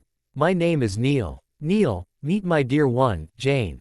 Jane approached young Neil slowly as if she was afraid. "Neil, I'm Jane, and I am your mate. Is that why you smell so irresistible? Ian make me feel." Neil looked around and stopped talking. "Yes, that is why." Neil took Jane's hand and clasped it tightly. Jane met Arrow's eyes and simply said, please.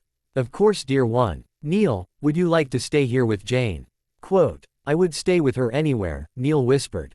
We have come to the agreement that Neil is not an immortal child but do not change someone his age again, is that understood? Arrow asked. I reached forward and grasped Dimitri's hand. He squeezed back. Permission to go speak with Neil. Jane asked Arrow, head bowed.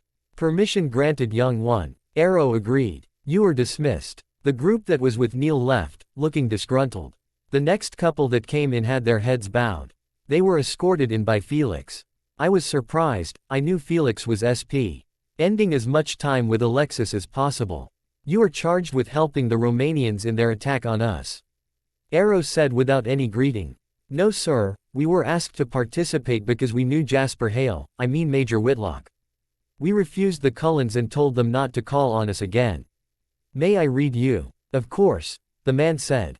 The woman's head lowered further and back up in an awkward nod. Arrow grasped the man's hand and said, how curious, you knew about young Bella Swan. But you did in fact refuse the Cullens. And your hand, miss. He read her. You two are innocent of all charges. Would you like to speak to Mr. Whitlock before you take your leave? Yes please, the man said.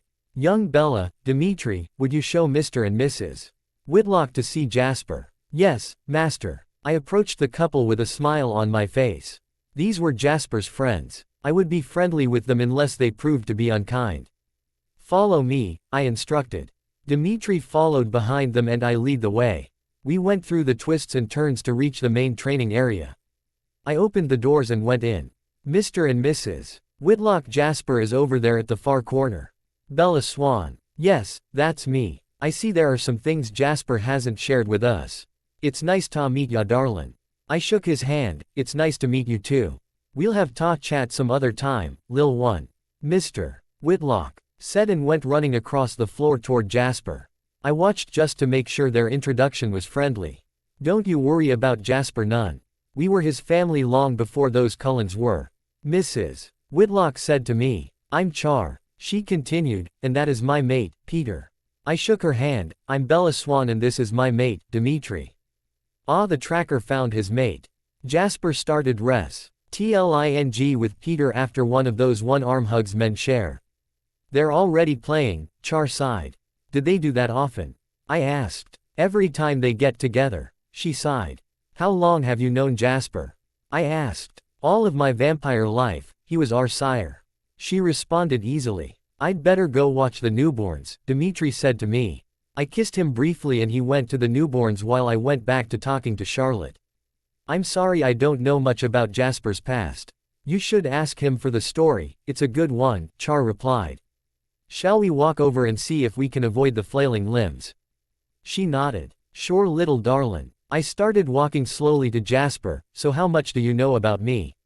I know he nipped at ya and it caused a whole lot of bother. I chuckled, a whole lot of bother indeed. Yes, it did. I've already told him I don't blame him. That's good of ya, he felt awfully bad about it. Felt guilty he put you in danger. I was in danger the whole time I was with the Cullens. I was Edward's singer after all and Jasper felt all of their bloodlust that night. I doubt even the strongest vampire could have resisted. That's a very mature opinion ya got there darlin'. Peter approached me slowly. Jasper, these two have had a bad day, they had a court appearance with Arrow, I noted. Why? Jasper asked. Those damn Cullens tried to recruit us too. The Romanians cause and Arrow thought we'd help them, Peter complained. I'll just go to Dimitri and leave you three to talk, I said and excused myself.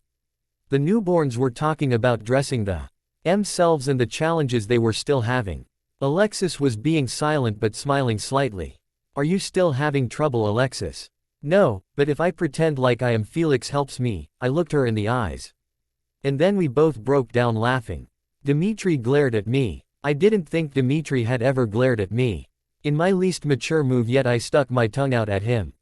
He just smiled at me. I knew he didn't mean that glare. I won't tell, I whispered to Alexis. And sat in the floor with the newborns. We talked with the newborns of the challenges of feeding, dressing, and controlling newborn strength. We sat there with them for the rest of the day. Deidre was having the most trouble of anyone with newborn strength. I went and fetched some more towels for them to practice with. I came in, with my arms full, and Jasper ghosted over to me and took some of them out of my arms. We passed them out so everyone had 5. I reminded them not to touch any harder than they would a raw egg. They all did pretty well until Deidre got frustrated, ripping her towel. Then, everyone just sat and stared at her. It's not so bad, Deidre, I told her. It's hard now, but once you get used to it, it becomes second nature.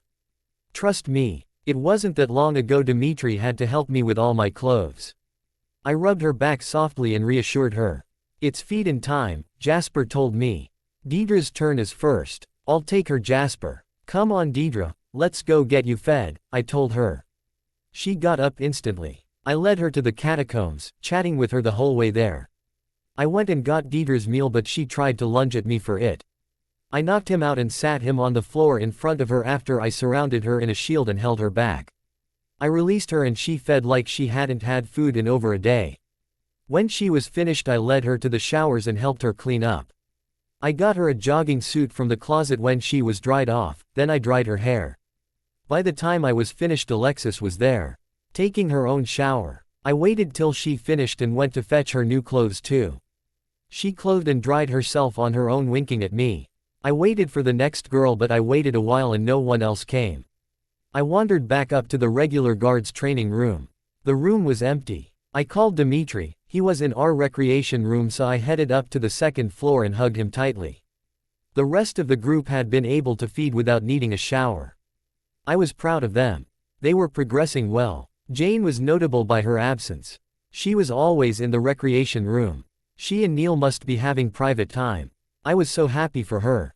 I kissed Dimitri and cuddled up on his lap. He just put his arms around me and continued his conversation. It was the day before the wedding, and Dimitri and I were headed for the training room. My nerves were high. I was never one to be the center of attention. I walked into the training room and stopped. The team wasn't there. Instead, there stood Jacob Black. Jacob, I shouted. I flung myself into Jake's arms. How did you get here? Your man sent the plane. I turned and kissed Dimitri. Thank you, my love, I told him. Anything for you, Bella. I hugged Jacob again. I'm so glad to see you here. I gushed. Tell me about the pack. What have I missed out on? I'm taking over the pack from Sam in 6 months. He wants to stop phasing. Emily is pregnant and I found my imprint. Sheila is amazing. She was from one of the other reservations. She moved to the Quileute reservation with her mom about 6 months ago. Sam, Quill, Embry, and Seth are here with me. So is Johnny H. He's the leader of all the shapeshifters. They'll all be so glad to see you. There's just so much to tell you, Bella. I barely know where to start. So do you want to go with me to get fitted for my suit? I always told you I'd be your best man at your wedding after all. It's an overcast day, Bella. Take your cloak just in case, but it should be perfectly safe for you to go. Wait here, Jake. I'll change into something nicer and be right back. I ran to our rooms and changed clothes into a black skirt and red top. I grabbed my cloak just in case and was back in the training room in 2 minutes. I'm ready, I called as I walked back in.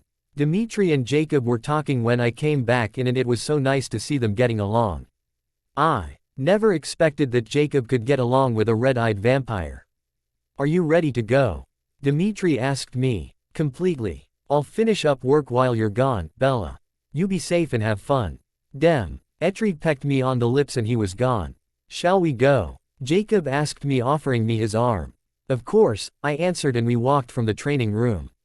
This is some fancy castle you live in, Bella. Jacob said as I guided him through the twists and turns to get to the front door. It's home now, Jacob. You should check out all the artwork. I love to just walk around and enjoy the art. There are some priceless pieces here. Of course, they've been collected over millennia. Some of the vampires here count their birthdays in centuries instead of years. How old is Dimitri? Jacob asked me. He's over 2,000 years old and they still call him Young One, at times, Bella answered easily. When we arrived at the men's store, I found Sam, Embry, Quill, and Seth all getting fitted for tuxes. They all came up to me and hugged me one at a time. There was an unassuming young man with them. You must be Johnny H. Bella asked. It's a pleasure to meet you, Bella. Thank you for allowing my friends to come to my wedding. I told him sincerely. It seems that it is possible for shapeshifters and vampires to be friends. They saved my life, I don't know where I'd be, or if I'd be without them. Jacob went back to get his tux fitted and Embry, Quill, and Seth went to get their suits off. Sam asked me, "Are you happy, Bella?" "Sam, I've found where I belong. I found my home and my mate. It wasn't easy to get here but I've never been happier. I'm happy for you." "Excuse me." Sam went to take his tux off too. "Do you ever miss your human existence, Bella?" Johnny asked me. "I don't, but I do miss my father, Charlie. I wish we'd gotten to know each other better when we had the chance. But, it was probably easier for him that we didn't when I disappeared. Dimitri and the Quiluts have told me your story. It is an amazing one. You were very brave to return here, alone, after rescuing young Edward Cullen. It was a decision I don't regret. I got the best end of the deal. I found my Dimitri and I helped keep vampires from treating humans the way I was treated. It's interesting work to police the vampire world," I told him. The guys all returned then and were told to pick up their suits at 8 am the next morning. I hugged Jake again and we all headed back to the castle. We piled into mine and Dimitri's room. I sat on the floor and caught up with the pack. So many things had happened. The boys even looked through my photo albums the others had gotten me for my 1-year anniversary. It was a good night with my friends but I could see them getting tired around midnight and a knock came at the door. Jane was there with Alexis, Chelsea, and Renetta. "Time for your bachelorette party," Jane announced. "I think we'll go back to the hotel and get some sleep," Johnny said. "Let me guide you out," I offered. The girls joined me in seeing them to the door. I hugged each of them again and said, "Good night, I'll see you tomorrow." They made their way to the car and we ran to Florence. After a night of drinking and dancing, we went hunting. I was feeling relaxed and loose by the time we were headed back to the castle. This day couldn't get any better. Dimitri. We went hunting for my bachelor party. It was everything that I could do not to track Jane, knowing she would be near Bella. I was craving my Bella, wanting to feel her arms wrapped around me. We found 3 men harassing a teenage girl in an alley. We fed deeply after we got her away and headed home, heading to the recreation room. We played video games through the rest of the night. I was staying with Alec tonight and through the day tomorrow. The girls insisted I not see Bella again before the wedding. I concentrated and found Jane. She was on her way back to Volturi, so Bella was with her and safe. I made sure I had my phone with me and went back to the video game with my friends. The next morning dawned bright, with a clear blue sky. I called Jacob and invited him and the other wolves to come over and hang out with us while Bella got ready. Alec told me she was all ready with the hairdresser and after that she was getting her makeup done. It was going to be a long day without her by my side. My phone rang and I checked.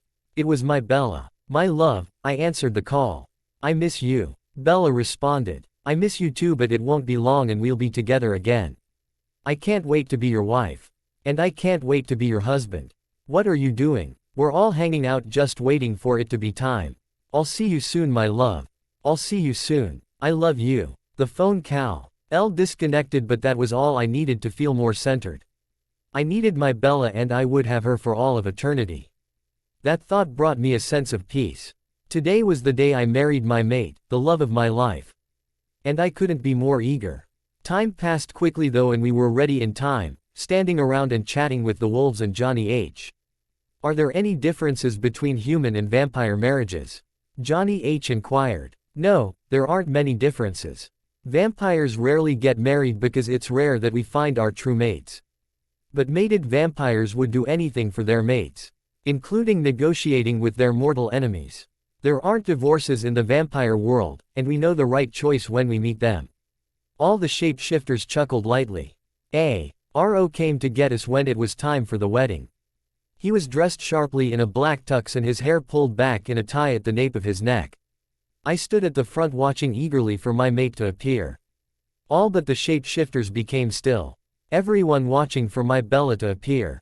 One of our guards was playing the piano that had been relocated to the gardens and I listened to the music happily.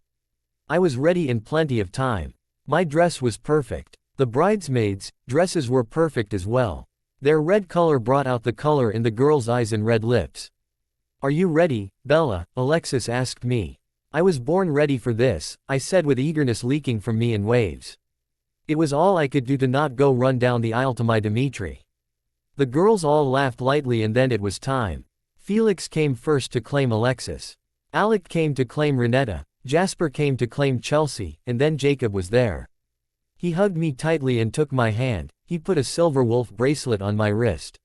For you're something new, Bella. Jane took his arm and then it was my turn. I followed behind Jane and watched as each couple traveled down the aisle. I took a deep breath, crowds still weren't my thing. And I walked after Jane. The crowd rose as I came into view but I couldn't focus on any of them. I walked at a human pace down the aisle, keeping my eyes locked with Dimitri's. Finally, I was there and Dimitri took my small hands in his larger ones. We are gathered here, Eros said, to celebrate the marriage of Demetrius Volturi to Isabella Swan. Dimitri, you have words for Isabella? Eros asked. My love, my heart, my world, I have been waiting 2,000 years for you. When you walked in our door with your bravery and determination I fell a little for you. I've fallen for you a little more each and every day we've been together. You are my heart and I will be by your side every day until we cease to exist. Isabella, you have words for Dimitri? Eros asked. You caught my eye the first day I was here. You caught my heart before you ever bit me. When I woke up to this new life I knew I was the luckiest girl on the planet. You are strong, brave, and determined. You are my mate, my love, and my heart. I will be by your side every day until we cease to exist. Do you have Isabella's ring, Dimitri? Eros asked. Repeat after me, with this ring, I thee wed. With this ring, I thee wed. Dimitri said as he slid the ring on my finger. Do you have Dimitri's ring, Bella? Eros asked. Repeat after me, with this ring, I thee wed. With this ring, I thee wed. Eros pronounced. I now pronounce you husband and wife. Dimitri, you may kiss your bride. Dimitri kissed me passionately and reverently. May I present Demetrius and Isabella Volturi. The crowd stood CL. Apping and I let my gaze meet eyes in the crowd. My smile must have been blinding. We walked into the reception to be greeted by applause. Music was playing and Dimitri took me straight onto the dance floor. We waltzed around the room. He held me firmly but gently. My eyes locked with his and we danced. He leaned down and kissed my hair. After I danced with Dimitri I danced with Jake, Alec, Felix, and Jasper. Before anyone else could claim me Dimitri claimed me again. After that dance, Eros, Marcus, and even Keys claimed me for a dance. When I took a break from dancing I had a glass of wine. Ametri guided me to the wolves who were eating from the buffet Dimitri had seen was provided for the shapeshifters. Is the food good? I asked the guys. This is great, Bella. I think I'm almost full for a change, Seth said. The food is great. Jacob agreed. How did you know how much shapeshifters can eat? Sam asked curiously. Bella told me about your tradition of having bonfires. Thank you for taking our needs into consideration, Johnny said, also enjoying a plate of food. Of course, Dimitri said. You are honored guests. I'm so glad you all could come, I told them, it means so much to me. And thank you, Jacob, for my bracelet. I'm glad you like it, Bella, it was made especially for you. When do you have to go back? We leave after the reception. I reached in my neckline and pulled out a piece of paper. Here is my number so we can keep in touch. I handed it to Jacob and hugged him tightly. Thank you for being my best man, Dimitri. We finally left the reception at midnight. We weren't leaving on our honeymoon for 2 days. I carried Bella to our rooms and through our door. We made it into the bedroom before I sat Bella down on the floor. I turned her CK to me and gently unbuttoned the tiny buttons all the way down her back. Her dress slid into a puddle at her feet. She turned and untied my tie and unbuttoned my shirt. I helped her remove my clothes and lay her on the bed.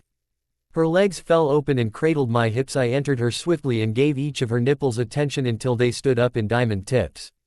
I made love to her hard and fast, able to control myself after waiting all of the day to see her. I rolled her over on top of me and she rode me just as hard and fast. I tried to make it last as long as I could but I pressed my finger on her sensitive clit and she exploded around me. I emptied myself inside of her and rolled her back over so she was underneath me. I started plunging into her again. We made love through the HT and day pausing only to pack for our honeymoon. Eventually, there was a knock on the door. I went to open it, wearing only jogging pants. It was Felix. He was smiling wickedly. You're going to be late for your own honeymoon if you don't get a move on. Thanks, Felix, we've been a bit distracted. Felix offered. We'll get ready now. I told him, thanks Felix, I added. Bella was wildly throwing clothes around trying to get dressed. I chuckled. Bella, calm down. We're taking the private plane. We have plenty of time. She relaxed in my arms and leaned into me. Okay, let me clean up this mess.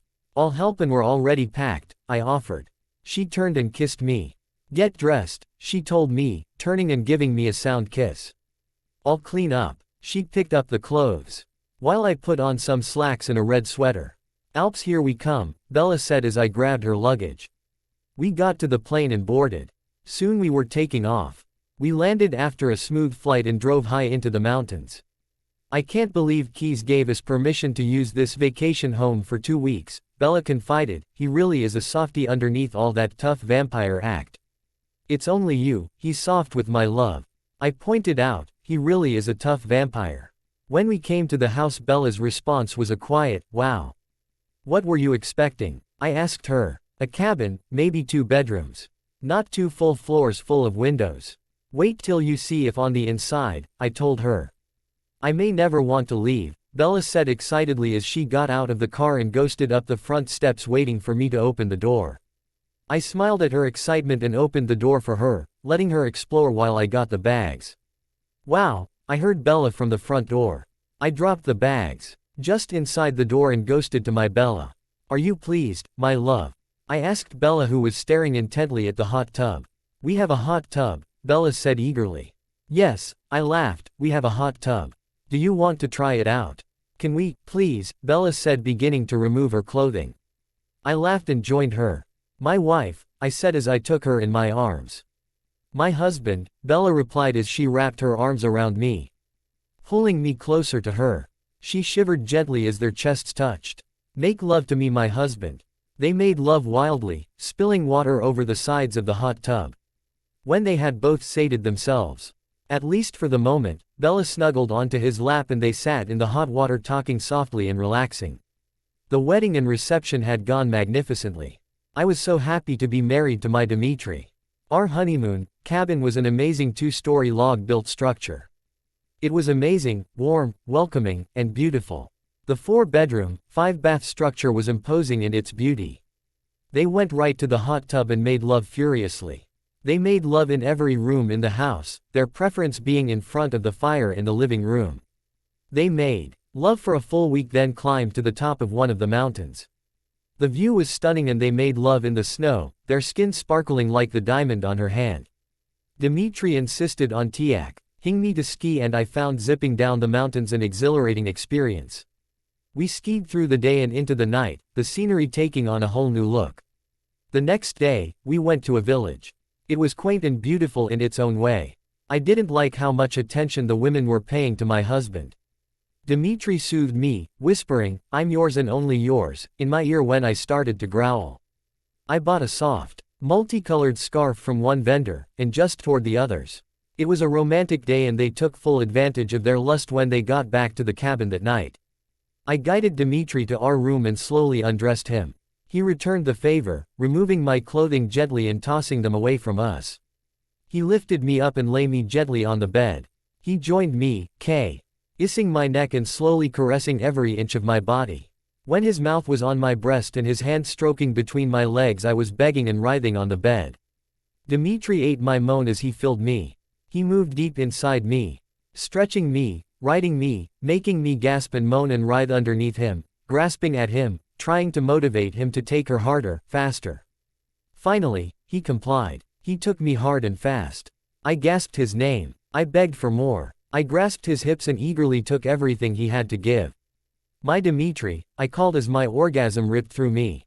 He sped up even more and eventually, they both found release together. My wife likes hard and fast, Dimitri whispered in my ear. He guided me to my hands and knees and entered me again. He grasped my hips and pounded into me. I found I liked this new position. His large erection rubbed me in different ways in this position and found release quickly, coming over and over again. If we were human I'd have lost my voice. I laughed lightly in Dimitri's ear. He laughed too and we fell into deep relaxation. We took advantage of each minute of our honeymoon. We weren't able to get enough of each other. Too soon it was time to return home. We repacked our belongings and headed to the plane. Even there, we took full advantage of the bed in the back of the plane, making love the entire flight. We deboarded the plane the pilot smirking and sending knowing glances at Dimitri, and I was glad that I was unable to blush. Unfortunately, it was time to return to the routine of the real world. We re-entered the castle and put our bags away. As we were beginning to unpack there was a knock at the door. Felix was there and invited us to the recreation room for an evening of play. I followed Dimitri to the recreation room and found Felix and Alexis. Jane and Neil, Jasper, Alec, Renetta, and Chelsea. Our entire family had gathered to welcome us home. They each hugged us both and then we settled into our own pursuits. We played poker, watched movies and sipped wine. We played pool and caught up on what had been happening at the castle in our absence. There had been a coven that had come and introduced themselves. They were welcomed and had left, whole and untouched. They spent the entire night together and only separated when it was time to get ready for another day. Dimitri took my hand and whispered in my ear, "My Bella, we have an amazing family." Quote, "My mate, family, and friends, all in one place. I'm such a lucky girl." The end. Thanks for watching. Don't forget to drop your reviews in comment box.